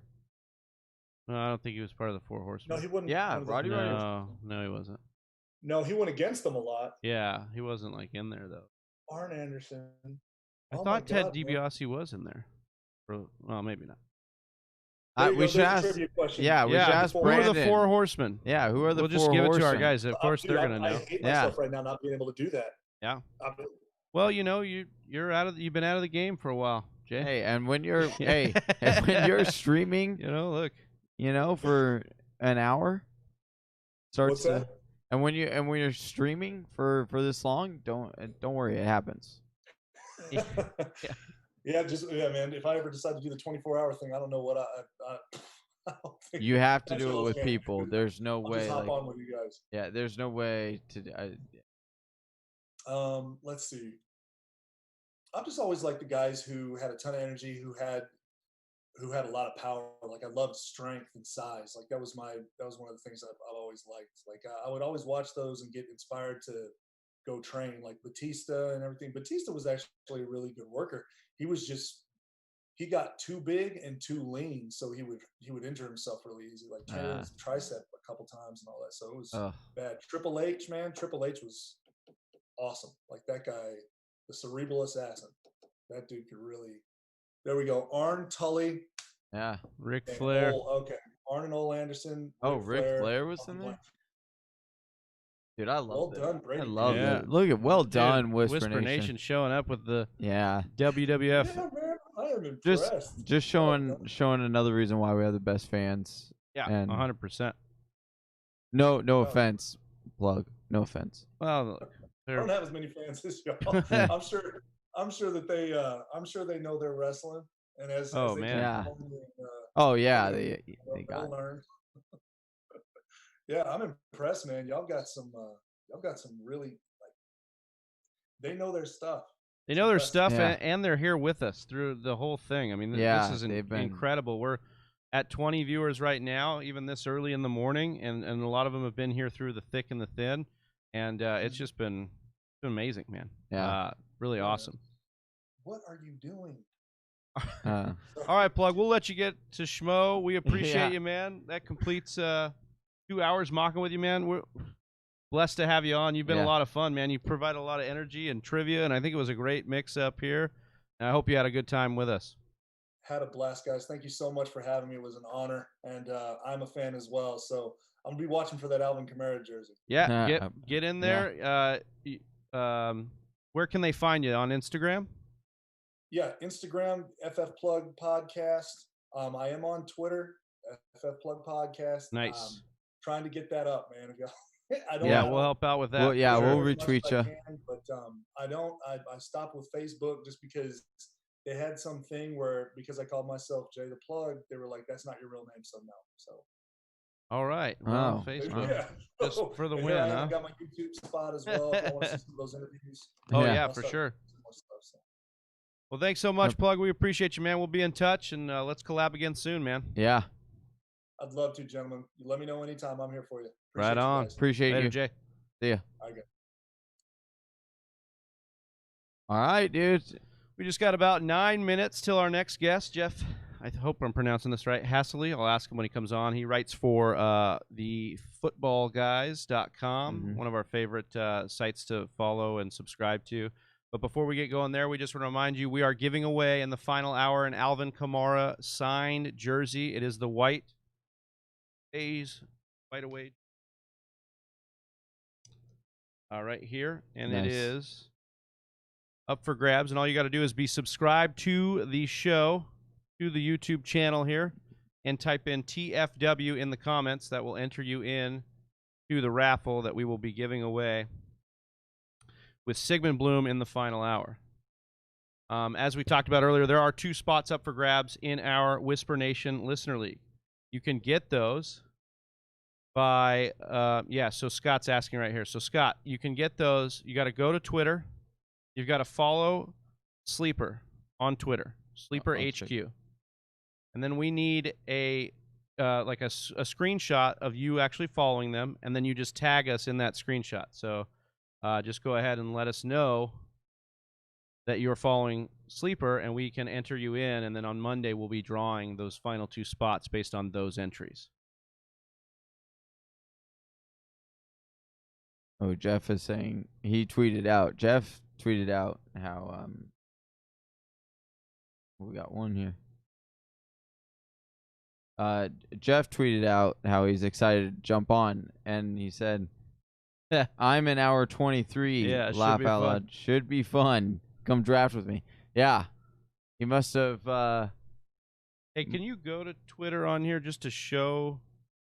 Oh, Scott said he did it. Okay. All right, so then we should be good. All right, cool. Appreciate Jeff tweeting that out. I just messaged him, said he can hop on in the waiting room whenever. But yeah, Johnny, we're getting down there, dude. We're gonna do 2 more drafts. We're ending with the football guys. We've got Jeff, writer for the football guys, and then of course Sigmund Bloom is gonna close us out. co-owner of footballguys.com Yeah. and a big legend in the industry. So excited to give away a jersey with him. We're going to give away more cookies with Sigmund Bloom as well. Actually, we might give away cookies with Jeff. It might make more sense to do that. So we've got some more cookies to give away. So make sure you guys are in here. The link is tweeted out. I think we are full. No, we've got 3 spots left, guys. So get over to our Twitter and get one of these spots in this league. We've got plenty of spots in here. Oh, only 2 now. I should just... We've got 2 spots now, not 3. Not plenty. Yeah. The spots are plentiful till they're not. And that's just kind of how this goes. 2 spots left in the mock. Thank you, Brandon S. Brandon S., man. Look, I know Jacob Bley is our #1 fan, but Brandon S. is like our MVP of the mock draft marathon. Won a jersey, bought a draft kit, helps these people subscribe to the channel. All about the wrestling. Oh, yeah, info. had all the wrestling knowledge. Brandon S., Yeah. we got you, man. We appreciate you, brother. You got that T.Y. Hilton jersey. That's going to be sick. Scott says that he is in the draft as Death by Rona. Hopefully that is not something that's ever happening to people that you know, Scott. All right, we've got 2 spots left, guys. We are just kind of chilling here, waiting. If you're just hanging out here and not have subscribed to our channel and like our content, please hit subscribe and hit the bell so you get a notification anytime we drop new content. And we greatly appreciate it. Yeah. TFW. Type TFW in the comments. That enters you in to win the jersey. I feel like we're just a broken record, just like repeating robotic slogans at this point. We are crawling into the finish line. Brandon S. saying, just trying to do my part. We appreciate you, man. Like, we could literally not do it without you. You went to bed, we were on. You woke up, we were on. And you have brought the same energy the entire time. We can't even say the same thing about ourselves because we have had peaks and valleys of energy. And right now we're in that valley. But we're going to get up here for Jeff. Yeah. Really excited for Jeff to bring on. Jeff is a recent follow. Stepmom Lauren, we owe the credit to her. He followed us after Stepmom Lauren suggested it. He's on this bin. He's been on a bender of following a bunch of these different accounts on Twitter, so we appreciate that. And I just thought, hey, man, why don't you come on here? You write for the Football Guys. I'm sure you got plenty to say about these players. So come on in. Come on down. I got Travis off guard there. No, I was like, I figured because the mock draft's full, he should be here, but I forgot. Like, we got him starting at 8. Like, he's still 3 minutes. He's still got 3 minutes. So it's really me who's rushing this. I will say, really, I just need to take my time here. I will say, I gotta give a huge shout out to my entire team here. Your team. Oh, wow. Our team. Sorry, our team. My team. No, it went from I can't have my team to just kidding. Okay. It's your team. I gotta give a huge shout out to our team here at It's really TFW. Brandon's team. Yeah, that's true. And Jacob Bley's. But huge shout out. We got the woman behind the glass. She's doing her thing, making sure we get those screenshots so people can comment on the mocks that we've already done. We've got Austin jumping in here so that we can have just a little bit of a break and stop talking for a little bit. And just the energy. And then Big Travie, I will say, I do appreciate you as well. Well, that's awesome. Yeah, I appreciate you. Just going to reiterate what Johnny says here about the team behind the scenes, and it's really to do this. It takes a combination of just hard work, planning, preparation, and then just really people. And we've tried to hit on that note that it's about the people here, and that includes the people in the chat that are watching right now. So we appreciate you. That includes the people behind the scenes for us, as Johnny mentioned, Austin and Chelsea. See, I'm blanking on names because I can't even think. Yeah. Well, and of course the guests, as Brandon's saying here, we've had great guests from the top to the bottom, and I can't wait to bring in Jeff here, who is in the queue. So we're gonna go ahead and bring Jeff in and get him connected here. Welcome in, Jeff. Can you hear us? He's connected yet. Now he should be good. Jeff, we got you. Yeah, you guys got me. Yeah. Welcome in. Sweet. Right on, Thank Jeff. Thanks. I just want to give you a big thank you for joining last minute here. I know we've been in contact just a little bit the last couple of days, but you really helped us get a guest in every single time slot for the mock draft marathon.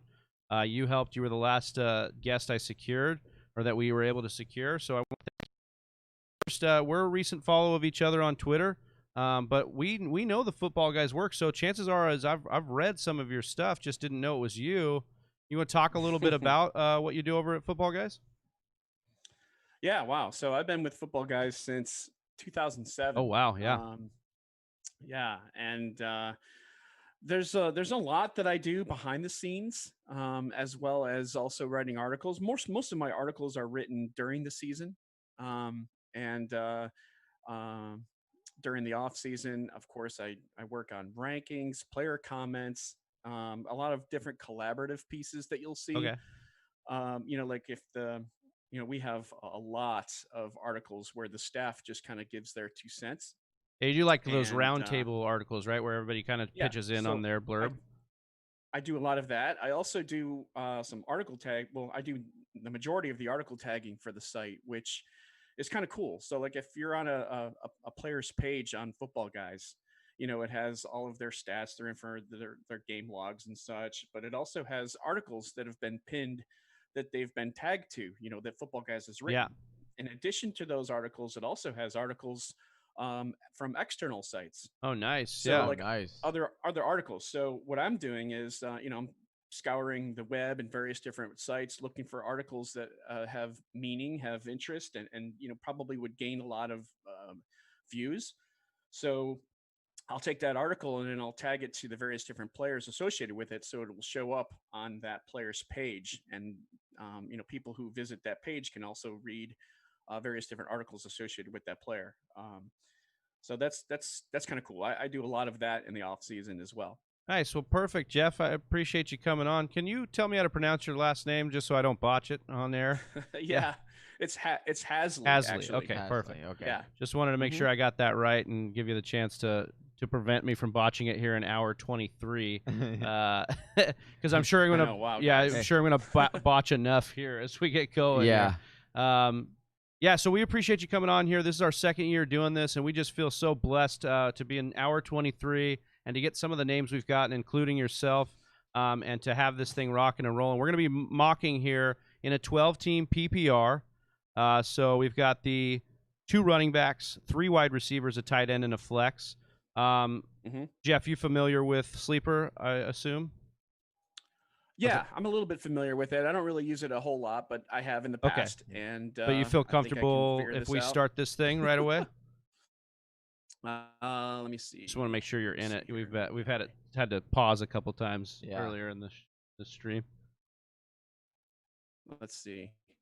I am in it. Okay. Yes, I'm looking at it. I'm just looking at the trying to configure my screen so I can see a number of different things. No worries. I know about that. We understand. Yeah, do your thing. Yeah. We've got so many things going on right now. So. And not wanting to do any. Everybody that's watching in the YouTube live, if you guys could hit us with a like, that would go a long way for us. Let Jeff know if you want to follow him over on Football Guys, and if you've read any of his work, let him know in the comments here. And then we will get rocking and rolling as soon as Jeff gives us the green light. Okay, guys, hold on one second. No worries. Okay. Let's see. And we are still giving away that Alvin Kamara jersey next hour. And so if you guys want in on that, go ahead and subscribe to the channel, and then just type in TFW in the chat. That'll get you entered in for that raffle. Got some support here. On a scale of 1 to 10, Johnny, we're being asked, how tired are you? I'm pretty tired. Like I would probably put it like I'm getting that like last push here. Okay. So I'm feeling a little bit better right now. Yeah. So I would say probably a 7. All right, not bad. Where are you at? I'd probably go 8.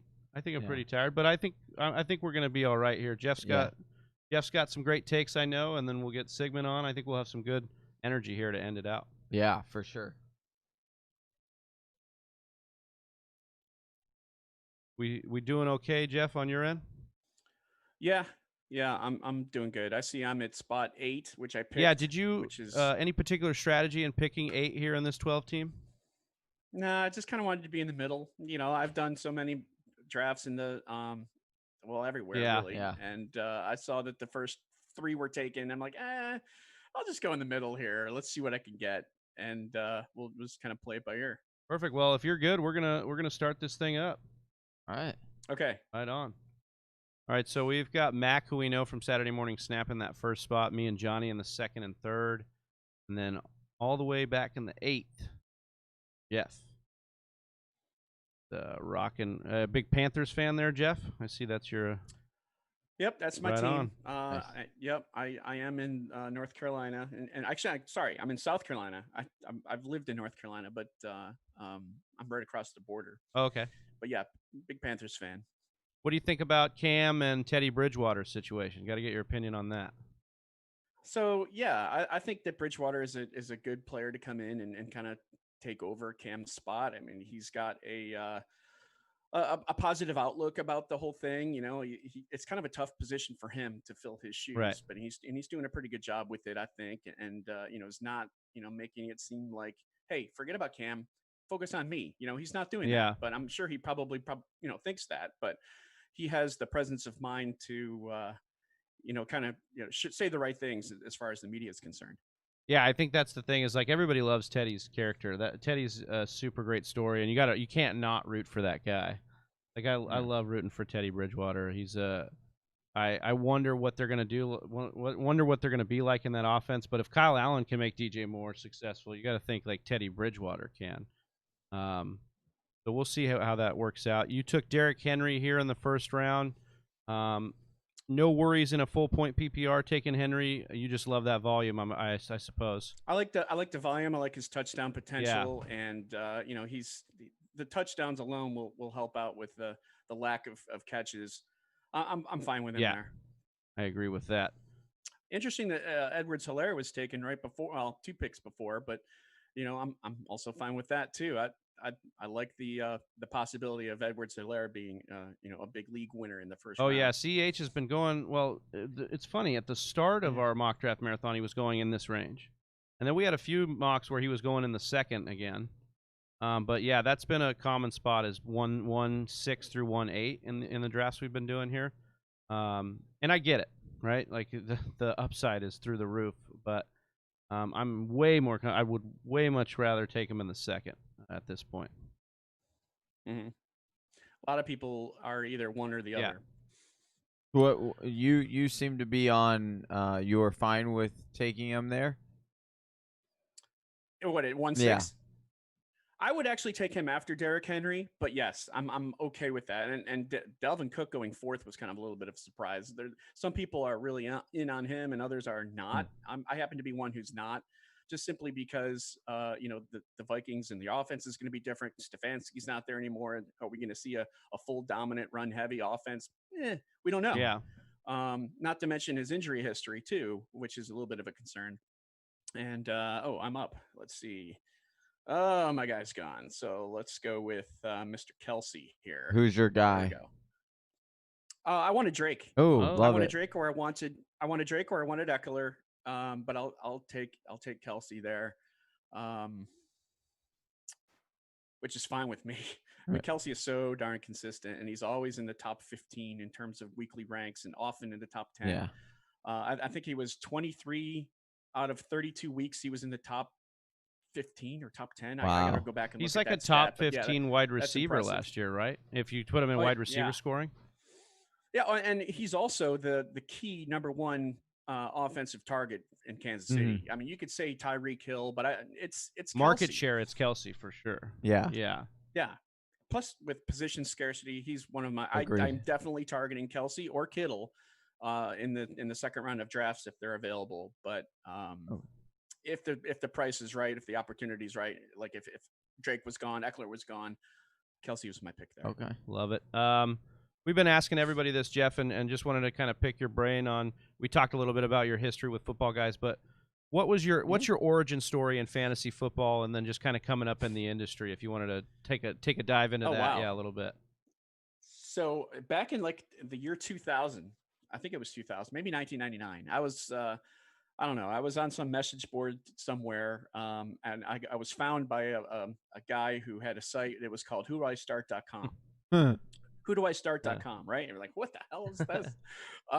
And it was just, starting to come along as websites and fantasy leagues and such back then. And I wrote a lot for them and just kind of got my name out there. I started to visit the football guys message board a little bit more, because before Twitter, that's what it was, right? It was message boards, and it was, hey, what do you know? And everyone kind of shared their own story or thoughts or opinions on a particular player. And I just kind of was known as someone who, wrote pretty well, I guess, and had some good prognostications on some players. And it just happened to be in 2007 in the summer that David Dodds, one of the owners of Football Guys, approached me and said, hey, I kind of like your work. I like what you're doing. You seem like a nice guy, blah, blah, blah. How'd you like to come on board and work for Football Guys and get paid for it? I'm like, well, shoot, that's great. That's a hobby twist my arm. Have a supplemental income for. Yeah. Why not? So, I mean, for me, it was more of the hobby, but I'll definitely take that. So that happened, and I've been with the site since. And I told you what I've done before in the past, or what I continue to do with Football Guys is write articles, take part in various different content pieces, staff collaborative pieces, rankings, player comments. You say player comments because one of the things I love about the site is actually like the player profile cards. Do you do some of that work in writing the player profiles out? Yeah, okay. I do. In fact, I also take part in tagging players to various different articles, both internal and external. So I do a lot of that as well. And we have a team report each preseason for each team. So I handle 3 different teams in that regard. So I'm updating news. I'm updating, various different information associated with that teams. Yeah. So I got to pay attention. I'm almost sorry up here. about that. I didn't mean to distract you a little bit, but right. I just did want to give you props on those profiles, man. They're one of my favorite ones to read. Like we've done a draft kit now for the last few years, and we love doing our player profiles. And so reading others in the industry just kind of helps me get that litmus test for, where people are at with it. And I just love those ones on Football Guys, man. Well, cool. Yeah. Thanks. Definitely appreciate that. It's obviously fun to see that type of information so readily available with each player. And as a viewer for that information, it's helpful, and it's fun to be a part of that. I'm getting called out in the chat here. Brandon. So Brandon S says death, taxes, and Travie taking Mahomes in the second. Oh. I mean, I have been consistently taking Mahomes in the second. Yeah. And I really think I was doing that because I wasn't going to be taking QB early a lot this year, but I've been playing with it a lot in this mock draft marathon, and I kind of like the teams I'm putting together so far. And Mahomes, man, he's just so special. I want a piece of that. So. Well, for the first, mocking out of the 103, this is the first time I've ever done it, and in theory, I really liked it. But then when you came back around, I was like, it kind of forces your hand there, because I went with Kenny G, and we do like the upside of Kenny G. We think that he has top 5 potential. But then even when it came back around, I wasn't particularly thrilled to take early. So I'm it kind of forces you there at that 103 spot to be you kind of have to take Mahomes or Lamar to and I think that's why I've been taking him, and it comes back to the point that Evan Silva made in hour 1. He was there's kind of a dead spot at the 2-3 turn a little bit. Yeah. And I think that's kind of what he was talking about just a little bit there. Have you liked your teams Jeff, when you draft from that 2-3 turn, like when you're getting one of the top 3 picks? Yeah, no, I do. I like that. I like the running backs that are available at the 2-3 turn. Although they seem to have been going a little bit in this draft, I don't like that. Look, I mean, there's not a whole lot there. Yeah. This running back was taken a lot. Yeah, I got heavy. So I probably would have targeted Kittle there at 211 if I had that. Well, pick. I thought I could wait. I didn't think that Mac would take him, but Mac sniped Kittle. So, yeah, that kind of threw me off. So I ended up going with Evans. Oh, I am up. Okay, do I want Jonathan Taylor? Here's the dilemma, guys. Okay. Do I want Jonathan Taylor or do I want a receiver? Because I don't have a receiver yet. Yeah. And the receiver I'm leaning on is Calvin Ridley. Okay. Like that. I love the pick. I love the division. I love the opportunity for scoring.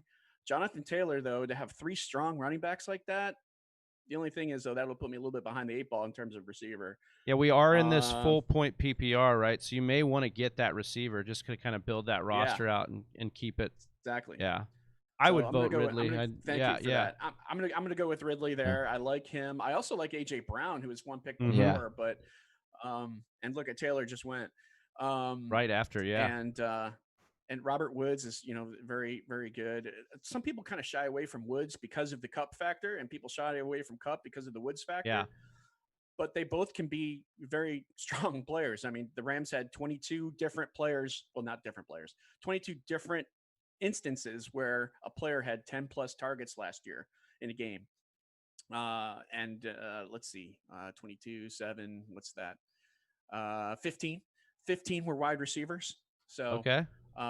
That's pretty strong. So Woods or Cup, either one, they should be good, provided that, 2020 is like 2019 for the Rams. But, if it happened in the past, it could happen again, especially with the same team. Yeah, and they've still got some of the same problems, right? Like offensive line issues, some of the things that made them more, prone to be doing the things they were doing down the stretch there. Johnny taking DK here. I'm going to go ahead and take DJ Shark. That's a good pick. Yeah, I do like the DJ Shark. I like Shark. He's also, people think Jacksonville, but he's their main guy. Yeah, he's it. He's their main guy, and I think we're going to see Jay Gruden kind of, make sure that he's used often. Their Vegas win total is so low. They're going to be so bad, Jeff. Like they're going to throw all the time. Yeah, and it's just going to be like DJ Shark or bust. I'm all about the volume. And he's coming into his own. I mean, he kind of gained that confidence last year. Yeah. And, this year, the same team, another year under his belt. Granted, he'll have a new offensive coordinator, but I think, he can get on with that. Yeah, but Jay Gruden's a pretty good offensive coordinator. I mean, say what you want about the head coaching days and smoking cigarettes and picking up chicks outside the restaurant, but he can definitely call offensive plays. I know that much. Yeah, no, but my concern was just the fact of Shark being able to pick up the new offense. Yeah. Oh, yeah. Oh, I feel that. Oh, I like the Mostert pick. Yeah, so Mac took the Mostert pick there. So I was, I told you he sniped Kittle from me, and he usually doesn't do that. That's why I kind of banked on him not taking tight end early. We've been on his podcast before talking, but he said in the chat I wanted to take the 2 positional advantages and see how it pans out. So everybody's experimenting here. With mock drafts. I mean, even you, Jeff, you said, just wanted to see what it was like to be in the middle a little bit. So I think it's just kind of fun when you get into these mocks. You just start doing things you wouldn't normally do, especially in hour 23. Yeah. You're just rocking with it.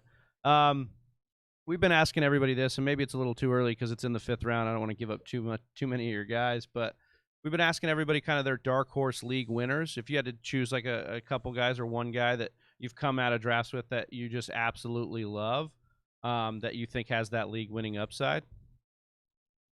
Jerry Jeudy. Oh, okay. That's not one we heard. Yeah, we have not heard that. So yeah, this is great. Yeah, I am definitely on board with him. He can do a lot.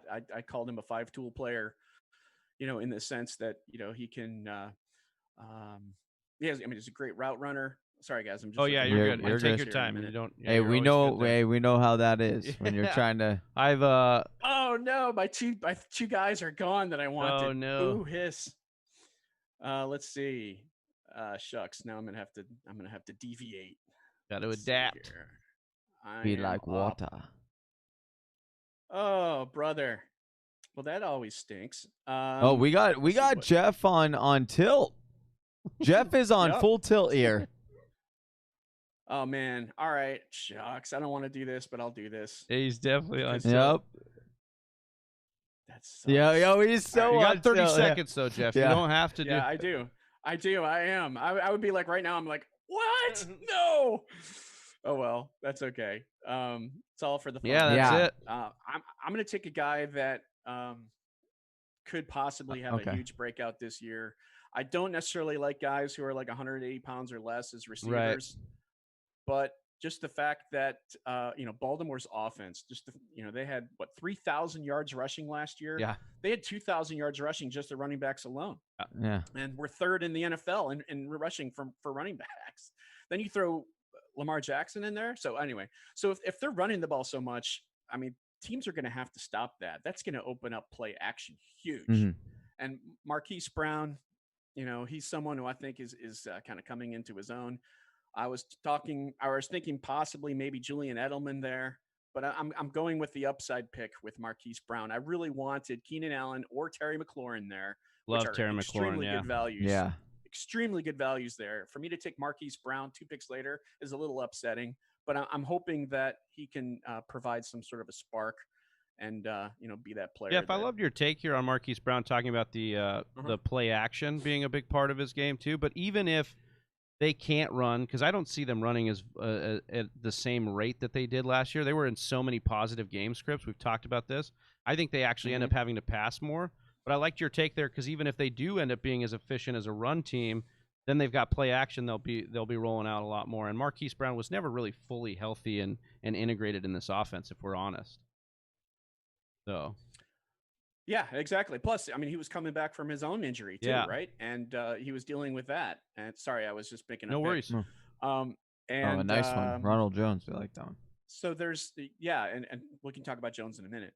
But and as far as Brown is concerned, he's like a top 30 wide receiver right now. And McLaurin and Keenan Allen, who we're taking above him, I have them in the top 20. Mm-hmm. So for me to get him there, he's going to have to very much overperform his draft position in order for me to really be happy with that pick. But sometimes when you want a player, you kind of have to overdraft them. Mm-hmm. I'm in full agreement with that. So hey, we'll see how it is. Am I disappointed? A little bit. Am I excited? Sure. Talk a little bit about Ronald Jones, because I actually had him a couple weeks ago as a league winner in our podcast that we put out, because I just think in this offense the upside is through the roof. And Jones just has to improve a little bit. I mean, he did improve in the pass catching realm. He needs to improve a little bit in the pass protection, but I think he can get the job done. And Bruce Arians has been quoted saying that he's the guy here. Yeah. I mean, if Tom Brady is as advertised, then the offense should be very good. I mean, it was very good last year. It's just that they had 20% of their drives resulted in a turnover. Yeah, it's crazy. With Jameis Winston. But Ronald Jones, I mean, his first year, he was kind of like, yeah, I'm in the NFL. Wow. And didn't really do much. But the second year came on a little bit stronger. Now he's getting the opportunity. He's bulked up to 225 pounds. He knows that he's going to be a piece of the offense, a big piece.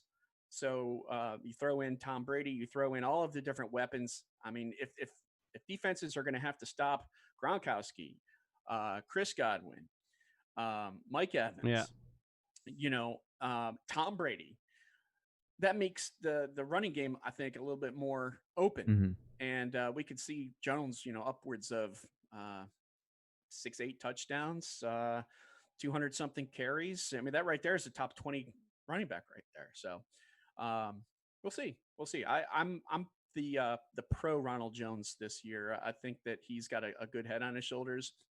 He's ready for his role.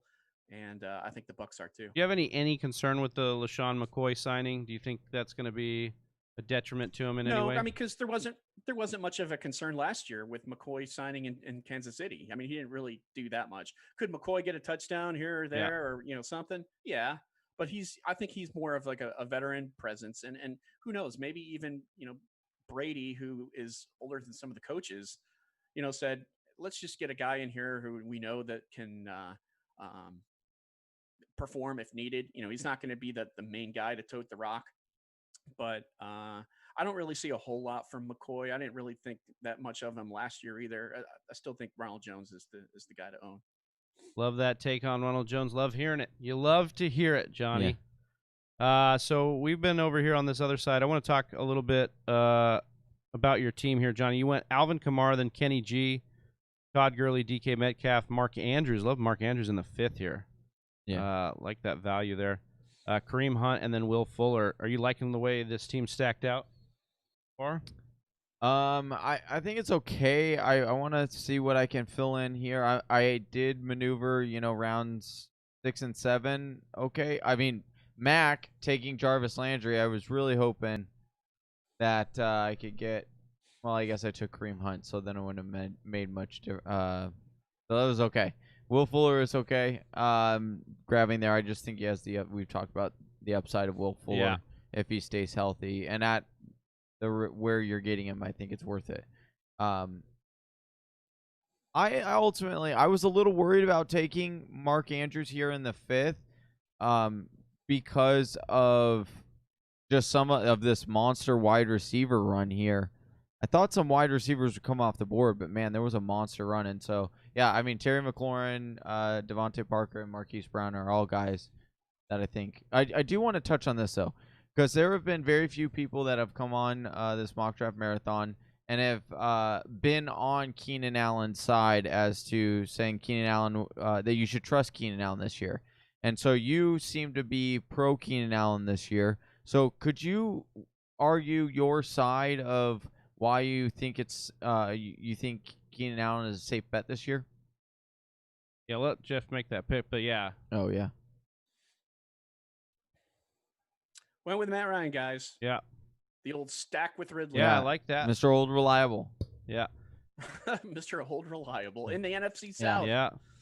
Which is, a good division to target this year for points. Whether they play the AFC West and the NFC North as well in terms of inter-conference. So Jeff, Johnny was just asking you a little bit about Keenan Allen. If you wanted to kind of give us your take, it sounded like a couple rounds ago you were pretty pro Keenan Allen.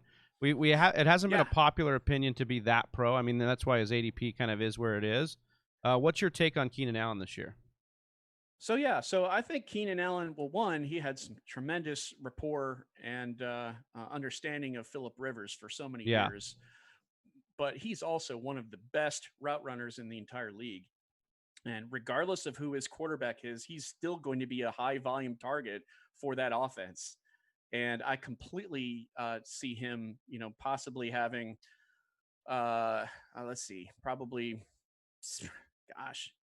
120, 130 targets, if not more, and getting up there in terms of receptions too. And I mean, I just see him being a big piece of that offense, and getting with Tyrod Taylor.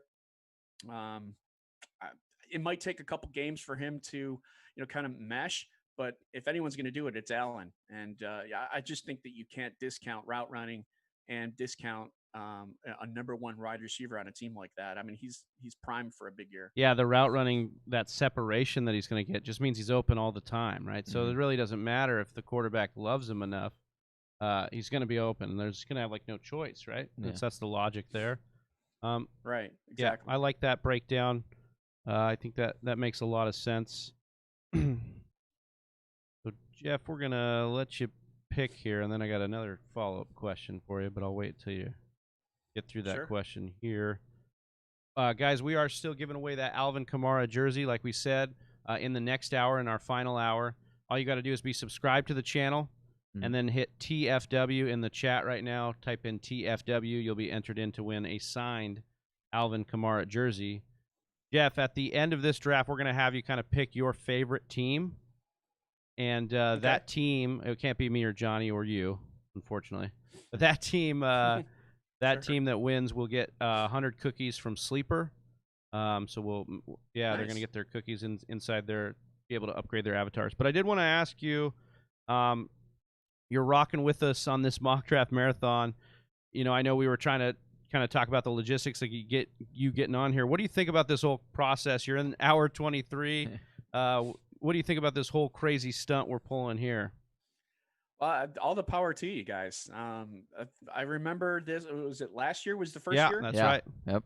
Yeah. So I remember last year thinking, oh man, wow, that seems like a quite a undertaking. It is. And it's not a. that's I mean, I slept well last night. Oh, I'm sure you guys did not. wow. All right. Jeff rubbing it in Okay. hard, dude.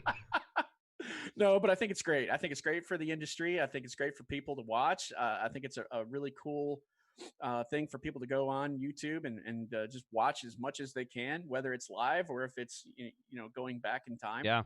And really looking, hey, like I've got a 12-man PPR coming up, and it's from the 7th spot. Let's see what this guy does, or whatever. Looking to see how things unfold. What strategies you can use, what certain players or what certain owners are picking in terms of players and where and when.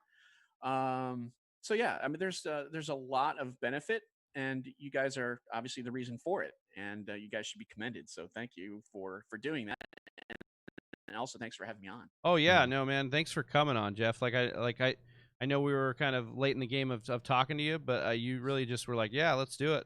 You didn't really have any complaints, and I appreciate that. And getting you on here and getting that connection built with a site that I love in Football Guys that I've loved for a really long time. In Football Guys, getting that connection with you, but then also Sigmund after you will be coming on, and we're excited about that as well. And that'll be fun. He's always a good time. Yeah, and you guys are just like an inspiration to me and Johnny. These are the platforms that we followed that made us believe we could go and do this. And so it's just awesome to be on here and talking ball and talking football with you guys. That's what it's all about. Well, good. Yeah, thank you. And I'm happy to be able to share my thoughts and opinions on things. And if it helps others, so be it. Yeah, 100%. So what did you guys think of my Jerry Jeudy pick? Yeah, well, we knew it was coming. I didn't know which round it was going to be. You did allude to it, but I did not necessarily want him as my third wide receiver, and in most drafts I don't. Okay. But this is just the kind of the way this is unfolding because I went heavy on running back early, not to mention tight end. So that just kind of I had to have some sort of a weak spot somewhere. So I'm having to choose some upside players, but I think that Marquise Brown and Jerry Jeudy are going to be weekly fantasy starters this year. And I wrote in a recent article about 7 bold predictions. I said that Jerry Jeudy would lead the Broncos in receptions this year, and I cited why. Just the fact that he was such a dynamic receiver, and we're going to see that in the NFL. I mean, he could do it all. He can catch. He can run routes. He's good after the catch. He's a smart player in the huddle. He picks things up fast. He's dynamic. I mean, there's so many different attributes for him. I'm excited to see what he can do. Now, the big thing here is, though, a lot of his success is going to hinge on how Drew Lock does and how he executes that new offense with Pat Shurmur. But I like what I see from Jeudy, and I think that he's going to help Lock get there. And I see him totally being the possession receiver for Denver this year. A Denver an offense that has a lot of weapons. So hopefully he does some good things. Yeah, I think you had to kind of put your money where your mouth was here, but on Jerry Jeudy, because you had been talking about him being your guy, and then you ended up kind of having to take him there. But I love the breakdown and the takes you've got. You've got your ammunition. You've been researching these guys and going through this and writing articles on it. So that's perfect. I wanted to ask you kind of your take. We've asked a lot of the guests this on the COVID situation we've got going and what you think it means. Maybe just your strategy. Are you thinking it's just like another opportunity to gain an edge in your league? Are you talking with your league mates about extended rosters? What are some of your your checklist for COVID? Yeah, I mean the extended rosters I think is big. I think there's going to be a lot of waiver wire picks. And Jared Cook is gone. That was my other guy I wanted. You know what, guys? I am going to double up here and do something like I probably shouldn't do, but I'm going to do it anyway. Yeah, well, you're in the mock, man. It's too good not to have, and that's Drew Brees. I'm going with the second quarterback here. Matt Ryan and Drew Brees. Why not?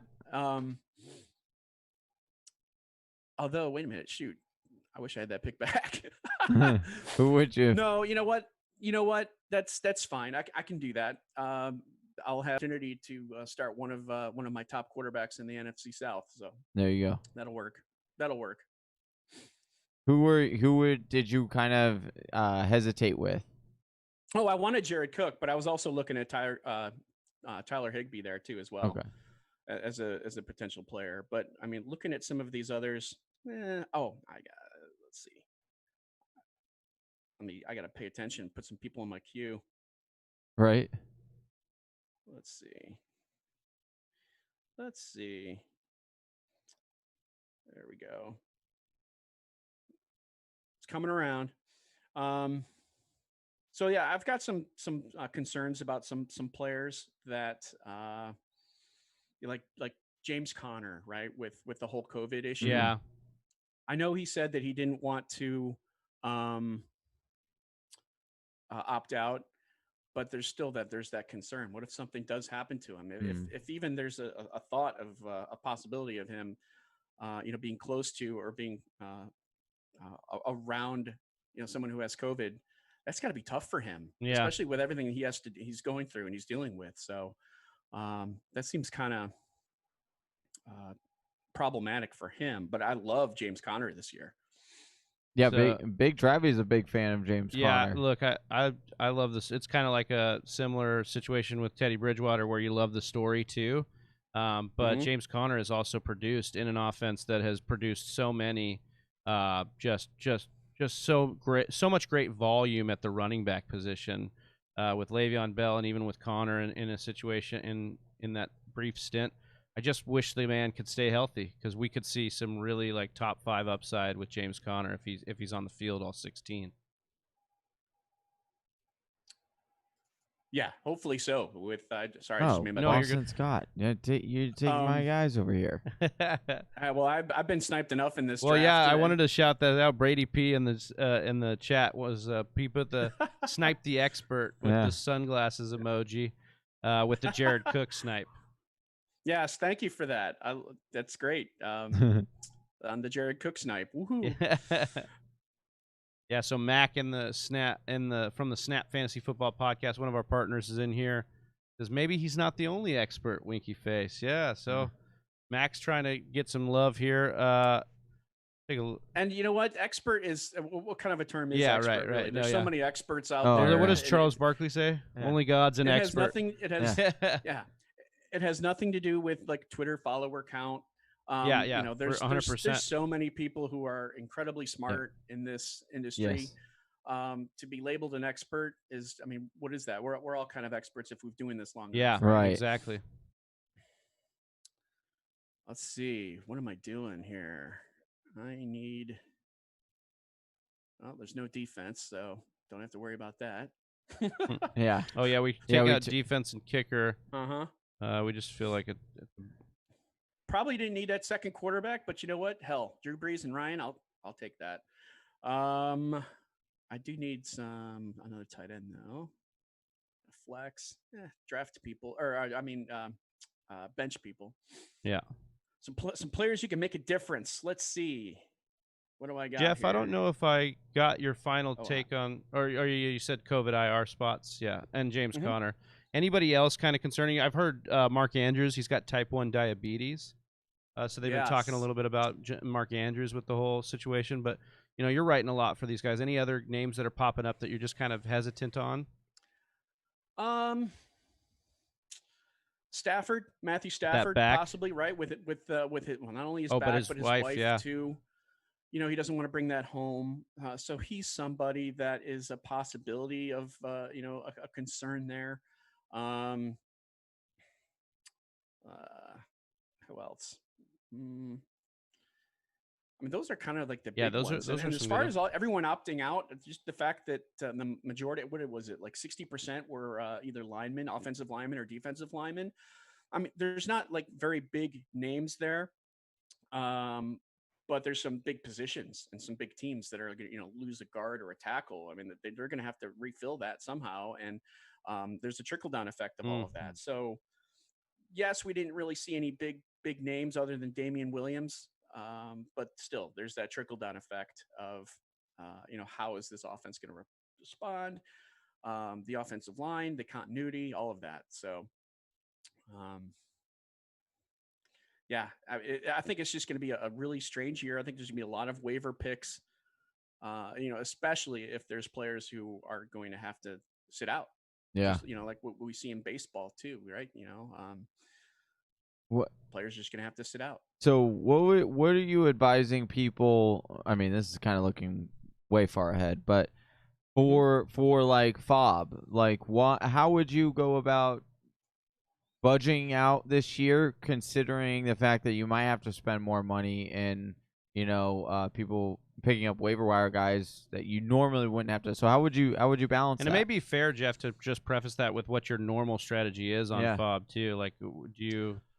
Well, normally I'm targeting players in like the first 1, 2, 3 weeks, right? And making sure that I'm staying on top of players, regardless of whether or not that's a position of strength that I have on my roster. If it's a good player, I want to make sure that I can roster him. Right. And I'm not sure about this year of spending a lot of your fob money early on, because I think you're going to have it later. Especially if there's a time that is, like week 10 or 12. Hopefully we get that far. Right. Where there's a running back who's then is out due to COVID or an injury for any example, and you're going to have to find that player who fits the bill. I mean, what if like Christian McCaffrey, Mike Davis comes in, or someone like that, someone that's going to be on the waiver wire. So you never know. But I don't know. We'll see. We shall see. It'll be a different year. I hate to put you on the spot, dude. But what do you think? Do you think we have a season? Where are you leaning? Where's your confidence level at?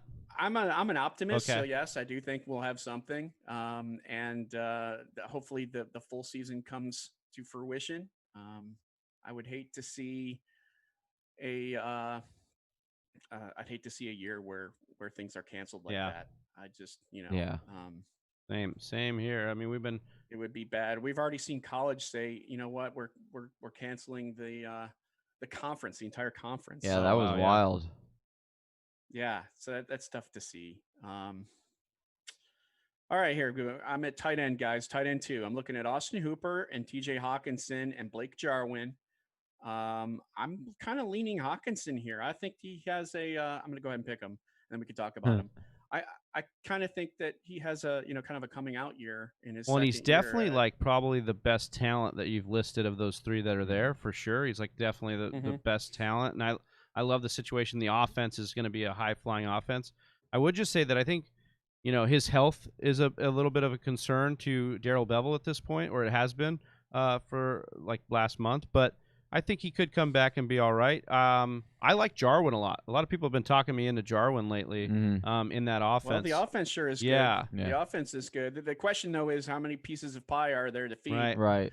There's a lot, right? Yeah. So that's a concern. But, sorry, I interrupted you. You basically took the words right out of my mouth there. It's like the offense is really good. You've got vacated targets from Randall Cobb going out of that offense and Jason Witten going out of that offense. So, and then there's nobody behind Jarwin in the depth chart. So it's Jarwin's, he's got it for the tight end position. But yeah, I do like Hawkinson. I would tend to draft Hawkins in there too. It's just kind of like why I go Noah Fant too, because the talent of the actual like prospect is so high. And I feel like that's so important in a breakout tight end is them being like a highly, or at least like an athletic tight end that was drafted with some capital. So that's just kind of my lowdown on tight ends. Fant's been a guy I've been really smashing in a lot of drafts, drafting up, snatching up there. Dallas Goedert or Goddard, however we want to say it. I say Goddard. Yeah, I think that's correct. Yeah, that was a very good pick there. I like that pick. I was kind of hoping he might come back, but still, the fact that he's going, what was he? Which not tight end was he out of this entire draft? Like the 13th, 14th pick, 13th tight end. I think that's a great value. I really like Goddard this year. The Eagles are going to use a lot of 12 personnel. He's going to be on the field. We saw that he was capable of being a fantasy tight end 10, even with Ertz. If something happens to Ertz, I mean, he automatically becomes an every week must start. So not only is that a good position for him, but shoot, it's a good opportunity for you to take a tight end late if you decide to do that. Now, the person who drafted him also has Hayden Hurst, which is interesting. He went a little bit. I usually see Hurst a little bit later than that. Mm-hmm. So we can talk about that some. Yeah, I think we were like on the Hurst bandwagon to start the offseason, and then you just kind of look at it and you go, well, is he really going to be what Hooper was right away? Like, is it really just going to equate that much? And then his ADP was just skyrocketing, and it was just becoming too much. And now I'm either taking a big guy, I think, like the top 3, maybe 4, if I can talk myself into Ertz in some cases. But I'm either taking the top 4 or I'm waiting and I'm taking guys like, Hawkinson, Blake Jarwin, and I might pair up a couple of those guys like Hawkinson and Jarwin late because I want to try and see if one of them can break out. But yeah, Hurst is a guy I've been kind of passing on now. I'd say that, and then I drafted Gronkowski in the 9th here. But that was just kind of like that was the lowest I've been seeing him go. So I was just kind of trying to see if I could snatch him and like my team. Like, why not? Yeah. Value. Yeah, so I don't know if that's kind of your strategy on tight end, Jeff. Maybe like one of the first. You took Kelsey, but then you also took as your second tight end Hawkinson. Just as that. Yeah, I do tend the tight ends that I target are either Kelsey. Nice. It's a combo Kelsey, of both. Yeah. What a tight end that would be. Yeah, that would be. Yeah. either Travis Kelsey, Kittle, or if I can't get them, I'm gonna wait. And the guy I'm waiting for is Jared Cook, and I missed him by 1 pick. Right? Wow, that was pretty good. Yeah. I tell you, I've been sniped a few times in this draft, but you know what? I'm also talking to you, and that's what's more important, I think. Yeah. Right? Appreciate that. Also, I like Mike Gesicki. Yep. Yes. Gesicki, again, yes. How you pronounce? Jonnu Smith is someone who has my interest as well. I think that Smith could be someone, a big player in Tennessee. Ultimately, could even be the second leading receiver on the team. Yep. So I like Smith and his opportunity to kind of display his ability here this year. Hawkinson is another. Hawkinson has that it factor ability. Oh, yeah. And he just hasn't quite shown it off quite yet, but he's been close too. He's dropped a couple touchdowns. If he catches those, are we talking about him a lot more? He's getting hyped up a lot more, and I think that's kind of a situation with Hawkinson and that offense, man. I mean, we've just look at when Stafford's going, they are going to throw the football a ton. I'm really excited about the pieces in Detroit's offense, especially Kenny G, and I think Hawkinson, if he can come back healthy and get going. All right, so Jeff, why don't time to pick a team? Huh? Why don't we? Yeah, no worries, Jeff. Why don't you walk down your team really quick though, and just kind of do a rundown, and then we'll pick a team. You can go through and look at some of the teams you like. All right, so my team from the 1.8 spot, it was running back heavy in this draft, and then Michael Thomas went 1.7. I knew that at 1.8 I was going to hopefully be able to get Derrick Henry, Mixon, or Drake. Those are the guys that I was targeting there. Henry, I like overall of the other two, so that was my pick. Then when it came down to the second pick, I was either targeting running back or tight end. My running backs were taken, Eckler and Drake, so I went tight end and went with Travis Kelsey. And how many running backs do we have in the first 2 rounds? 1, 2, 3, 4, 5, 6, 7, 8, 9, 10, 11, 12, 13, 14 picks in the first 2 rounds. That's pretty high, especially PPR early on in the second round too. But so I went Travis Kelsey there. I liked having an elite tight end on my team. Third round, I'm happy to get David Johnson there. I like Johnson this year. I think that he and Duke Johnson are also going to be a really big piece of the offense. I see Johnson not only being a good rusher, but also a good receiver. I'm excited about his ability to be very much interested in rebounding this year. I know he's been working hard in the off season. I like the mix with the team, and the fact that DeAndre Hopkins isn't there anymore opens up some targets and opens up the offense a little bit more. I think they're looking for a running back to come in and actually do more rushing. Last year, I mean, they were a very heavily utilized offense with the running back last year, but not necessarily as much as a rusher. We saw Carlos Hyde have over 1,000 yards, which is great. But I think that I think Johnson's going to come in and be real strong. After that, I knew I had to take a receiver because I already took my second running back there, and Calvin Ridley was my top guy. I like that pick. I actually think that Ridley could even overtake Julio Jones this year. And you think if that could happen this year? I think that could happen this year. We've seen Julio. I mean, Julio's great when he plays, and he is a really excellent receiver in terms of my ball mentality. Being there for the team, for Matt Ryan. But we've also seen him take some plays off, take some drives off, take a half off, right? Because he's trying to compensate for an injury that he has. That it's a lingering injury. He's always had these leg, thigh, ankle, knee ailments, and I think it's just kind of catching up to him. And it kind of concerns me that he takes plays off like that. So I think Ridley is just someone who can come in and be a big difference maker. Just kind of like the same thing when Julio came in and overtook Roddy White. Granted, they're different types of receivers, but I can see Ridley doing that.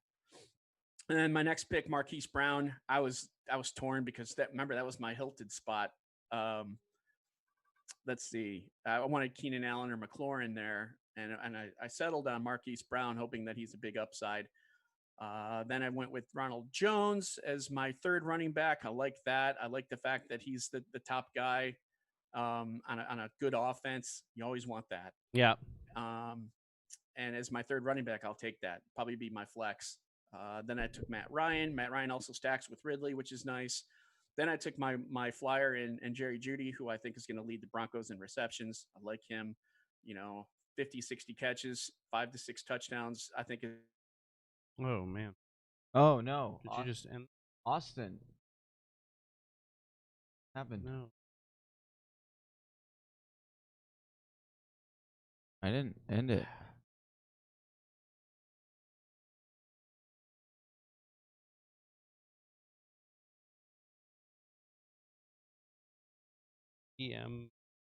Jeff just.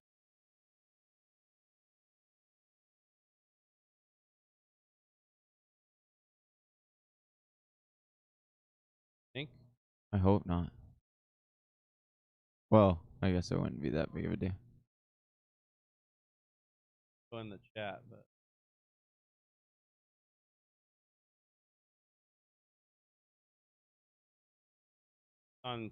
Jeff's on Twitter. If you'll hang with us, we are trying to get Jeff back on with us. I have no idea what happened with the sleeper. Or with the Zoom. I think we broke. I think what we just witnessed, we broke Zoom as well. We're breaking Good job, records, Western breaking Zoom. Hey, this is. The meeting is scheduled 8.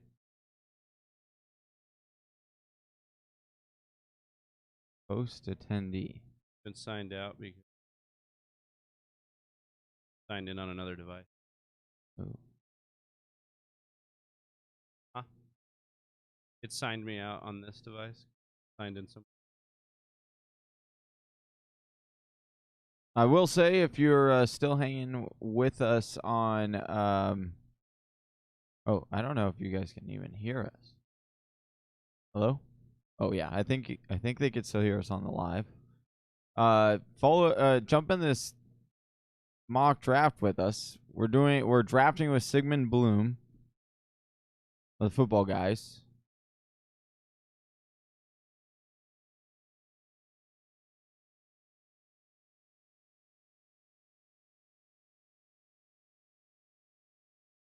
Oh, there we go.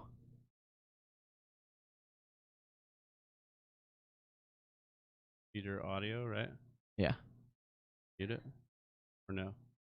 No, you don't have to. What do I do? You gotta go on. Hold on, let me put this up. Hang with us. If you are following us, I appreciate you guys. Oh, great. Yeah, you guys here. We appreciate you. We're just working on these technical difficulties. Right. Of course, this would happen in hour 23 of this. Wonderful, wonderful. We're trying to.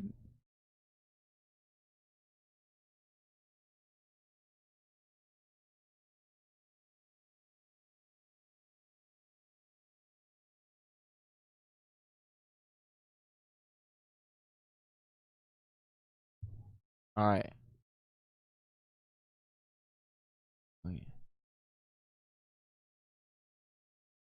Do you have the? I'm getting it right now. Yeah. Okay. This is what Whisper Nation. This is you get a behind the scenes look here of what we do as we. Yeah. Oh, and of course it's not gonna. Yeah, can you send it to me again? The I link. don't.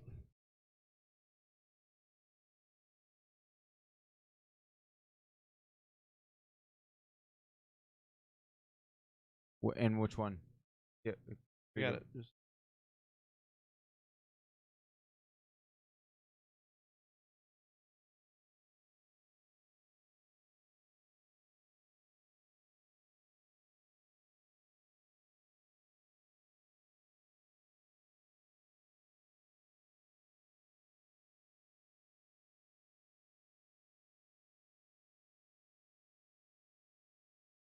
Thank you, sir.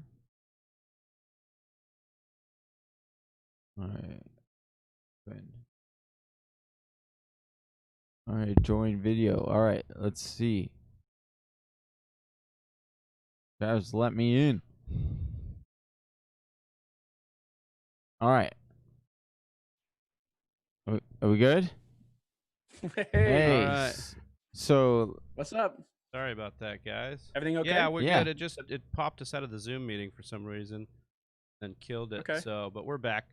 I just kept on talking. I Yeah, apologize. no, Hey. it's all good. I was like, wait a second, what happened? And then it was gone. So, yeah. Okay, so I don't know where you guys lost me. I just kept talking through the I think whole we were thing. at Matt Ryan. Oh Yeah. goodness. Oh wow. All right. Well, if you have time for me to go through Yeah, this, I for can. sure. Or Yeah. I'd We're be still happy to waiting look at on another team and Sig to kind get of back pick, to us too. So, Okay. So all right. So Matt Ryan was my first quarterback. I like the fact that I'd matched him up with and stacked him with Calvin Ridley. I love the NFC South quarterbacks this year. Matt Ryan is a perennial top 8 quarterback, if not higher. So I like that. And then I went with Jerry Jeudy, my favorite flyer as far as receivers are concerned. I said before, I think he's going to lead the Broncos in receptions. I really like that. I think he's got 50 to 60 catch upside potential, actually, with 5 or 6 touchdowns. I think that's going to be like his floor, actually. He can do more than that. I don't know about this year, but he's definitely capable of more. I went with Drew Brees as my second quarterback there. I wanted Jared Cook. You guys knew that. Yeah. Well, actually, you didn't, but I told you that. And so we quickly learned. No. Yeah. Well, I really like Cook. Cook had 9 touchdowns last year. And I mean, the Saints offense, I already told you about the fact that I'm interested in NFC South. And of course, the Saints. Why wouldn't you like that? I think that he's going to have another big, strong year. I love his value right there. I think he's better than Hunter Henry. I think he's better than Gronkowski. I think he's better than Higbee, Gesicki. So I love Cook there. Lester got a good pick there. So that left me with, okay, now what? I knew that I wanted to take a second quarterback in this and have I didn't want to just have one quarterback. I think it's important for bye weeks. And I saw Drew Brees there, and I'm like, oh my God, I have to take this. And Cook's not there. I can get another tight end later. The running backs that were there, I didn't really like. They're more like a handcuff kind of guy. As long as I can get Boston Scott on the next round, I think I'll be okay, which I did. yeah, you stole my guy. That's I'm happy with. And this is where I was talking, and the Zoom call went out. I was talking all about Scott, so I'll repeat myself because I think it sounded good. Just the fact that last year there were times when Boston Scott outplayed Miles Sanders. He absolutely did. I mean, Sanders obviously had the better overall numbers and stats, but there was one game last year where my opponent had Miles Sanders, and I had like I don't know what it was, a 7-8 point lead or whatever. It was later in the game, and Sanders is getting replaced by Scott, like in the goal line. Yeah. The goal line character. How crazy was that? I'm thinking, yes, you go Boston, because I didn't want Miles Sanders to score and I'd lose the fantasy battle or whatever. And that's exactly what happened. And I'm like, oh my God, if I was a Miles Sanders fan, I would be livid. So at that point, I'm like, you know what? They're really utilizing Scott. He's doing well. And, he was kind of an upside type of pick when he was a rookie with New Orleans. Yes. And he's just kind of never really materialized himself. Right. But he's found a home in Philadelphia. And it looks like between him and Sanders, they're both going to be like the 1-2 punch. I see Sanders as the top guy, obviously, but I do see a role for Scott in terms of carving out a role for the team, as well as having a fantasy role. If he can get 35 catches or more and an occasional rushing touchdown here and there. Hey, I like Scott. I like the upside there. So I like that pick. I like the fact that I sniped somebody else on that. So that's well, and I just like the fact like snipe. He's very similar to Sproles, and we've seen how Doug wants to, he wants to use like a Sproles style running back. And so Boston Scott, yeah, man, I was looking at the stat comparison between when I was like saying, okay, what rushing share am I going to give Miles Sanders versus Boston Scott? And like how much they were using Boston Scott down there, like, because no one was really talking about it. But yeah, that's why like in all these mock drafts, like, oh, sign me up, Boston Scott in the 10th, 11th, 12th round. Yeah, like all day long. Yeah, I'm with you. I am with you. I get Boston Scott often, and I also get A.J. Dillon often. Oh, yeah. We like A.J. Dillon, too. I think that's a good upside play. A.J. Dillon, my goodness, at 6 foot, 247 pounds. Oh, my goodness. Tank. I mean, he's a tank. I don't know if you've seen some of his highlights and films and such, but I mean, he looks like Derrick Henry out there. Yeah, I try not to watch it because it gives me a little bit of nightmares because the guy is so big and monstrous. Yeah. And I'm like, realistically, like, being realistic, Jeff, how is there not we had Jones get 19 touchdowns last year, rushing touchdowns. How does A.J. Dillon not rush for at least 10 touchdowns? I mean, that's a good question. I mean, I think that he's definitely in line to get some stray goal line touchdowns, and it could be more than just stray. I think that's why they got him. But I also do think that this is Aaron Jones's role. And he's still going to be a big piece of that offense. They're not just going to forget about him.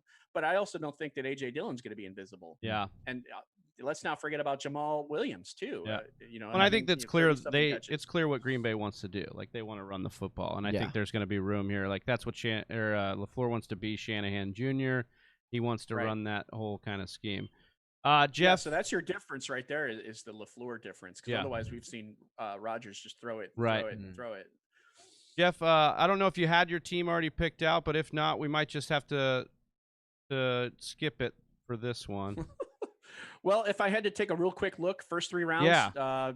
No, I mean the first spot there. I love McCaffrey, Jackson, and Kittle. How can you not like that? Okay. And then Mostert following that up. I like Lockett as the first receiver in round 5.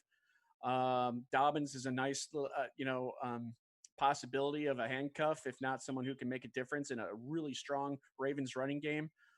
Landry's always strong, never had less than 80 catches in his career. I don't think he's missed a game either. And CeeDee Lamb is a step right below Judy, in my opinion. And some people have Lamb ahead of Judy, and I'm fine with that.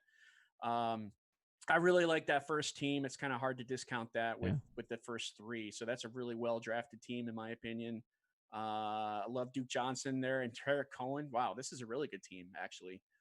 All right, so that might be unanimous. Team one. Team one gets the win. Mac, that's Mac from Saturday Morning Snap. You're gonna win 100 cookies, brother. Get with us. Well, we've got your username right here. We'll get you those 100 cookies for Mac.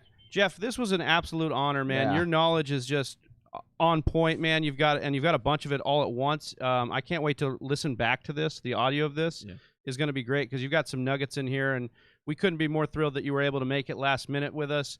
And you fought through the Zoom crashing on us, our one technical difficulty. Yeah. But I appreciate you, Jeff, and let the people know where they can find you. We've got your Twitter in our description, but let them know where they can find you.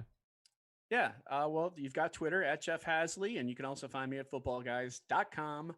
I do a lot of in-season work as well as preseason too. You'll see rankings and updates and team reports and staff stuff and everything. So I'm a big piece of that whole content providing site. So thank you so much, guys. I appreciate the opportunity to come on here, talk with you fine fellas, and have a fun draft, even though I didn't really pay too much attention to my stuff. But again, it was all about the talk, I think. Yeah. Oh, 100%, man. And 100%. We cherished it. So we appreciate it. That. Have fun with Sigmund. Yeah. And tell him I said hello. We will. And one guy we did not talk about was Irv Smith. Can I just say 1 second? Yeah, for sure. So Irv Smith is another. I mean, obviously he didn't go in 13 rounds here. He's definitely someone I'm targeting later on as a tight end 2 or even a tight end 3 would be better. But I love the fact that he's on an offense. We're probably going to see a lot of 12 personnel in Minnesota. But I can also see him lining up as a wideout. You keep in mind he's only 247 pounds. He's not some 260-pound tight end. He's nimble. He's athletic. Yeah. I can see him being, that X or that Z role opposite Thielen when they go with 11 personnel and they decide to put him out as a wide receiver and not necessarily lose snaps just because they're in 11 personnel. It's something that's not talked about enough is that Irv Smith has a shot to volume in that offense, maybe before Justin Jefferson does, who we talk about a lot as being the role that Stephon Diggs or that takes over for Diggs. I mean, maybe Irv Smith gets a lot of that volume that we've been trying to talk about, those vacated targets. Yeah. And once again, man, we thought you were signing off and you just do a little encore with that nugget you drop before you leave. Great stuff, Jeff. Really appreciate it, man. Sure. Thanks a lot, guys, and enjoy your last hour. Yeah. I will be. Thanks and congrats on making it. Yeah. I'll be watching because I just enjoy watching Sigmund talk. Yeah. Oh, he's a legend. He's a treat. Yeah. He's a treat, and he makes you feel comfortable and at home. Just the kind of the way that he does that. If you listen to his On the Couch podcast, all the time, It's awesome. Yeah, I love that one. It's great. So. All right. Thanks so much, Jeff, and we'll talk to you soon, brother. All right, sounds good. Thank you. Appreciate you. All right. Well, we are in that final hour here. We have done it. As they say on NFL Red Zone, the witching hour is upon us. Yeah, that's right. And so without further ado, we're going to bring in Sigmund Bloom, the legend, the co-owner of Football Guys. Sigmund's going to be bringing us home here, so we're going to pop him in here. And he's going to be connected. Sigmund, can you hear us?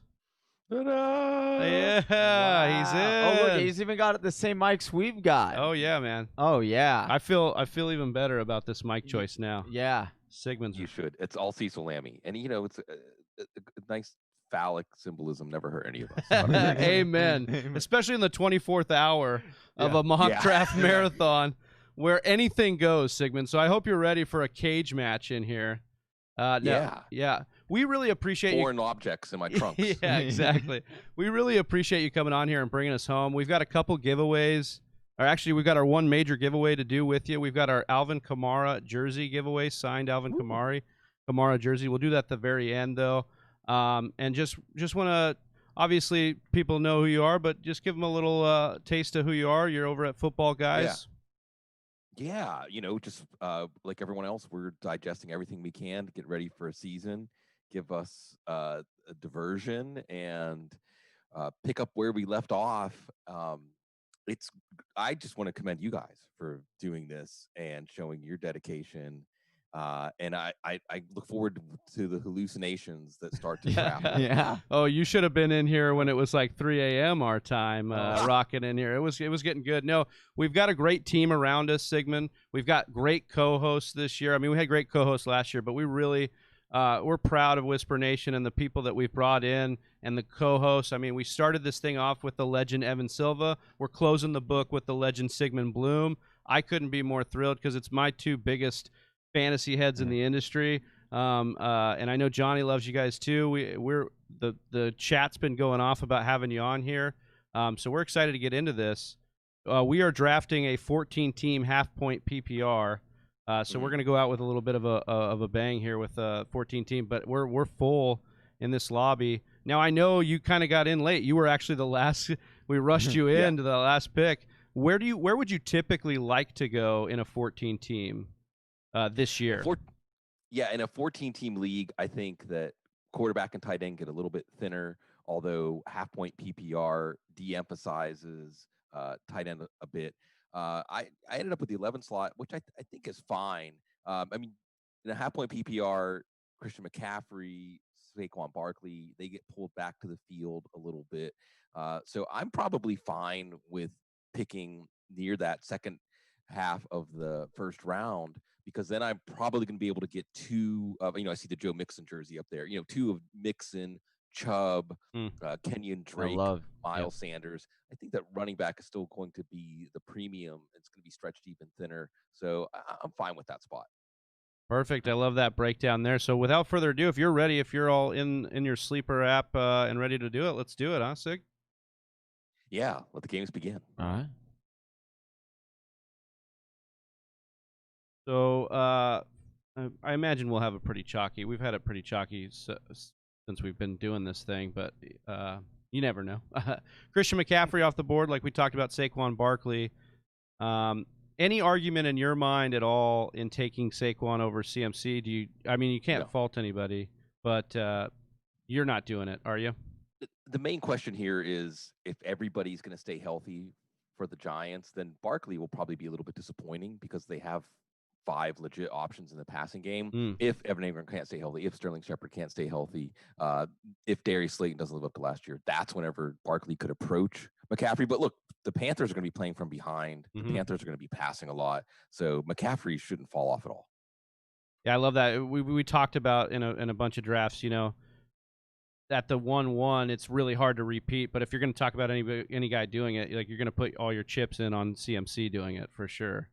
I got a keeper question about, like, Alvin Kamara and George Kittle or McCaffrey in a full PPR. And I had to think about it for a long time. I ended up coming out on the side of McCaffrey, because the person asking would have been able to have Tyler Higbee as their tight end keeper. But even without that permutation, it shows how big the gap is between McCaffrey and other top 5 picks, that you even are thinking about Kittle, who's a second, third round value, as the gap between McCaffrey and Kamara. Yeah. Yeah, I love that breakdown there, giving you that sense of value. So, Sig, you're about to come up here. We got Johnny right before you. Johnny, what are you thinking here? Thinking wide receiver, running back?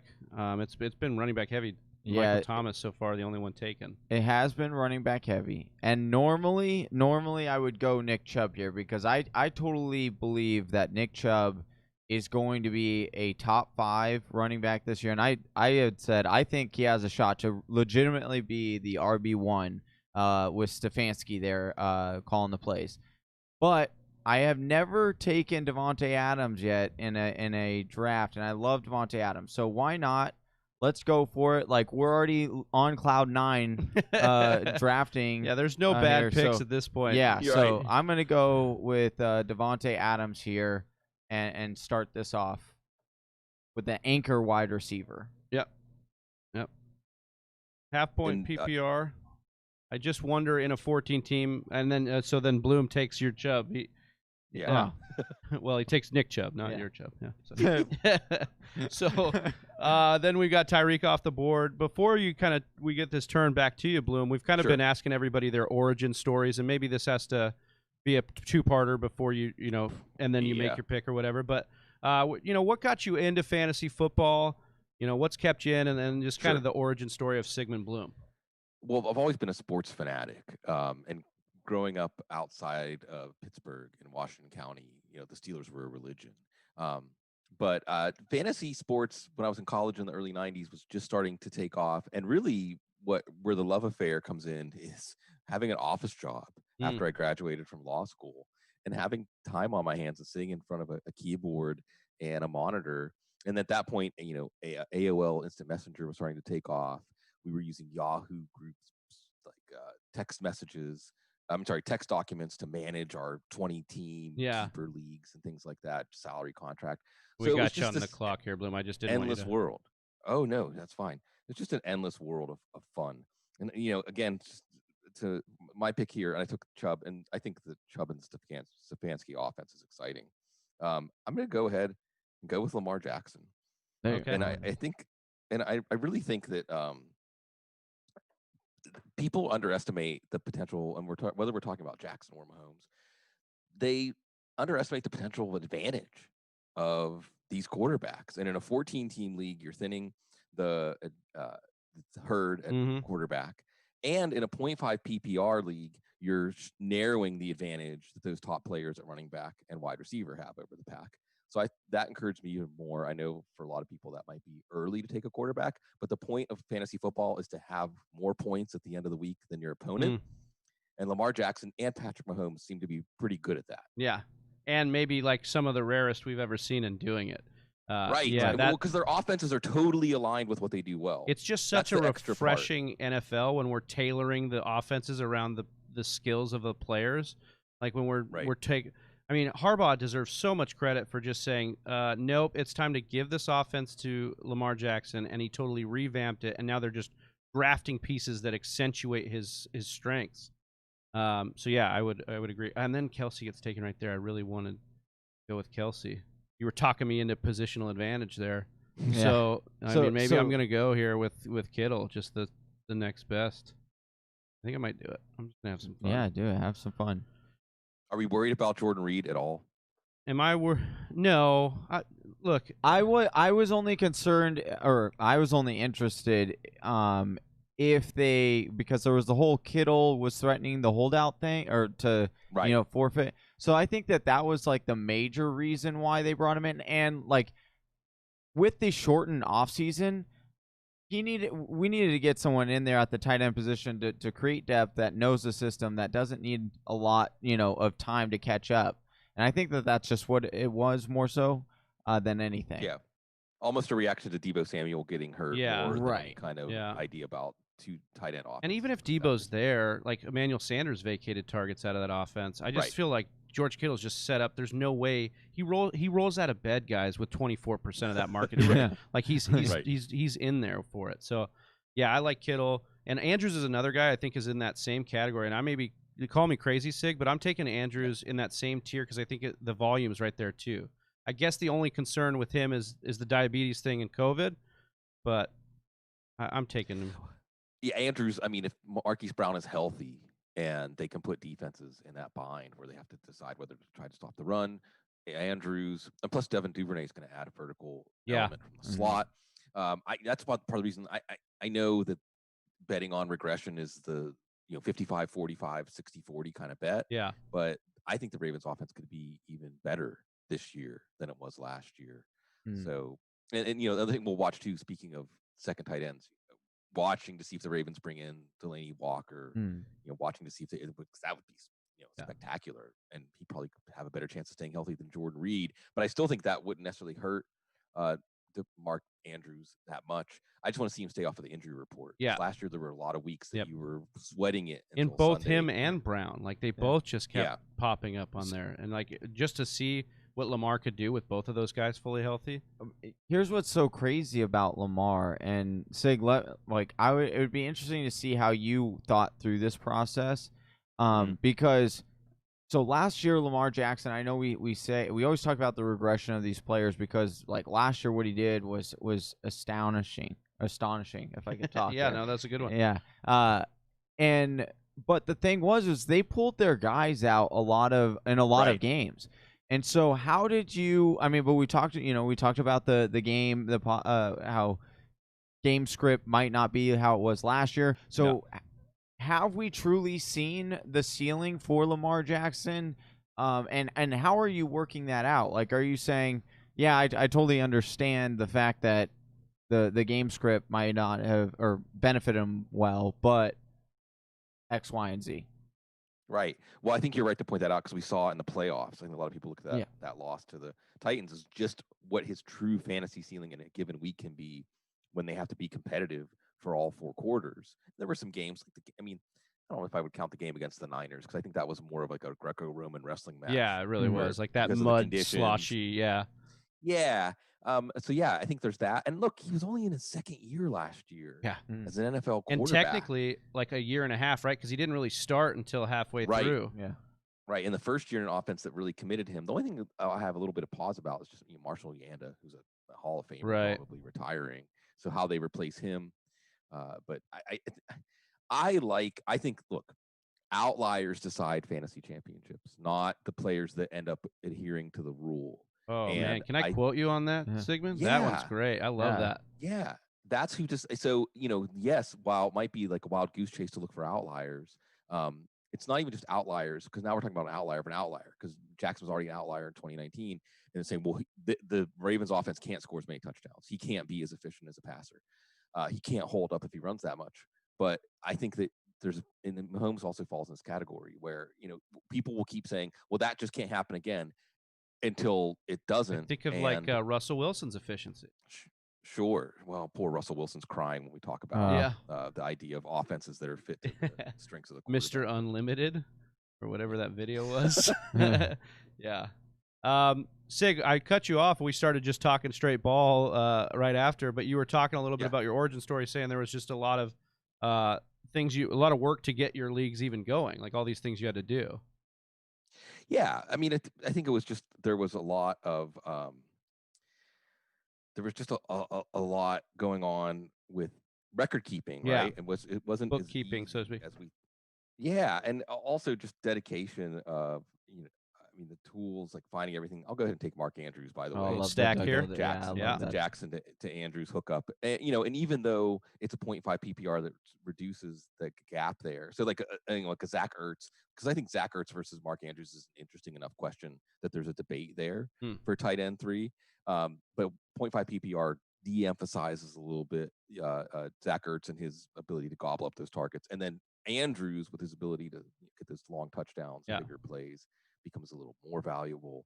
But I really I'm doing the Apex expert league with Evan and all kinds of illustrious experts. I usually get my ass handed to me, and I started out very similarly with Ezekiel Elliott and Kelsey and Jackson, because I like the idea of trying to get an advantage at every position instead of punting. If I'm going to punt wide receiver 3. I'm going to punt running back 2. So we'll see how that's following that strategy in this one. Love that. Just want a quick shout out for the chat before we continue on your origin story here, Sigmund. But want to talk a little bit about the Alvin Kamara jersey. I hope everybody's typing in TFW in the chat and then subscribe to the channel. That's how you enter to win. We're going to be at the very end of this draft. We're going to be giving away that Alvin Kamara jersey to send us off to encapsulate the 24-hour mock draft marathon. I can't believe we're almost here. Yeah. It's wild. 2 years now we're gonna have this under our belt. But Sigmund, tell us a little bit more about how you kind of made it through all the noise. Well, look, I was lucky. I was really lucky. I'm going to go ahead and take my next pick here. And because this has been a running back crazy draft, and I only have one, I'm gonna have to stick my neck out a little bit here and take Raheem Mostert. Okay. Nice. And it's a little earlier than I would want to take him usually, but considering what I have built up and where you're at, right? Like you're gonna have to wait a while. Right. Yeah. Right. I don't want to. I'd much more take my chances with the wide receivers, and this is also common in my drafts this year, which is kick the can down the road a wide receiver when possible. So I was really lucky because there was no fantasy football industry when I started. It was just a bunch of people who would prefer to work out all these puzzles in their head than whatever else was going on around them. Right. And it was really, the amount of information has exponentially increased. The amount of strategy has information and has exponentially increased. Amount of engagement. So I really feel like I was lucky just to get in, and I quit my job in 2006 and decided to try to be a professional fantasy football analyst. It's so funny to say that. Because in an event in my life where me and some other people, including my best friend at the time, were hit by a drunk driver while we were waiting to cross the street, and he died. Oh man! And it was really this call, like, well, if you want to try it, because I wanted to be a sportscaster when I was a kid. Like I said, you can do whatever you want to do. Yeah. Well, I want to be the play-by-play announcer for the Pittsburgh Pirates. That's what I want to do. Okay. And I went to Syracuse for broadcast journalism at the Newhouse School, which, if you know the sports journalism industry, like you can't swing a dead cat without hitting like 3 Newhouse graduates. But it wasn't really for me, Broadcast journalism wasn't for me when I saw what the actual profession was made up of. And then it came all the way back around with the rise of the internet, where media became kind of democratic. Like you can choose who you like, and you can put your voice or your product out there. And you can also remember the internet lowered these barriers to entry for distribution, right? Yeah. And we take this for granted. You can put something out there and the whole world can find it now. Yeah. And it wasn't like that before. You had to have, transmitters. That and gift and a curse thing, Yeah. though, too, Sig, huh? Yeah. Well, Yeah. this is the real podcast I want to do, right? Yeah. I mean, this is the real podcast we all want to do right now. Now it's the end of the 24 hours. This is where we can go off the reservation, right?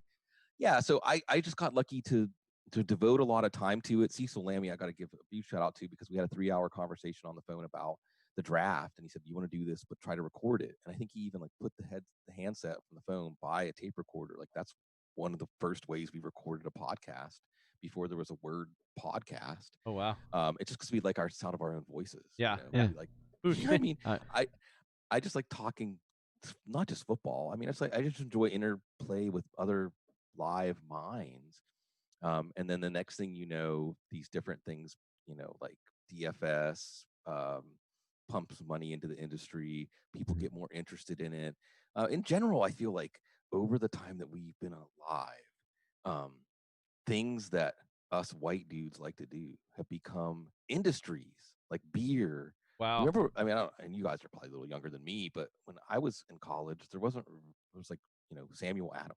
That was your great, nice beer you could get. Or Chimay, if you got something imported. Yeah. And video games and comic books and all of these things that we did to pass our time are now these full-on industries with billions of dollars. And it's kind of silly, but at the same time, it's allowed me a chance to get through life kind of unscathed when I see how people who have other jobs, it takes a little bit away from them every day. This is something where, because of our great community, it replenishes you every day. And how do you feel that I mean, obviously you're blessed to have, and you worked very hard, Sigmund, to get where you're at too. Like, I don't want to discredit you in that sense, but how do you feel like you're giving back now? I mean, obviously we love, you're on here with us. That's awesome. And you're giving us your insight there, but are there other ways that you and the football guys love to be giving back in light of what you just said? Yeah, I think that, what we really like, I think, is emphasizing how we're all part of a club. We're not at the top of the mountain that you climb up to get some sort of wisdom that's special that only we have. Mount Olympus or something. Right. Yeah. And most of the football guys staff came from the football guys community. Right. That was always our preferred model. It was just people that were on the message board, people that otherwise showed acumen and ability to organize their thoughts into something interesting, that we would eventually tap them to do something small. And then if they did well with that, we would have them do something more intense. So, I mean, I think that it's, I get a lot of stuff, and from a more personal level, I think, because I have a law degree, and sometimes I think I should be out there as my sword and shield and fighting for people. But a lot of people get back to us and say that it's just like keeping people company. I think that's part of the reason podcasts do so well. It's like a bedtime story, like hearing another person's voice. Yeah, you can be an introvert alone. and still have the connection you feel of like talking to someone, or like having a conversation. Well, and I just think it's just you can instantly have that connection and comfortability, right? Like I might not know Joe next door, but if I hear Joe next door saying, "Oh man, I need to pick up a guy on my waiver wire, I'm wondering who I should." I mean, I don't know why I'd be talking out loud like this, but I'm just Johnny, saying, your stream of consciousness is just so on point right now in this 24th hour. I love it. I just have to say that. But I'm just saying, we could answer, and it's not weird. Like people be like I just like, "Oh yeah, pick up Terry McLaurin," and then the guy be like, "Oh thanks, appreciate the advice." Like it's a totally cool thing to do. Podcasts, man, they're wild. No, yeah, I appreciate what you're trying to get at though, Johnny, and I think it's on the same line as Sigmund's talking about. And I think you've talked about this. Evan talked about it. First of all, I want to say how kind of crazy it is. You said you're a lawyer. Chris Molina just got his law. We walked with him. Evan said he was going to law school. Like, why is everybody? Well, apparently we're screwed, like, dude. why didn't we go to law school? Is the lost souls destination. Yeah. I think law Oh, school okay. is where you end up if you don't know what to do with yourself.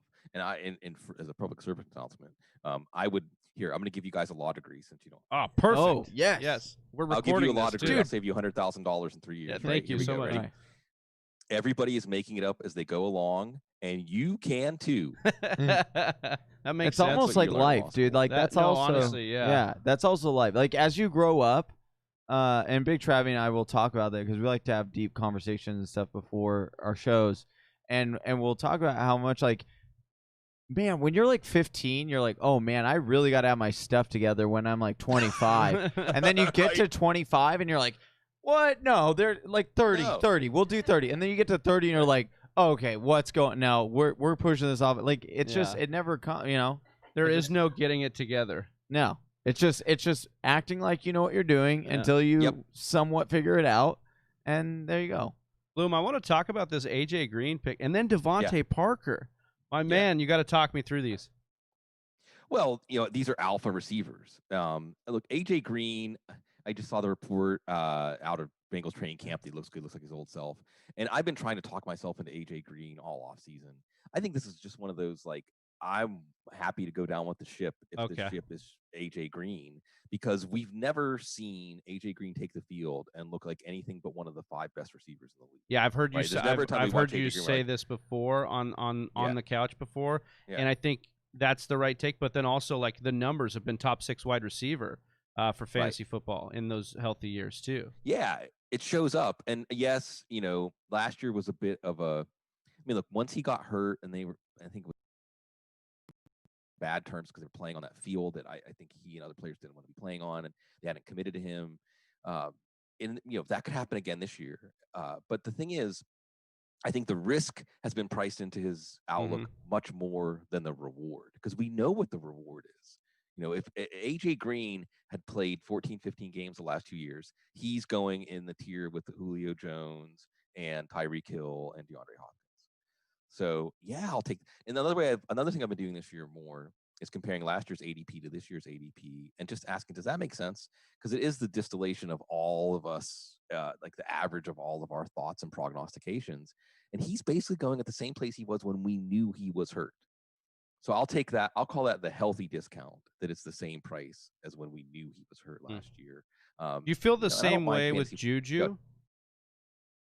Sure. And Juju, I want to, Juju and Adam Thielen, and I think Zach Ertz falls under this category. Devontae Adams falls under this category. I'm going to be very interested in players that are their quarterbacks just reliable. We've heard like security blanket or different terms to describe it, but it's also chemistry. It's almost when the bullets are flying, who do you trust? And I think that, we look at these unique situations and the lack of experience that these quarterbacks have with other targets. It's really easy. Adam Thielen's another one.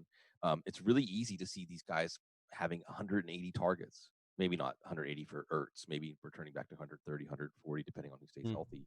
But I do think one of the things that's going to be different this year. I mean, look, this is like elephant in the room kind of thing, right? I was watching my Pittsburgh Penguins yesterday, and they played an elimination game with the intensity of a preseason game. Oh man, I mean, it was funny because I couldn't even get too upset about them getting thumped out of the round of whatever, because it's not even the round of 16. It's like the round to get into the round of 16.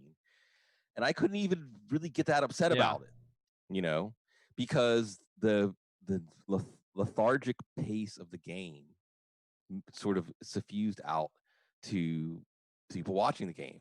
And we just don't know how NFL games are going to be with 20,000 or 10,000. Do you have an inkling? Because I've been trying to wrap my head around it too. Like, do you think if it's going to favor defenses or offenses, or you think it's going to be team by team? It should favor offenses. Right. It should favor offenses because the crowd noise can be very disorienting in a hostile stadium.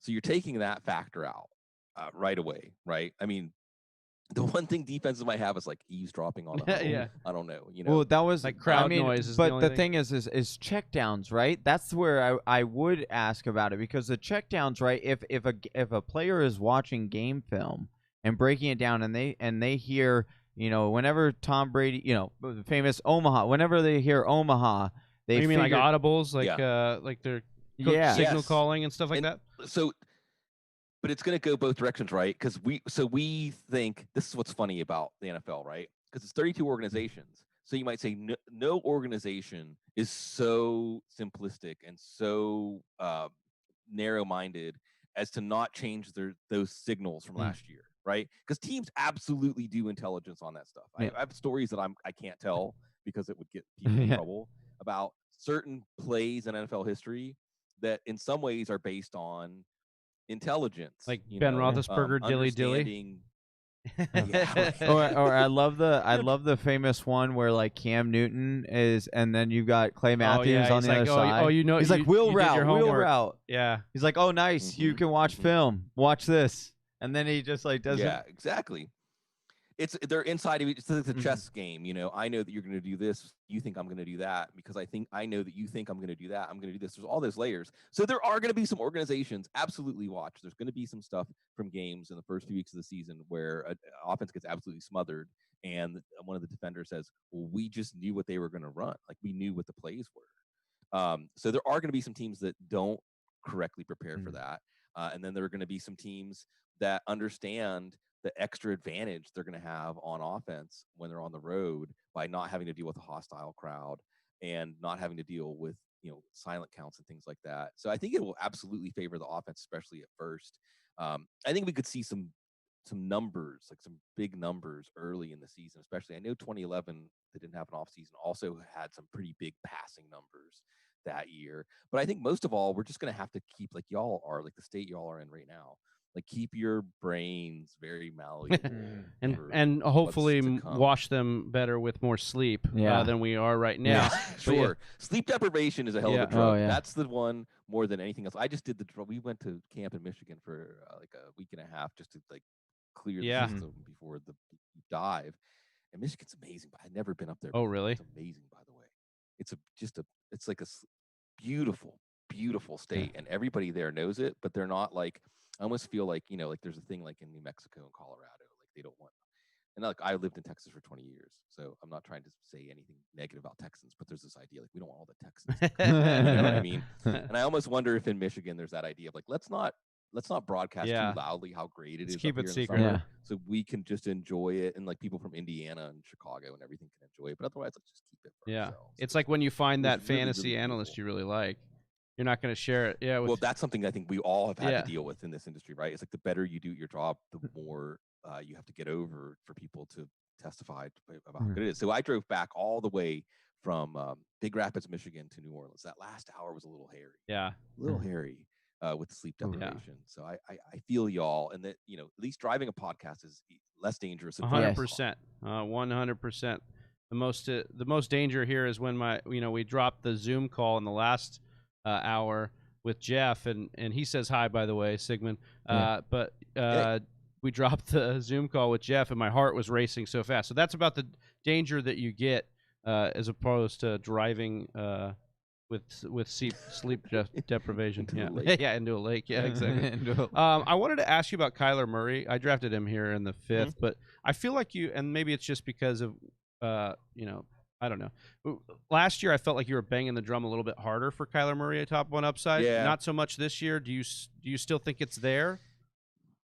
It's there. I got really over exuberant, I think, about the idea that I got really excited whenever the Cardinals drafted Hakeem Butler and Andy Isabella, because it made me feel like, wow, they're going all in, right? I mean, they're going to have, because as it was, drafting Cliff Kingsbury was kind of going all in.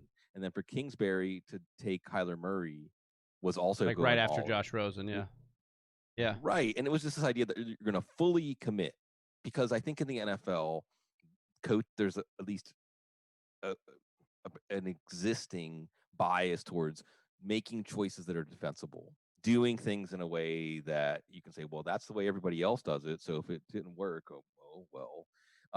And I felt like, wow, they're going to try to do something that nobody has really done before in the NFL and embrace this offense in a pure way.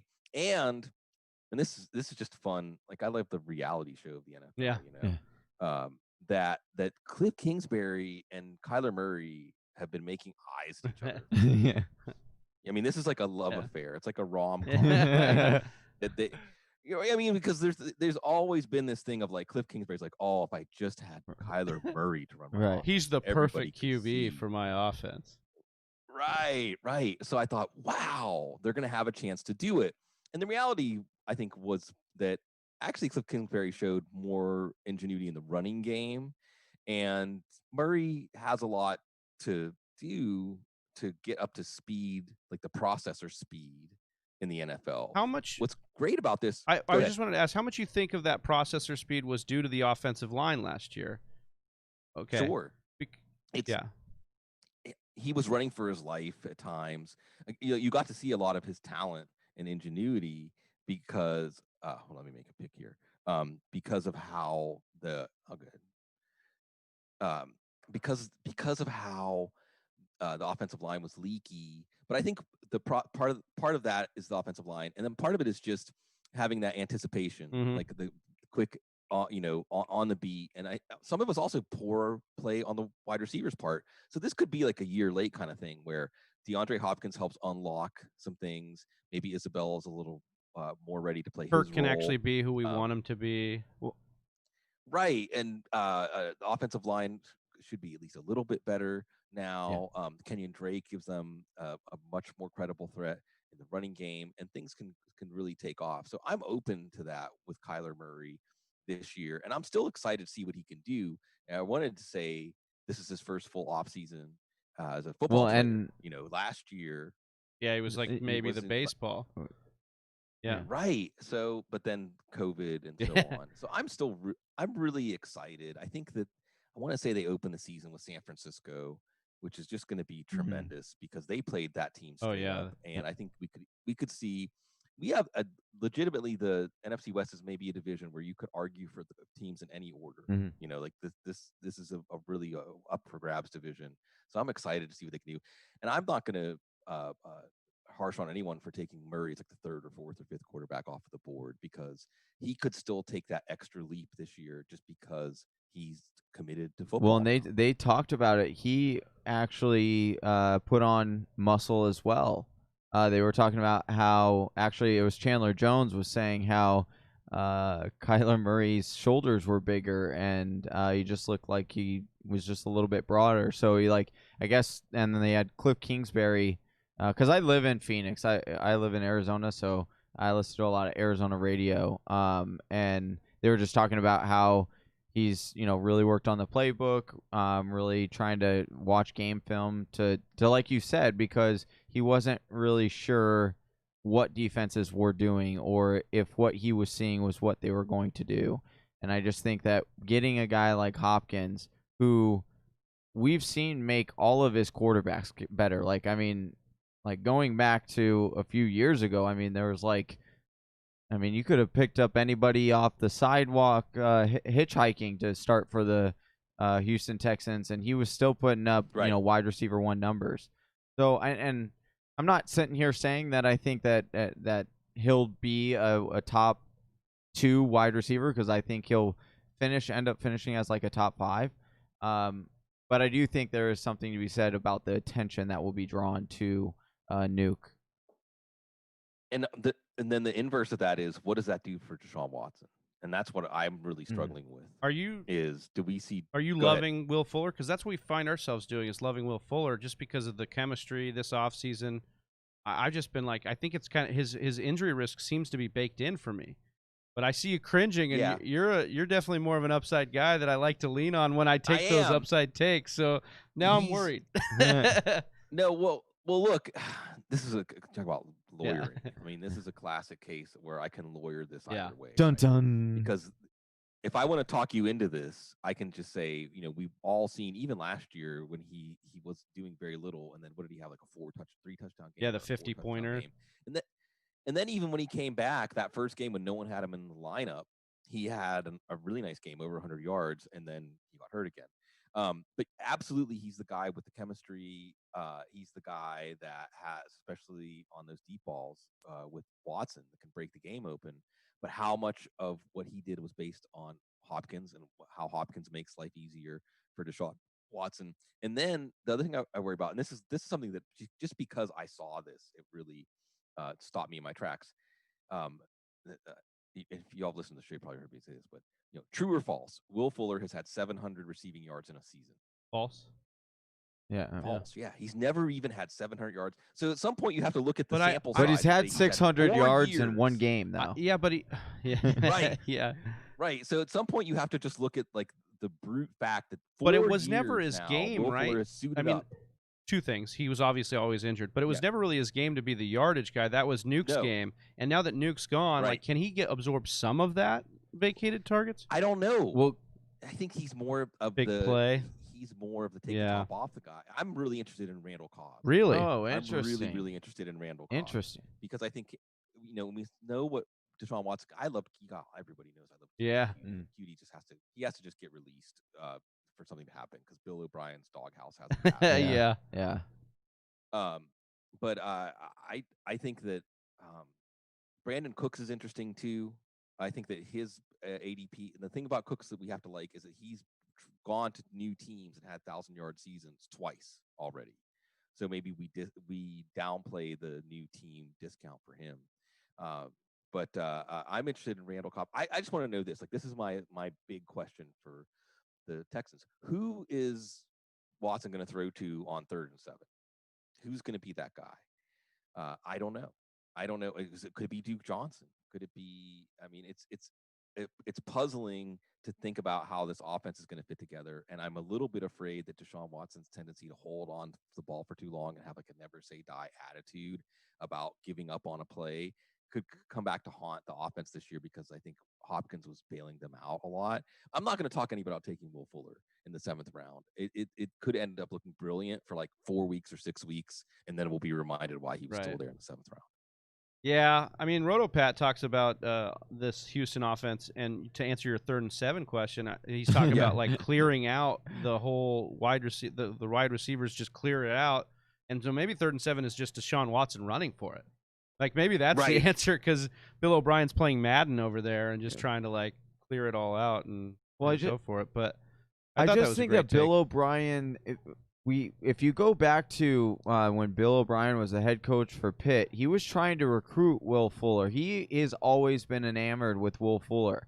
And I think that this gave him an opportunity to really put Will Fuller in a position where he believes that Will Fuller can be a great, obviously he thinks that Will Fuller could be one of the greatest wide receivers in the game right now.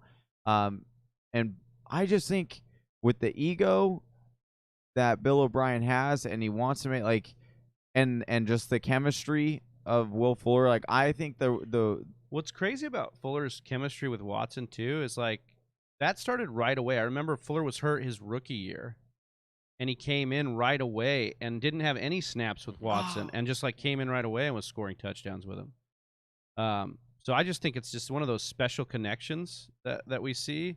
And I'm investing in that. Like, I think especially in this offseason, and Bloom, you talked about this with the Saints, right? Yeah. Continuity. You like to have continuity in this offseason, and I think that's one of the things I'm banking on with Will Fuller, at least. You sniped my pick there. I was totally thinking Darrell Henderson was going to fall to the 10th, so I skipped on him on this round, and you got him. This is a tough room for running back. So at this point, I have to rub two There you go. to have something. And I loved Henderson in Memphis. I don't think the Rams used him. So this is one of those situations where we really bang our heads against assumption of rational coaching or otherwise. When we see a player and we think they're not, I don't think Darrell Henderson's the kind of running back that you want thinking while he's got the ball in his hands. You just want him to go that way. Just be fast. Run the guys over. Bounce off of guys. Yeah. And even a few moments last year, you saw that. I mean, you saw that his burst, his game translated, but they're not setting him to do that. So, but at this point, I'll take a chance. I mean, I think I'm going to have to do something similar here at this next pick where, hey, we'll just see what happens and hope for the best at running back. That's the thing. Again, like a 14-team league, you start to look at your roster and you realize, like, I'm not going to like my depth at some positions, maybe every position. And at that point, we're talking upside, and we're saying, what's the best case scenario? Tell me a story where I'll be really happy to take. Am I on the clock again? Yeah, you are. 40 Not seconds. yet. Yeah. Oh, I am. So I was gonna see. I missed my moment. I had Tony Pollard. I looked at Tony Pollard last round too. Memphis, Yeah. the Memphis Yeah, there you duo go. Yeah, reunited. exactly. So do you find yourself maybe wanting to? I think what did you do here? You went positional advantage right at the top. Yeah, that's what you wanted to. Do you find yourself doing that more, or just trying to get more balance in 14 team leagues? I think I know you. Like you go positional advantage. Like I think I've read you like for the last 3 years, and it's always like take Kelsey in round 2. Like Yeah, you're just always preaching that advantage. I just think that. I mean, again, maybe I'm overly simplistic when it comes to all the different really smart stuff that people are writing about win rates with different roster constructions and things like that. Yeah. But especially with redraft leagues where you're setting a lineup every week, you need to score more points than the other team. So I want players who score more points than other players at that position. And, it's Joe Bryant, near dear to my heart, one of my bosses who invented BBD as a way of thinking about fantasy value. Not that a player's worth his total points on the year, but how much more he created than the replacement at that position. Right. So, I mean, Kelsey and Kittle and Jackson and Mahomes. I mean, these guys, because I think that's where, and the work that JJ Zacharyson and others have done about weight at quarterback. Yeah, I mean, look, nobody was saying this. They were on top of this idea that you can wait at quarterback. But when we were waiting at quarterback through all these last 5, 6, 7 years, there weren't people at the position setting the bar as high as Lamar Jackson and Patrick Mahomes. We can go back and look at your league last year. How many of the Lamar Jackson teams made the semis or the finals? They won their championship right here, Sigmund. Right. Yeah. Well, so, it's just one of those things where I like positional advantage. I think in 14 team, it gets even tighter because if you're drafting for depth at running back and wide receiver, nobody has got great depth at running back and wide receiver. And that's you're not going to really create as much of an advantage. So, Sig, I have a question because I have a theory. And I won't be able to pull it off in my league of record because he's talked about it in the mock draft marathon right next to me the entire time. Yeah, so I can't do this. But I want to get your opinion on it because I think it's maybe not talked about enough. But you took Lamar Jackson in the second because of the positional advantage, and a lot of people, we just went through the arguments on why people say you shouldn't. But there is a thing. Here's what my counter argument to that is.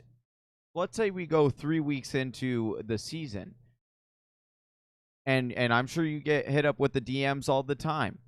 Sure. How many people ask you, hey, should I trade Ezekiel Elliott for Patrick Mahomes? Hey, should I trade Dalvin Cook for Lamar Jackson? And so what I'm saying is, like, if you're confident in that depth at the quarterback position, then why isn't the strategy more talked about, like grabbing a Lamar or Patrick in the second, and you're thinking about it as a long-term play, right? And then grabbing your upside quarterback, whoever you think that is, right? And then trading. Yes. You're thinking it goes either way. And look, this is excellent. This is an excellent thing to bring up because my life's complete now, dude. That's it. Yeah. No, this is great. No, and this is something I try to bring up as much as I can. That especially like we just did the preseason watch list. We do an episode for every team. You have guys, and whether it's quarterback or tight end, you have your pet guy in the second half of the draft. Like a quarterback might be Teddy Bridgewater, might be Joe Burrow, might be Ryan Tannehill. For some reason, you can get outside of the top 15, even though he was top 5 last year. You have your guy. A tight end, same thing. It might be Blake Jarwin. It might be Mike Gesicki's moving up a little bit. It could be Chris Herndon. Could be Irv Smith. And the idea is that's your strategy if you don't go tight end or quarterback early. But I absolutely agree. In fact, you're kind of anticipating my picks here coming up. Because I want to have my cake and eat it too. And then you can go either way. So absolutely, I think. And the other thing is, especially in a 14-team league, what you're trying to do is create an advantage, a quarterback or tight end. And if you think Blake Jarwin, you guys know I'm going to take my next pick.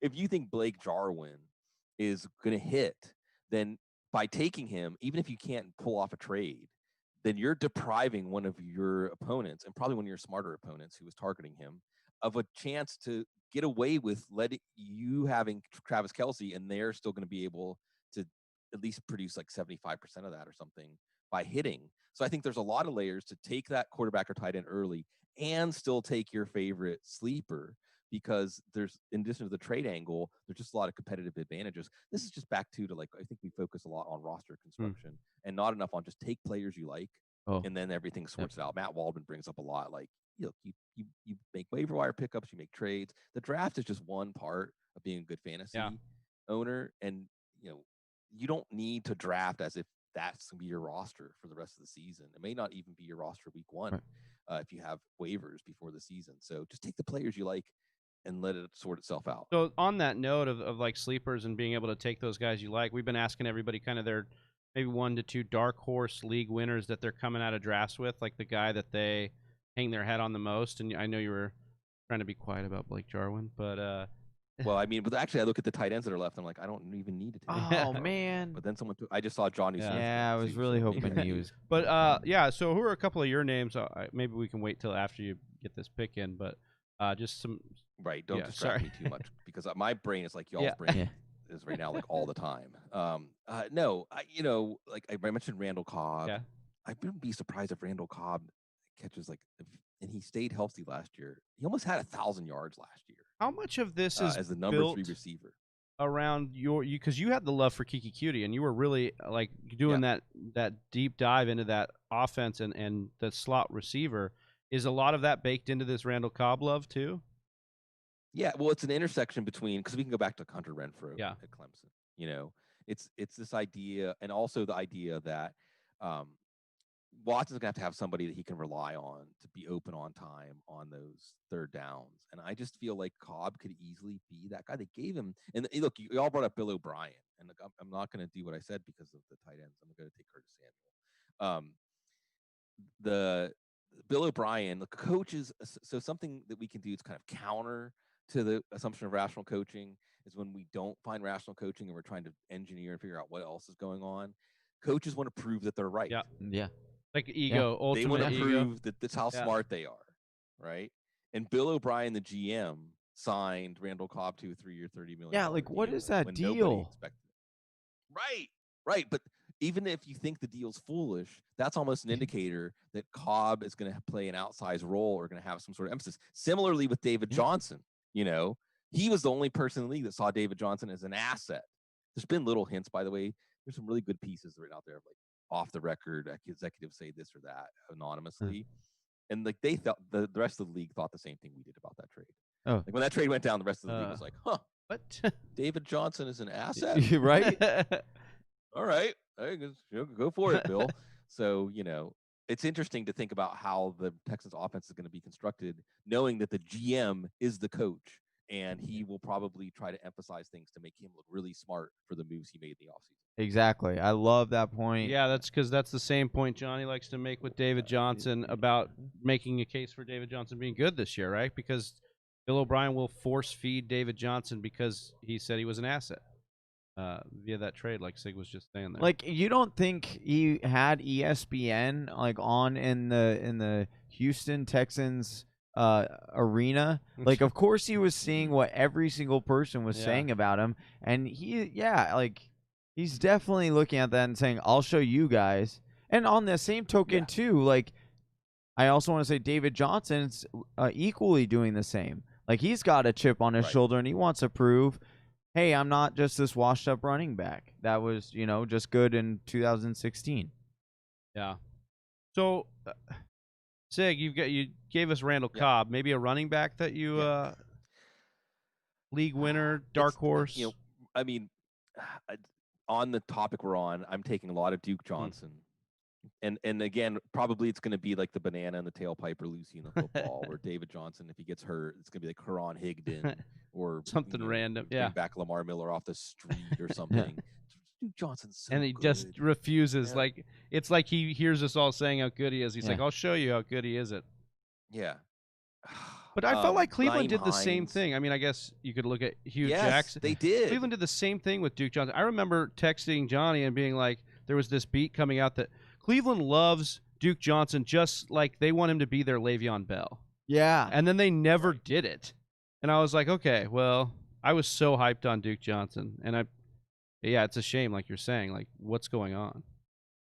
But I'll go down with the ship Yeah. with that. And Naeem Hines is another one I really like. Yeah. I just saw in those games last year, he was so clearly the most explosive player on the field for the Colts. And Phillip Rivers made, in some ways, Austin Eckler into a fantasy superstar. So I'm just open to that. I mean, it's a price. I'm absolutely open to spending a 15th round pick on Naeem Hines in PPR leagues, especially where it's a cheat. It's a hack to be able to, if he becomes a trusted receiver, right? And that's the other thing we have to watch with those first few weeks of the season, right? Like, who's going to be Phillip Rivers' favorite receivers other than T.Y. Hilton if he's healthy? Jack Doyle, be on the NFI list. the tight end I drafted. Yeah. Yeah. Hey, he's reliable. I mean, he's a very important player in that offense. We'll see if he's a very important fantasy player. Is it a Michael Pittman kind of playing a Vincent Jackson role on the outside? Yeah. Is it Paris Campbell? I still think, I remember which member of the staff said that Naeem Hines should be excited to play with Phillip Rivers. That's enough for me to throw a 15th round. Oh, for sure. Well, and I just I like the value because you look at what Hunter Henry did last year. I know he was in and out of the lineup, but he still finished as the tight end 9. And Jack Doyle is oftentimes coming off as like the tight end 18, tight end 17. So it's like, okay, Hunter Henry missed some games, and he still finished as a 9, and that's a huge difference to me. So, not that I'm reaching out because I don't think the ceiling is there. Like, there is a chance that Blake Jarwin is a top 5 tight end, right? But I don't know if there's a world where Jack Doyle is a top 5 tight end. But if you go ahead. Oh no, I was just gonna say, but if you wait and and people are snatching him up, don't be afraid to fall back on Jack Doyle. Right, he's the companion to your Blake Jarwin or your upside play, so that if it doesn't I work love taking out, Doyle with like Noah Fant, or like you're talking about Blake Jarwin or Right. something like that. Yeah. Right. And then since you brought up Hunter Henry really quick, I'm just sharing this with everyone I can because I found it so shocking. Hunter Henry, and I'm not the biggest Hunter Henry fan, but it was astounding to go back and look at the 2015 to 17 Buffalo Bills offenses and see just how often Charles Clay was targeted.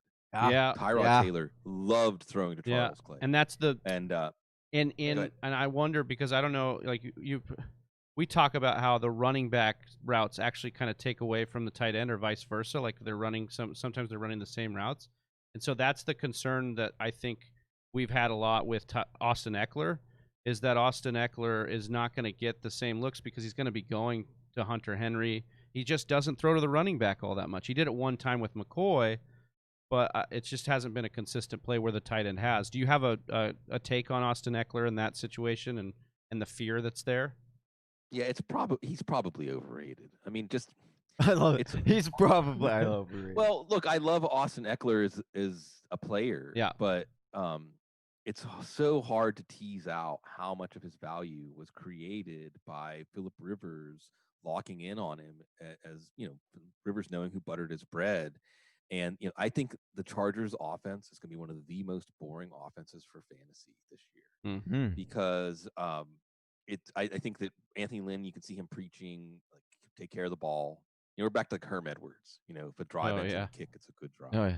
He believes in the defense. They brought in Joshua Kelly. I don't think you're going to see Eckler get goal line carries. I think you can see him involved some in the red zone offense, but I don't think that he's going to be getting. We saw when Melvin Gordon came back last year, Eckler's value was created a lot by his involvement in the passing game and his ability to create big plays in the passing game. And I just don't know that Tyrod Taylor is going to key in on those. So I have Eckler clearly below that Chubb, Mixon, Drake, Sanders tier. I guess that Clyde Edwards-Helaire just hopped that tier. Yeah, I don't know, but he's in the mix there too, and to the point where if I had to choose in a PPR league, if I had to choose between taking Eckler or then going to like my Kelsey Kittle, depending on your scoring, Lamar Jackson, Patrick Mahomes, I'm probably just gonna take a quarterback or a tight end. I mean, because I really don't like going wide receiver in the second round, just because the third, fourth, fifth, sixth round, you're going to want to go wide receiver. Yeah, stacked. And it's just wide receiver. Any wide receiver you take in the first or second round is going to make you less likely to take. You feel like you have to take a different position in those rounds. Yep. Yeah. And it's just going to be a heartbreak whenever you think, how am I passing on Tyler Lockett in the fifth round for David Montgomery or something like that, when I could have just taken Nick Chubb back in the second. And like, I would rather have David Montgomery and DeAndre Hopkins or Nick Chubb and Tyler Lockett or something like that. I guess I have to pick again here. Yeah, we're gonna make you do this last one. Yeah. Since it's the last, who we gonna be to save the best for last here? It's an old Vanessa. Somebody show my age. Corey Davis. Oh, the 5th-year breakout. We took Devontae Parker and Corey Davis in the same. Exactly. Well, go back and look. Yeah, right. Go back and look at where Parker was going in drafts last year. Yeah, fifth-year breakout. I still believe in Corey Davis. I mean, I still have seen enough to think that guy can play. Like, Corey Davis's problem isn't that we've watched him and be like, geez, he can't play. No, that's the problem is we have watched him say he can't play, but why aren't they giving it to him? No, what's crazy is he's gotten 30% target share for a while. Right, but with Marcus Mariota. Yeah, that's true. Well, I'll take Davis just to see, and I know he's that toe issue. You know, hopefully that's in the rearview mirror by the time the season starts. But Jarrett Moyer, who also works with Matt Waldman, says some really good stuff. And what I like about Matt and Jarrett and just the whole like Matt Waldman RSP team is they're not afraid to just say, I watched the tape. This is what I saw, even if it goes against what like 95% of people are saying.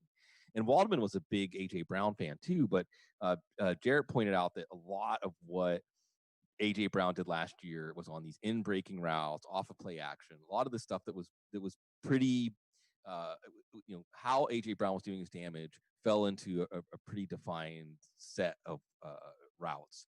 And if defenses can adjust and say, okay, well, we're going to take that away from you now, then the counterpunch you would think would be Corey Davis or Jonnu Smith. I mean, I like Jonnu Smith on this idea too. So I'll be interested to see. So what's fascinating is, obviously nobody believes in Ryan Tannehill. Yeah. I mean, this is really bizarre that a quarterback that was a top 5 fantasy quarterback isn't even going in the top 15 of most drafts. And so they're expecting some big regression for this offense.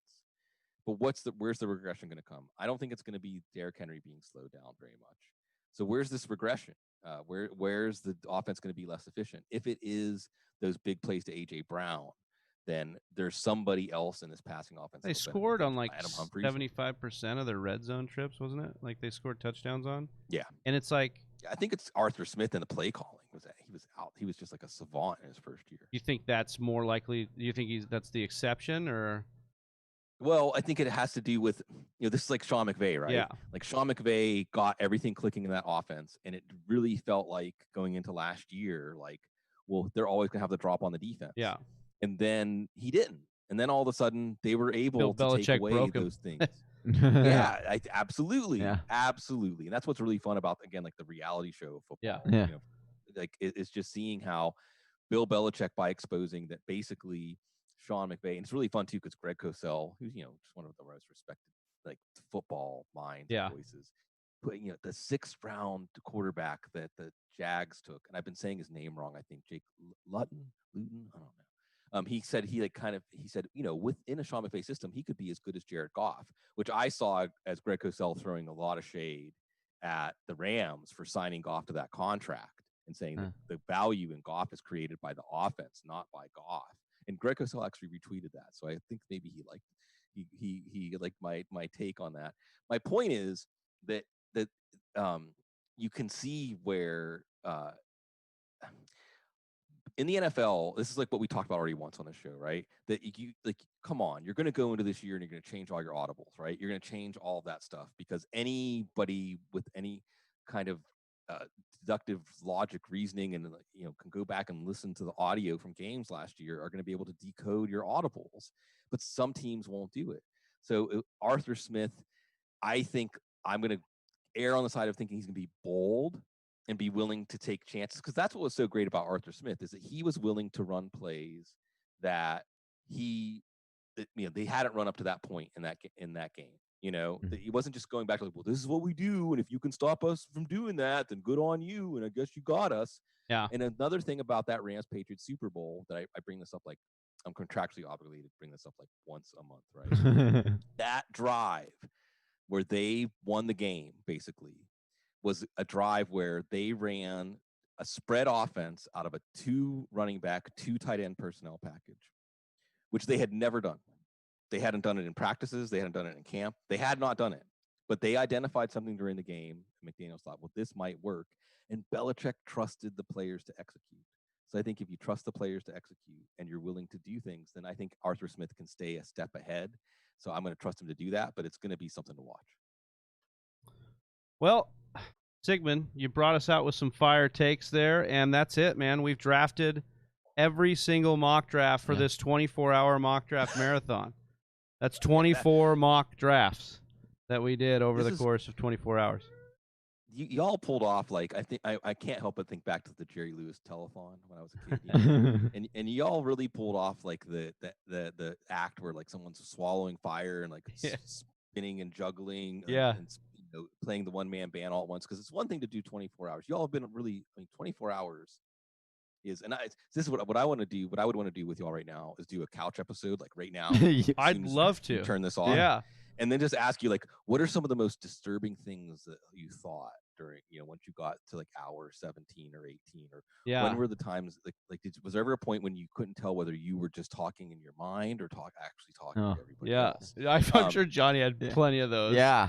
Because Johnny already goes on the monologue thing. He's got a lot to say, and when he does, then he does it when he's delirious, and he's just struggling to get the words, and I'm just like, I know it's in there. Yeah. No, like there's legit times when I'm like, I think I've said something. But then I'm like, wait, did I say it? Did I say it this hour? Or did I say it like 3 hours ago? Right. And then it makes you start tripping out and be like, wait, I'm like talking to myself while I'm trying to talk through a microphone. Exactly. Am I saying this out loud or just thinking this right now? Yeah. So, been there. Yeah. Been there. So no, and to do the mock drafts while y'all are, it's a testament to your passion and dedication, and also your community to be filling up these drafts and keeping. And it may be the ingenious thing y'all came up with is by having to every few minutes like check in and be grounded back in reality and think I have to make a pick and I have to think about things. I didn't even give that a lot of credit. But that is the totem, right, Sig? Like that's like get back here. And sometimes I did get like in Inception where you get stuck in limbo and you're gone for hours and years at a time. Like when you auto draft Darius Geis in the second mock draft ever. Like that's the things that happen to you. But get in the game. Yeah. Slap. Yeah. Right. But we've established something now. So it's like CPR. We're like, don't die on me. Like, it's 111 in the PPR draft. Who are you taking? Yeah. It's gonna bring you back. Yeah, exactly. Like when Homer Simpson here, it's like, oh, we're gonna send the widow a hand. Yeah, exactly. So it's fun. It's great. I love seeing what everybody is doing to just show how much we enjoy our communities, how much we enjoy engaging with each other about this. And I'm just glad y'all asked me to be on.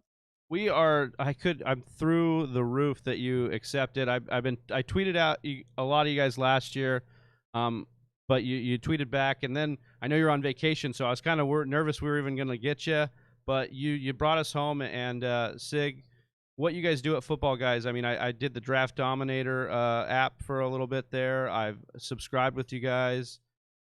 You've been one of my favorites in the industry. And we were just over the moon to be able to have you come on here. And, man, like I was worried I wasn't going to have the energy, but we were just talking about such good football just now. Like it was impossible to not have good energy. So thank you so much, Sig.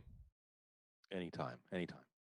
Well, without further ado, let's give away this Alvin Kamara jersey before we say goodbye to Sigmund. And so I believe we have that drawing here. Let me just pull it up. I think we have it as Walker Bass or Bass. I'm not sure what it is, but you've won the Alvin Kamara jersey. Oh, yeah. Walker. Yeah, Walker. This is yours, awesome, brother. DM us on Instagram or Twitter. We will be able to get your information, get this jersey over to you. Appreciate that. Sigmund, thank you so much, man. We'll get on the couch soon, and we'll get a little deep with it. Yeah. Absolutely. Great pleasure. Appreciate it. Thanks, Sig. All right. All right, Johnny, any final words here? I just want to give a big thanks to Whisper Nation. Yeah, they've showed up big time, and like Sigmund came on and gave props, and that felt really good. But like we couldn't have done this without Whisper Nation being in the chat here. I don't think we dip below 20 viewers at any point. No, and that just proves that you guys were here. Like we had people waking up with us, going to bed with us. I'm almost confident that they were doing like communicating between themselves. Yeah, it seemed like Bley and Brandon were like on this shift. Like, oh, did you check out? You're going to bed now. I'm coming on. Yeah, yeah. So good stuff there. We love it.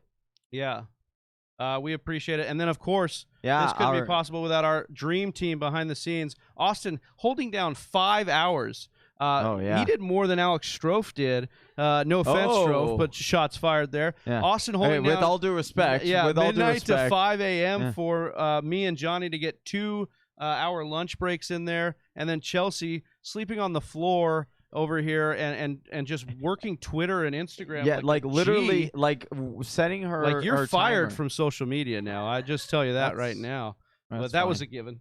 That's okay. But yeah, we couldn't have done it without them. And then Johnny, man, thank you to you. You held it down, man. You were my rock, brother. I appreciate you so much, and we love doing this every year. Year 2 was above and beyond what I thought it would be, man. I'm just so grateful that we could get all these people in the industry to come on. So grateful that it was all about the community from the start of every draft to the end of it. I mean, that was the key thing. Every single one of them said it was about the community and doing it and bringing everyone together. And that's what we do it for, and that's the community. So that mission accomplished, dude. All right. Well, for Johnny Game Time Hicks, Big Travie, Chelsea Lee Byers, and Austin Sear, we're the Fantasy Whisperers, and we're going to bed. Peace.